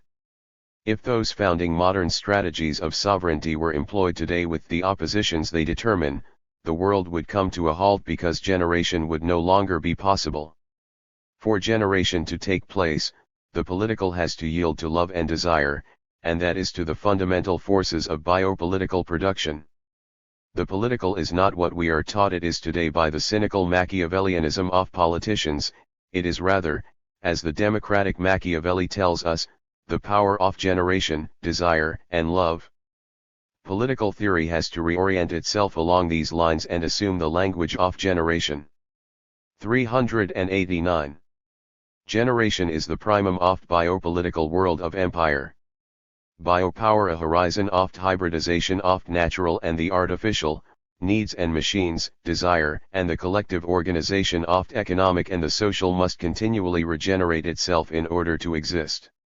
Generation is there, before all else, as basis and motor of production and reproduction. The generative connection gives meaning to communication, and any model of everyday, philosophical, or political communication that does not respond to this primacy is false. The social and political relationships of empire register this phase of development of production and interpret the generative and productive biosphere. We have thus reached a limit of virtuality of real subsumption of productive society under capital, but precisely on this limit the possibility of generation and the collective force of desire are revealed in all their power. Corruption. Opposed to generation stands corruption. Far from being the necessary complement of generation, as the various Platonic currents of philosophy would like, corruption is merely its simple negation. 20 Corruption breaks the chain of desire and interrupts its extension across the biopolitical horizon of production. It constructs black holes and ontological vacuums in the life of the multitude that not even the most perverse political science manages to camouflage. Corruption, contrary to desire, is not an ontological motor but simply the lack of ontological foundation of biopolitical practices of being. In empire, corruption is everywhere. It is the cornerstone and keystone of domination. It resides in different forms in the supreme government of empire and its vassal administrations, the most refined and the most rotten administrative police forces, the lobbies of ruling classes, the mafias of frizzing social groups, the churches and sects, the perpetrators and persecutors of scandal, the great financial conglomerates, and everyday economic transactions. Through corruption, imperial power extends a smokescreen across the world, and command over the multitude is exercised in this putrid cloud, in the absence of light and truth. 390. It is no mystery how we recognize corruption and how we identify the powerful emptiness of the mist of indifference that imperial power extends across the world. In fact, the ability to recognize corruption is, to use a phrase of Descartes's, la faculté la mieux partagée du monde, the most widely shared faculty in the world. Corruption is easily perceived because it appears immediately as a form of violence, as an insult. And indeed it is an insult. Corruption is in fact the sign of impossibility of linking power to value, and its denunciation is thus a direct intuition of lack of being. Corruption is what separates a body and a mind from what they can do. Since knowledge and existence in the biopolitical world always consist in a production of value, this lack of being appears as a wound, a death wish of Socius, a stripping away of being from the world. The forms in which corruption appears are so numerous that trying to list them is like pouring the sea into a teacup. Let us try nonetheless to give a few examples, even though they can in no way serve to represent the whole. In the first place, there is corruption as individual choice that is opposed to and violates the fundamental community and solidarity defined by biopolitical production. This small, everyday violence of power is a mafia-style corruption. In the second place, there is corruption of productive order, or really exploitation. This includes the fact that the values that derive from the collective cooperation of labor are expropriated, and what was in the biopolitical of origine public is privatized. Capitalism is completely implicated in this corruption of privatization. As St. Augustine says, the great reigns are only the enlarged projections of little thieves. Augustine of Hippo, however, so realistic in this pessimistic conception of power, would be struck dumb by today's little thieves of monetary and financial power. Really, when capitalism loses its relationship to value, both as the measure of individual exploitation and as a norm of collective progress, it appears immediately as corruption. The increasingly abstract sequence of its functioning, from the accumulation of surplus value to monetary and financial speculation, is shown to be a powerful march toward 391. Generalized corruption. If capitalism is by definition a system of corruption, held together nonetheless as in Mandeville's fable by its cooperative cleverness and redeemed according to all its ideologies on right and left by its progressive function, then when measure is dissolved and the progressive telos breaks down, nothing essential remains of capitalism but corruption. In the third place, corruption appears in the functioning of ideology, or rather in the perversion of senses of linguistic communication. Here corruption touches on the biopolitical realm, attacking its productive nodes and obstructing its generative processes. This attack is demonstrated, in the fourth place, when in the practices of imperial government the threat of terror becomes a weapon to resolve limited or regional conflicts and an apparatus for imperial development. Imperial command, in this case, is disguised and can alternately appear as corruption or destruction, almost as if to reveal the profound call that the former makes for the latter and the latter for the former. The two dance together over the abyss, over the imperial lack of being. Such examples of corruption could be multiplied ad infinitum, but at the base of all these forms of corruption there is an operation of ontological nullification that is defined and exercised as the destruction of singular essence of multitude. The multitude must be unified or segmented into different unities. This is how the multitude has to be corrupted. This is why the ancient and modern concepts of corruption cannot be translated directly into the postmodern concept. Whereas in ancient and modern times corruption was defined in relation to the schemas and or relations of value and demonstrated as a falsification of them in such a way that it could at times play a role in the change among the forms of government and the restoration of values, today, in contrast, corruption cannot play a role in any transformation of the forms of government because corruption itself is the substance and totality of empire. Corruption is the pure exercise of command, without any proportionate or adequate reference to the world of life. It is command directed toward the destruction of singularity of multitude. 392. Through its coercive unification and or cruel segmentation. This is why empire necessarily declines in the very moment of its rise. This negative figure of command over productive biopower is even more paradoxical when viewed from the perspective of corporeality. Biopolitical generation directly transforms the bodies of multitude. These are, as we have seen, bodies enriched with intellectual and cooperative power, and bodies that are already hybrid. What generation offers us in postmodernity are thus bodies beyond measure. In this context, corruption appears simply as disease, frustration, and mutilation. This is how power has always acted against enriched bodies. Corruption also appears as psychosis, opiates, anguish, and boredom, but this too has always happened throughout modernity and disciplinary societies. The specificity of corruption today is instead the rupture of community of singular bodies and the impediment to its action, a rupture of productive biopolitical community and an impediment to its life. Here we are thus faced with a paradox. Empire recognizes and profits from the fact that in cooperation bodies produce more and in community bodies enjoy more, but it has to obstruct and control this cooperative autonomy so as not to be destroyed by it.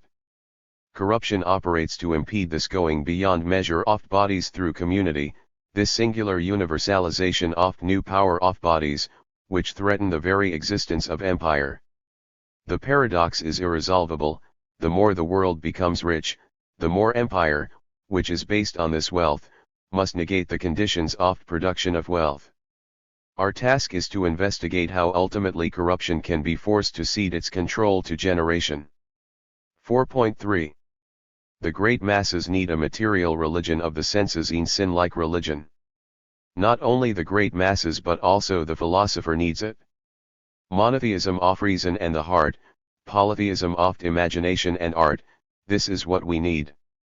We must have a new mythology, but this mythology must be at the service of ideas. It must be a mythology of reason.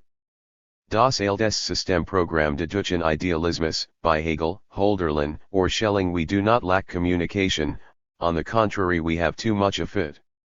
We lack creation. We lack resistance to the present. Gilles Deleuze and Félix Guattari. Imperial power can no longer resolve the conflict of social forces through mediatory schemata that displace the terms of conflict. The social conflicts that constitute the political confront one another directly, without mediations of any sort. This is the essential novelty of the imperial situation. Empire creates a greater potential for revolution than did the modern regimes of power because it presents us, alongside the machine of command, with an alternative, the set of all the exploited and the subjugated, a multitude that is directly opposed to empire, with no mediation between them.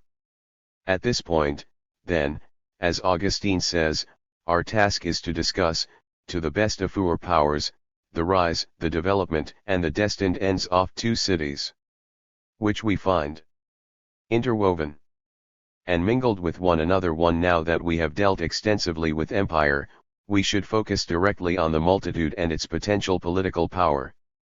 394. The two cities. We need to investigate specifically how the multitude can become a political subject in the context of empire. We can certainly recognize the existence of multitude from the standpoint of constitution of empire, but from that perspective the multitude might appear to be generated and sustained by imperial command. In the new postmodern empire there is no emperor Caracalla who grants citizenship to all his subjects and thereby forms the multitude as a political subject.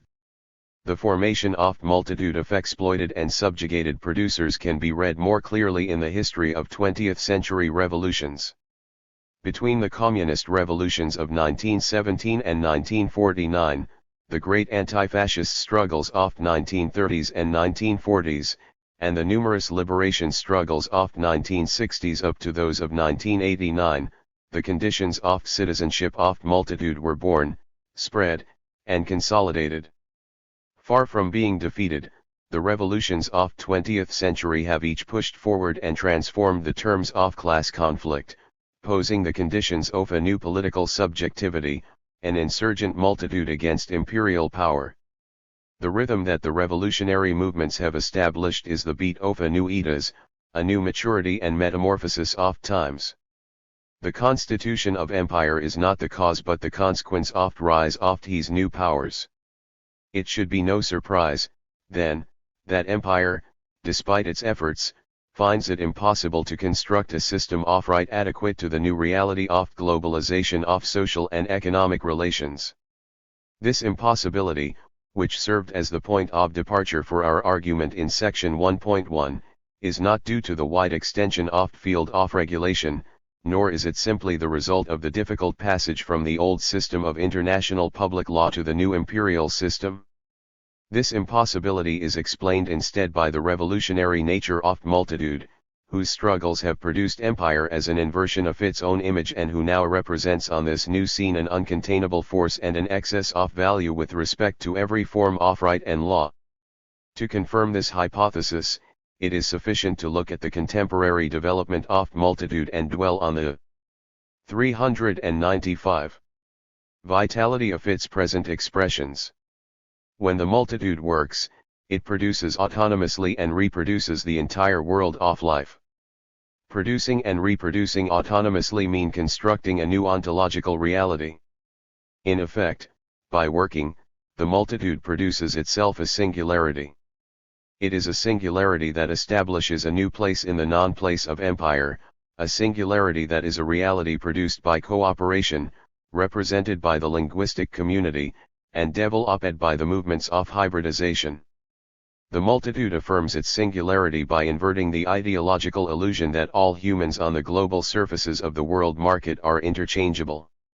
Standing the ideology of market on its feet, the multitude promotes through its labor the biopolitical singularizations of groups and sets of humanity, across each and every node of global interchange. Class struggles and revolutionary processes of past undermine the political powers of nations and peoples. The revolutionary preamble that has been written from the 19th to the 20th centuries has prepared the new subjective configuration of labor that comes to be realized today. Cooperation and communication throughout the spheres of biopolitical production define a new productive singularity. The multitude is not formed simply by throwing together and mixing nations and peoples indifferently, it is the singular power of a new city. One might object at this point, with good reason, that all this is still not enough to establish the multitude as a properly political subject, nor even less as a subject with the potential to control its own destiny. This objection, however, does not present an insuperable obstacle, because the revolutionary past, and the contemporary cooperative productive capacities through which the anthropological characteristics of multitude are continually transcribed and reformulated, cannot help revealing a telos, a material affirmation of liberation. In the ancient world, Plotinus faced something like this situation. Let us flee then to the beloved fatherland, this is the soundest counsel. The fatherland to us is there whence we have. 396. Come, and there is the Father. What then is our course, what the manner of our flight? This is not a journey for the feet bring us only from land to land, nor need you think of a coach or ship to carry you away. All this order of things you must set aside and refuse to see, you must close the eyes and call instead upon another vision which is to be waked within you, a vision, the birthright ophal, which few turn to use. Point 2. This is how ancient mysticism expressed the new telos. The multitude today, however, resides on the imperial surfaces where there is no God the Father and no transcendence. Instead there is our imminent labor. The teleology of multitude is theurgical, it consists in the possibility of directing technologies and production toward its own joy and its own increase of power. The multitude has no reason to look outside its own history and its own present productive power for the means necessary to lead toward its constitution as a political subject. A material mythology of reason thus begins to be formed, and it is constructed in the languages, technologies, and all the means that constitute the world of life. It is a material religion of senses that separates the multitude from every residue of sovereign power and from every long arm of empire. The mythology of reason is the symbolic and imaginative articulation that allows the ontology of multitude to express itself as activity and consciousness. The mythology of languages of multitude interprets the telos of an earthly city, torn away by the power of its own destiny from any belonging or subjection to a city of God, which has lost all honor and legitimacy. To the metaphysical and transcendent mediations, to the violence and corruption are thus opposed the absolute constitution of labor and cooperation, the earthly city of multitude. Endless paths, the right to global citizenship. The constitution of multitude appears first as a spatial movement that constitutes the multitude in limitless place. The mobility of 397 commodities, and thus oft had special commodity that is labor power, has been presented by capitalism ever since its birth as the fundamental condition of accumulation. The kinds of movement of individuals, groups, and populations that we find today in empire, however, cannot be completely subjugated to the laws of capitalist accumulation. At every moment they overflow and shatter the bounds of measure. The movements of multitude designate new spaces, and its journeys establish new residences. Autonomous movement is what defines the place proper to the multitude. Increasingly less will passports or legal documents be able to regulate our movements across borders. A new geography is established by the multitude as the productive flows of bodies define new rivers and ports. The cities of earth will become at once great deposits of cooperating humanity and locomotives for circulation, temporary residences, and networks of mass distribution of living humanity. Through circulation the multitude reappropriates space and constitutes itself as an active subject. When we look closer at how this constitutive process of subjectivity operates, we can see that the new spaces are described by unusual topologies, by subterranean and uncontainable rhizomes, by geographical mythologies that mark the new paths of destiny. These movements often cost terrible suffering, but there is also in them a desire of liberation that is not satiated except by reappropriating new spaces, around which are constructed new freedoms. Everywhere these movements arrive, and all along their paths they determine new forms of life and cooperation. Everywhere they create that wealth that parasitic postmodern capitalism would otherwise not know how to suck out of blood of proletariat, because increasingly today production takes place in movement and cooperation, in exodus and community. Is it possible to imagine U.S. agriculture and service industries without Mexican migrant labor, or Arab oil without Palestinians and Pakistanis? Moreover, where would the great innovative sectors of immaterial production, from design to fashion, and from electron ICS to science in Europe, the United States, and Asia, be without the illegal labor of great masses, mobilized toward the radiant. 398. Horizons of capitalist wealth and freedom. Mass migrations have become necessary for production. Every path is forged, mapped, and traveled. It seems that the more intensely each is traveled and the more suffering is deposited there, the more each path becomes productive. These paths are what brings the earthly city out of the cloud and confusion that empire casts over it. This is how the multitude gains the power to affirm its autonomy, traveling and expressing itself through an apparatus of widespread, transversal territorial reappropriation. Recognizing the potential autonomy of mobile multitude, however, only points toward the real question. What we need to grasp is how the multitude is organized and redefined as a positive, political power. Up to this point we have been able to describe the potential existence of these political power in merely formal terms. It would be a mistake to stop here, without going on to investigate the mature forms of the consciousness and political organization of multitude, without recognizing how much is already powerful in these territorial movements of the labor power of empire. How can we recognize, and reveal, a constituent political tendency within and beyond the spontaneity of multitudes' movements? This question can be approached initially from the other side by considering the policies of empire that repress these movements. Empire does not really know how to control these paths and can only try to criminalize those who travel them, even when the movements are required for capitalist production itself. The migration lines of biblical proportions that go from South to North America are obstinately called by the new drug czars the cocaine trail, or rather, the articulations of exodus from North Africa and Sub-Saharan Africa are treated by European leaders as paths of terrorism, or rather still, the populations forced to flee across the Indian Ocean are reduced to slavery in Arabia Felix, and the list goes on. And yet the flows of population continue. Empire must restrict and isolate the spatial movements of multitude to stop them from gaining political legitimacy. It is extremely important. 399.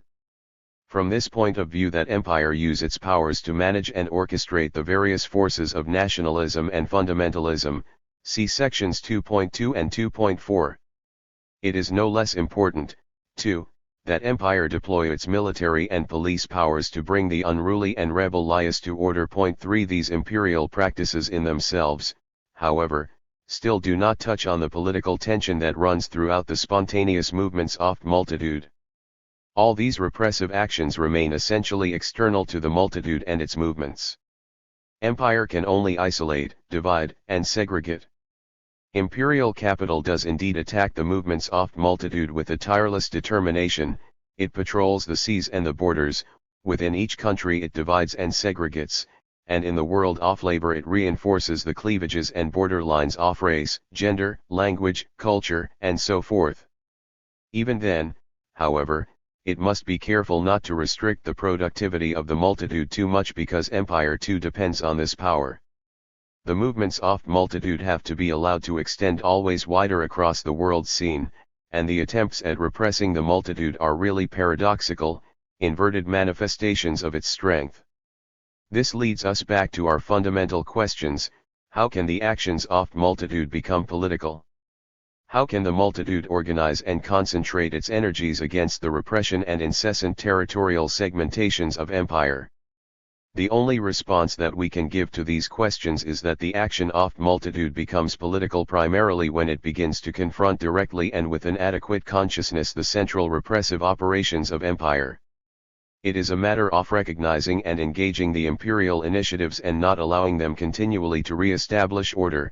It is a matter of crossing and breaking down the limits and segmentations that are imposed on the new collective labor power.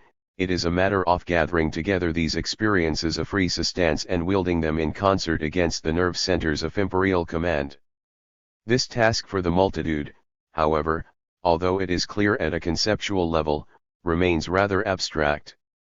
What specific and concrete 400 practices will animate this political project? We cannot say at this point. What we can see nonetheless is a first element of a political program for the global multitude, a first political demand, Global citizenship. During the 1996 demonstrations for the sans-papiers, the undocumented aliens residing in France, the banners demanded papiers pour tout.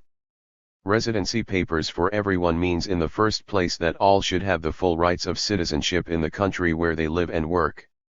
This is not a utopian or unrealistic political demand. The demand is simply that the juridical status of the population be reformed in step with the real economic transformations of recent years. Capital itself has demanded the increased mobility of labor power and continuous migrations across national boundaries. Capitalist production in the more dominant regions, in Europe, the United States, and Japan, but also in Singapore, Saudi Arabia, and elsewhere, is utterly dependent on the influx of workers from the subordinate regions of the world.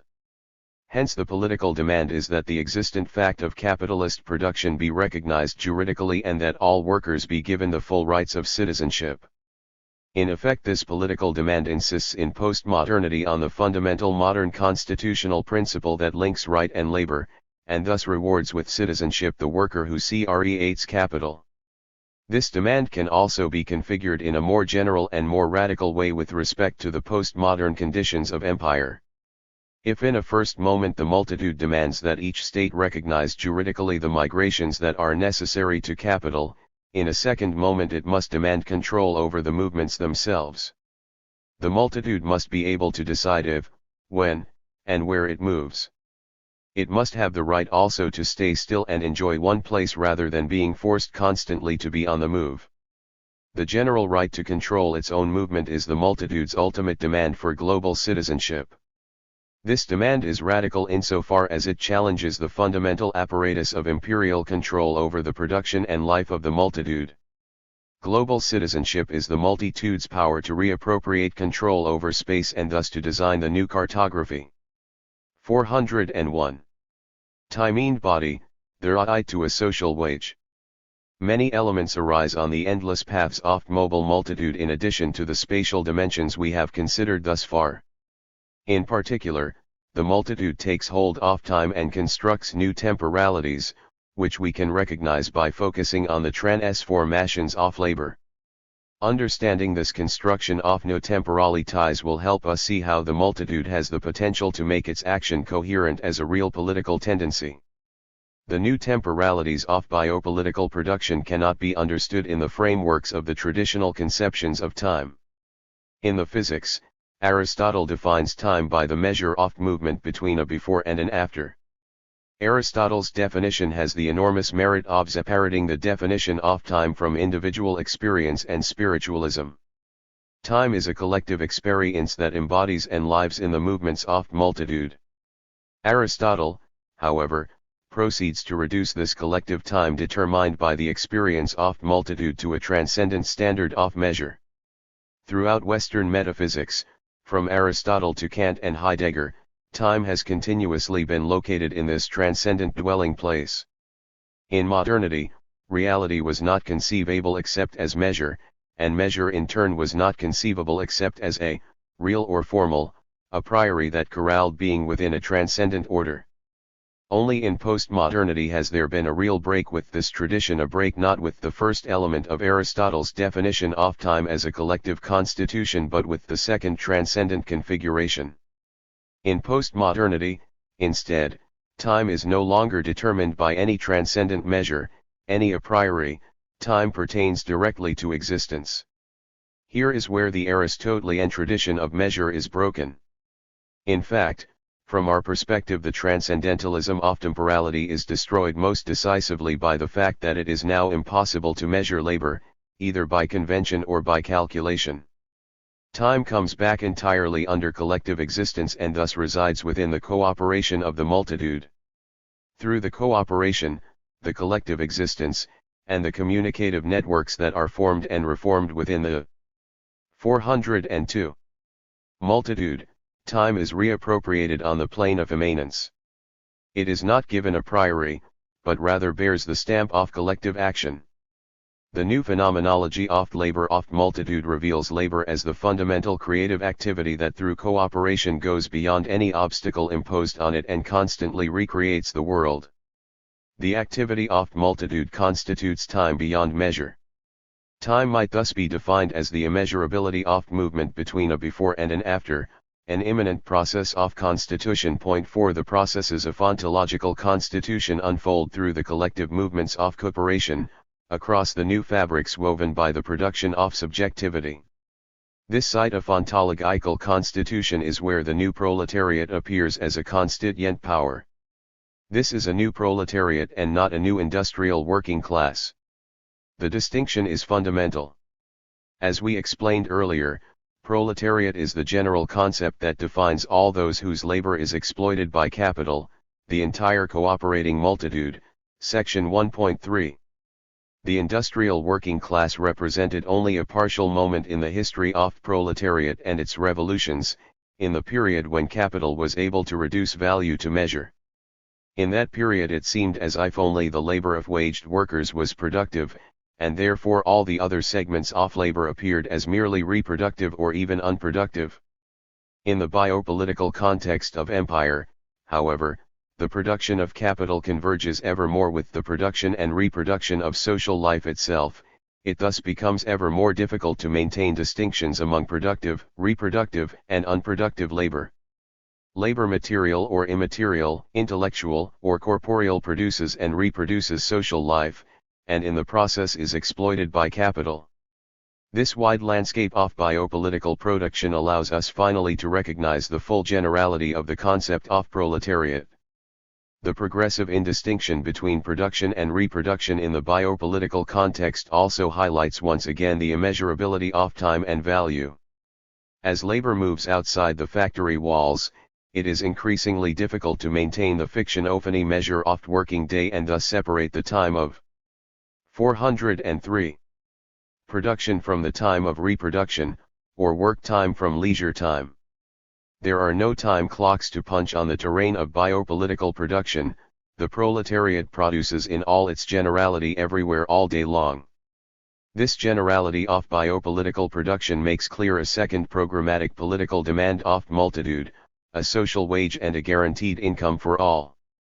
The social wage stands opposed first of all to the family wage, that fundamental weapon of the sexual division of labor by which the wage paid for the productive labor of male worker is conceived also to pay for the unwaged reproductive labor of worker's wife and dependents at home. The family wage keeps family control firmly in the hands of the male wage earner and perpetuates a false conception of what labor is productive and what is not. As the distinction between production and reproductive labor fades, so too fades the legitimation of the family wage. The social wage extends well beyond the family to the entire multitude, even those who are unemployed, because the entire multitude produces, and its production is necessary from the standpoint of total social capital. In the passage to postmodernity and biopolitical production, labor power has become increasingly collective and social. It is not even possible to support the old slogan equal pay for equal work when labor cannot be individualized and measured. The demand for a social wage extends to the entire population. The demand that all activity necessary for the production of capital be recognized with an equal compensation such that a social wage is really a guaranteed income. Once citizenship is extended to all, we could call this guaranteed income a citizenship income, due each as a member of society.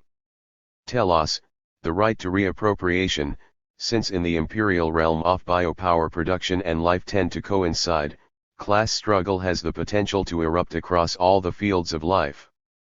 The problem we have to confront now is how concrete instances of class struggle can actually arise, and moreover how they can form a coherent program of struggle, a constituent power. 404. Adequate to the destruction of enemy and the construction of a new society. The question is really how the body of multitude can configure itself as a telos. The first aspect of telos of multitude has to do with the senses of language and communication.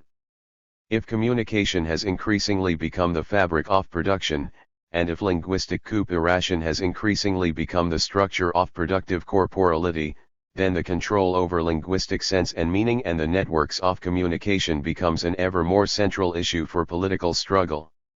Jurgen Habermas seems to have understood this fact, but he grants the liberated functions of language and communication only to individual and isolated segments of society. 5 The passage to postmodernity and empire prohibits any such compartmentalization of life world and immediately presents communication, production, and life as one complex whole, an open site of conflict. The theorists and practitioners of science have long engaged these sites of controversy, but today all of labor power, be it material or immaterial, intellectual or manual, is engaged in struggles over the senses of language and against capital's colonization of communicative sociality. All the elements of corruption and exploitation are imposed on us by the linguistic and communicative regimes of production. Destroying them in words is as urgent as doing so in deeds. This is not really a matter of ideology critique if by ideology we still understand a realm of ideas and language that is superstructural, external to production.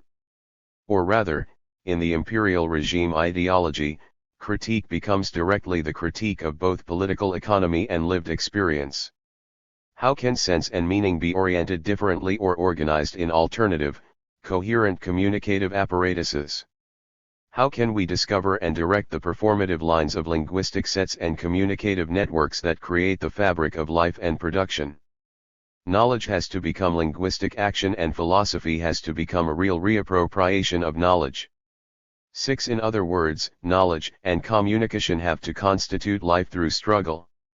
A first aspect of the telos is posed when the apparatuses that link communication to modes of life are developed through the struggle of multitude.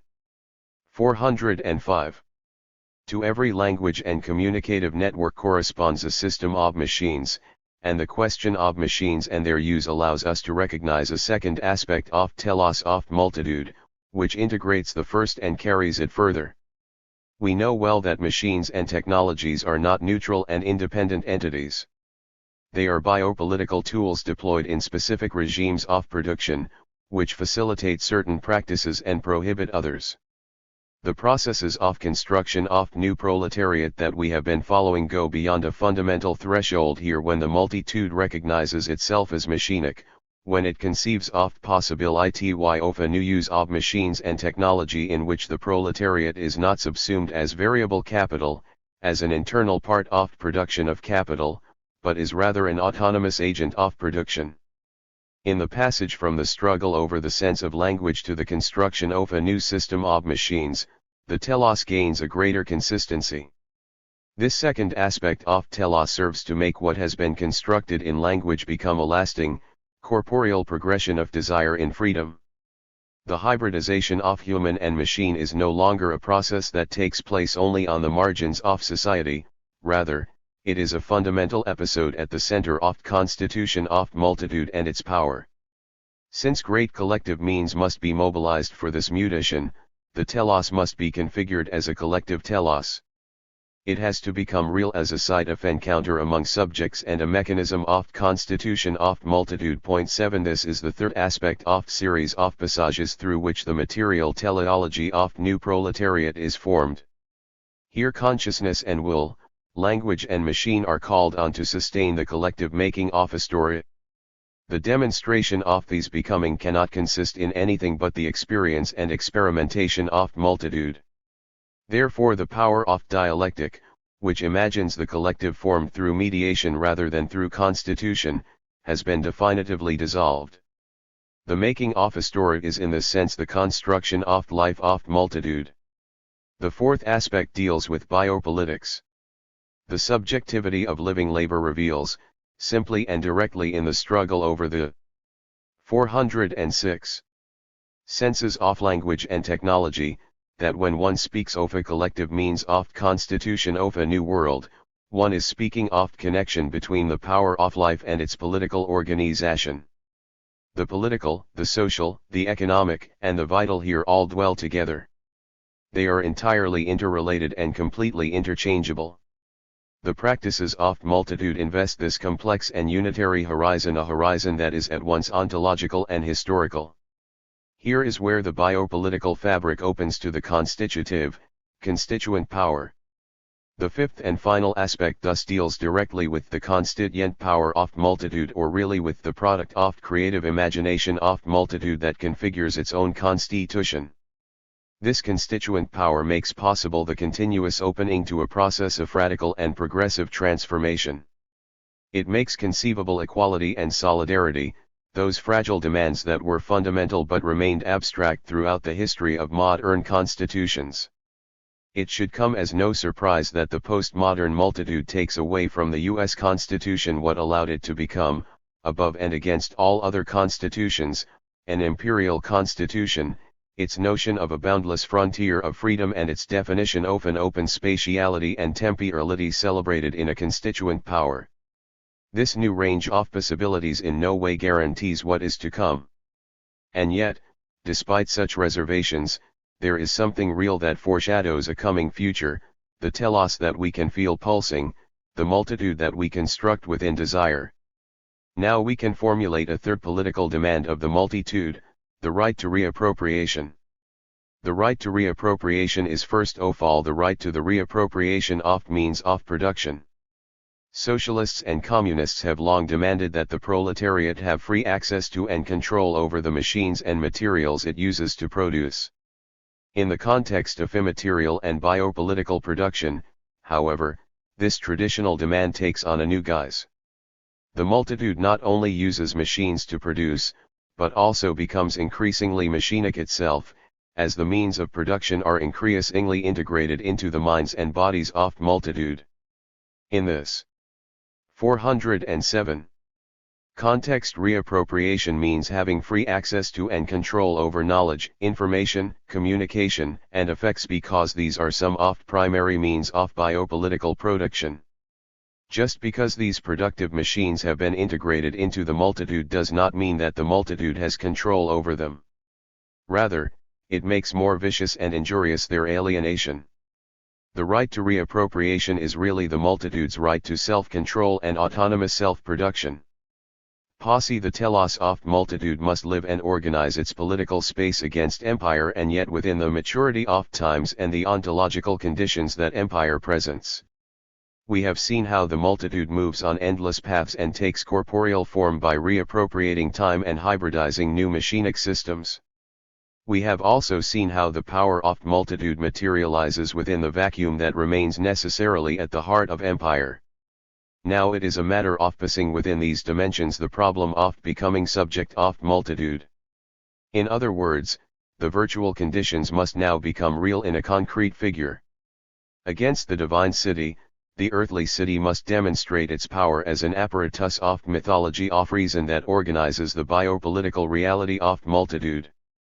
The name that we want to use to refer to the multitude in its political autonomy and its productive activity is the Latin term posse, power as a verb, as activity.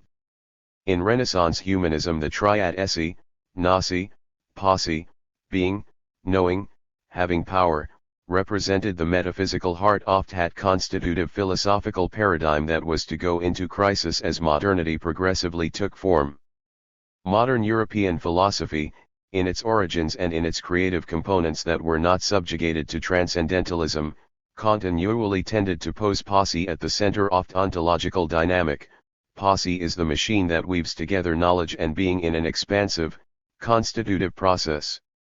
When the Renaissance matured and reached the point of conflict with the forces of counter-revolution, 408, the humanistic posse became a force and symbol of resistance.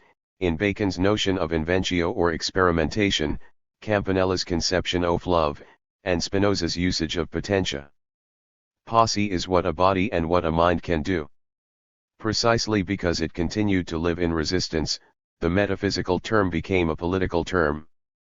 Posse refers to the power of the multitude and its telos, an embodied power of knowledge and being, always open to the possible. Contemporary U.S. rap groups have rediscovered the term posse as a noun to mark the force that musically and literarily defines the group, the singular difference of the postmodern multitude. Of course, the proximate reference for the rappers is probably the posse comitatus of Wild West lore, the rough group of armed men who were constantly prepared to be authorized by the sheriff to hunt down outlaws. This American fantasy of vigilantes and outlaws, however, does not interest us very much. It is more interesting to trace back a deeper, hidden etymology of term.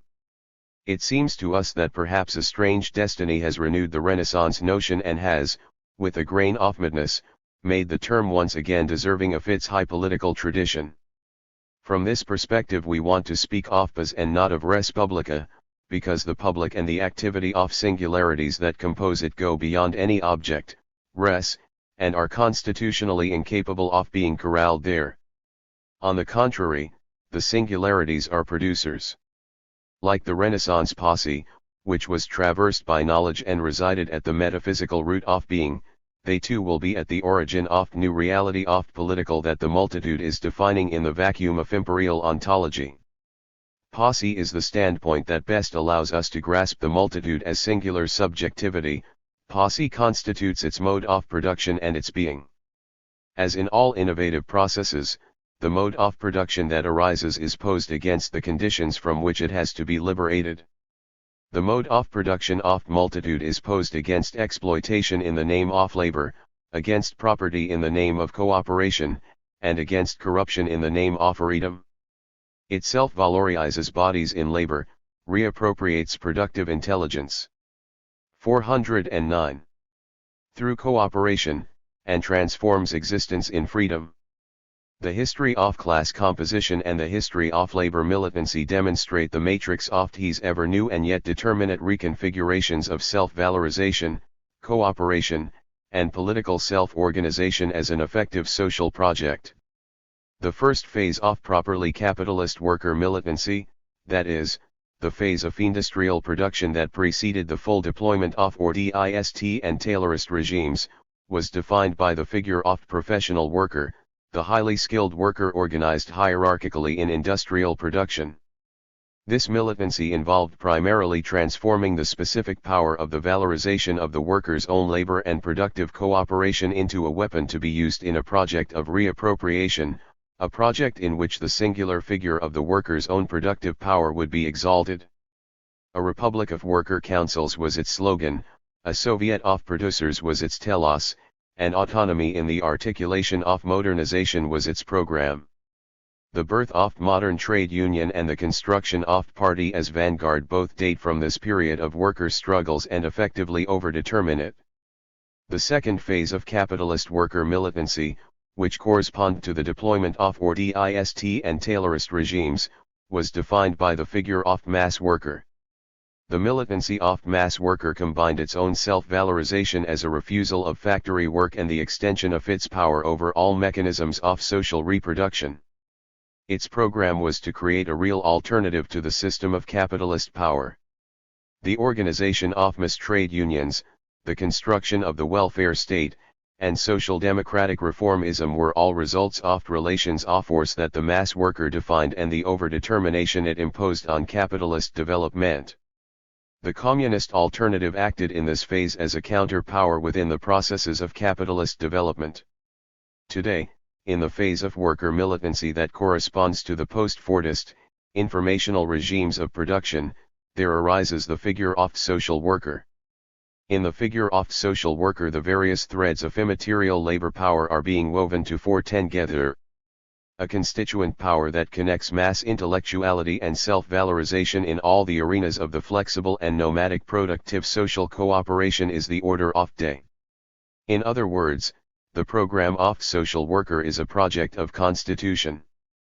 In today's productive matrix, the constituent power of labor can be expressed as self-valorization of the human, the equal right of citizenship for all over the entire sphere of world market, as cooperation, the right to communicate, construct languages, and control communications networks, and as political power, or really as the constitution of a society in which the basis of power is defined by the expression of needs of all.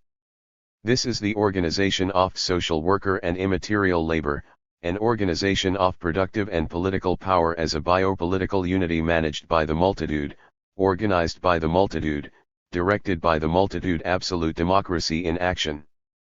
The posse produces the chromosomes of its future organization. Bodies are on the front lines in this battle, bodies that consolidate in an irreversible way the results of past struggles and incorporate a power that has been gained ontologically. Exploitation must be not only negated from the perspective of practice but also annulled in its premises, at its basis, stripped from the genesis of reality. Exploitation must be excluded from the bodies of immaterial labor power just as it must be from the social knowledges and affects of reproduction, generation, love, the continuity of kinship and community relationships, and so forth, that bring value and effect together in the same power. The constitution of new bodies, outside of exploitation, is a fundamental basis of new mode of production. The mode of production of multitude reappropriates wealth from capital and also constructs a new wealth, articulated with the powers of science and social knowledge through cooperation. Cooperation annuls the title of property. In modernity, private property was often legitimate by labor, but this equation, if it ever really made sense, today tends to be completely destroyed. Private property of means of production today, in the era of hegemony of cooperative and immaterial labor, is only a putrid and tyranny. 411. Cal-obsolescence. The tools of production tend to be recomposed in collective subjectivity and in the collective intelligence and effect of workers. Entrepreneurship tends to be organized by the cooperation of subjects in general intellect. The organization of multitude as political subject, as posse, thus begins to appear on the world scene. The multitude is biopolitical self-organization. Certainly, there must be a moment when reappropriation and self-organization reach a threshold and configure a real event. This is when the political is really affirmed, when the genesis is complete and self-valorization, the cooperative convergence of subjects, and the proletarian management of production become a constituent power. This is the point when the modern republic ceases to exist and the postmodern posse arises. This is the founding moment of an earthly city that is strong and distinct from any divine city. The capacity to construct places, temporalities, migrations, and new bodies already affirms its hegemony through the actions of the multitude against empire. Imperial corruption is already undermined by the productivity of bodies, by cooperation, and by the multitude's designs of productivity.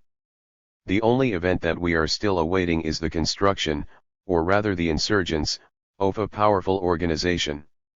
The genetic chain is formed and established in ontology, the scaffolding is continuously constructed and renewed by the new cooperative productivity, and thus we await only the maturation of political development of posse. We do not have any models to offer for this event. Only the multitude through its practical experimentation will offer the models and determine when and how the possible becomes real. A militant in the postmodern era, as the figure of the people dissolves, the militant is the one who best expresses the life of the multitude, the agent of biopolitical production and resistance against empire. When we speak of the militant, we are not thinking of anything like the sad, ascetic agent of the Third International whose soul was deeply permeated by Soviet state reason, the same way the will of the Pope was embedded in the hearts of the Knights 412 of the Society of Jesus. We are thinking of nothing like that and of no one who acts on the basis of duty and discipline, who pretends his or her actions are deduced from an ideal plan. We are referring, on the contrary, to something more like the communist and liberatory combatants of the 20th century revolutions, the intellectuals who were persecuted and exiled in the course of anti-fascist struggles, the Republicans of the Spanish Civil War and the European resistance movements, and the freedom fighters of all the anti-colonial and anti-imperialist wars. A prototypical example of this revolutionary figure is the militant agitator of the industrial workers of the world. The wobbly constructed associations among working people from below, through continuous agitation, and while organizing them gave rise to utopian thought and revolutionary knowledge. The militant was the fundamental actor of the long march of the emancipation of labor from the 19th to the 20th centuries, the creative singularity of that gigantic collective movement that was working-class struggle. Across this long period, the activity of the militant consisted, first of all, in practices of resistance in the factory and in society against capitalist exploitation. It consisted also, through and beyond resistance, in the collective construction and exercise of a counterpower capable of destructuring the power of capitalism and opposing it with an alternative program of government. In opposition to the cynicism of the bourgeoisie, to monetary alienation, to the expropriation of life, to the exploitation of labor, to the colonization of the affects, and so on, the militant organized the struggle. Insurrection was the proud emblem of the militant. This militant was repeatedly martyred in the tragic history of communist struggles. Sometimes, but not often, the normal structures of the right state were sufficient for the repressive tasks required to destroy the counterpower. When they were not sufficient, however, the fascists and the white guards of state terror, or rather the black mafias in the service of democratic capitalisms, were invited to lend a hand to reinforce the legal repressive structures. Today, after so many capitalist victories, after socialist hopes have withered in disillusionment, and after capitalist violence against labor has been solidified under the name of ultraliberalism, why is it that instances of militancy still arise, why have resistances deepened, and why does struggle continually re-emerge with new vigor? We should say right away that this 413.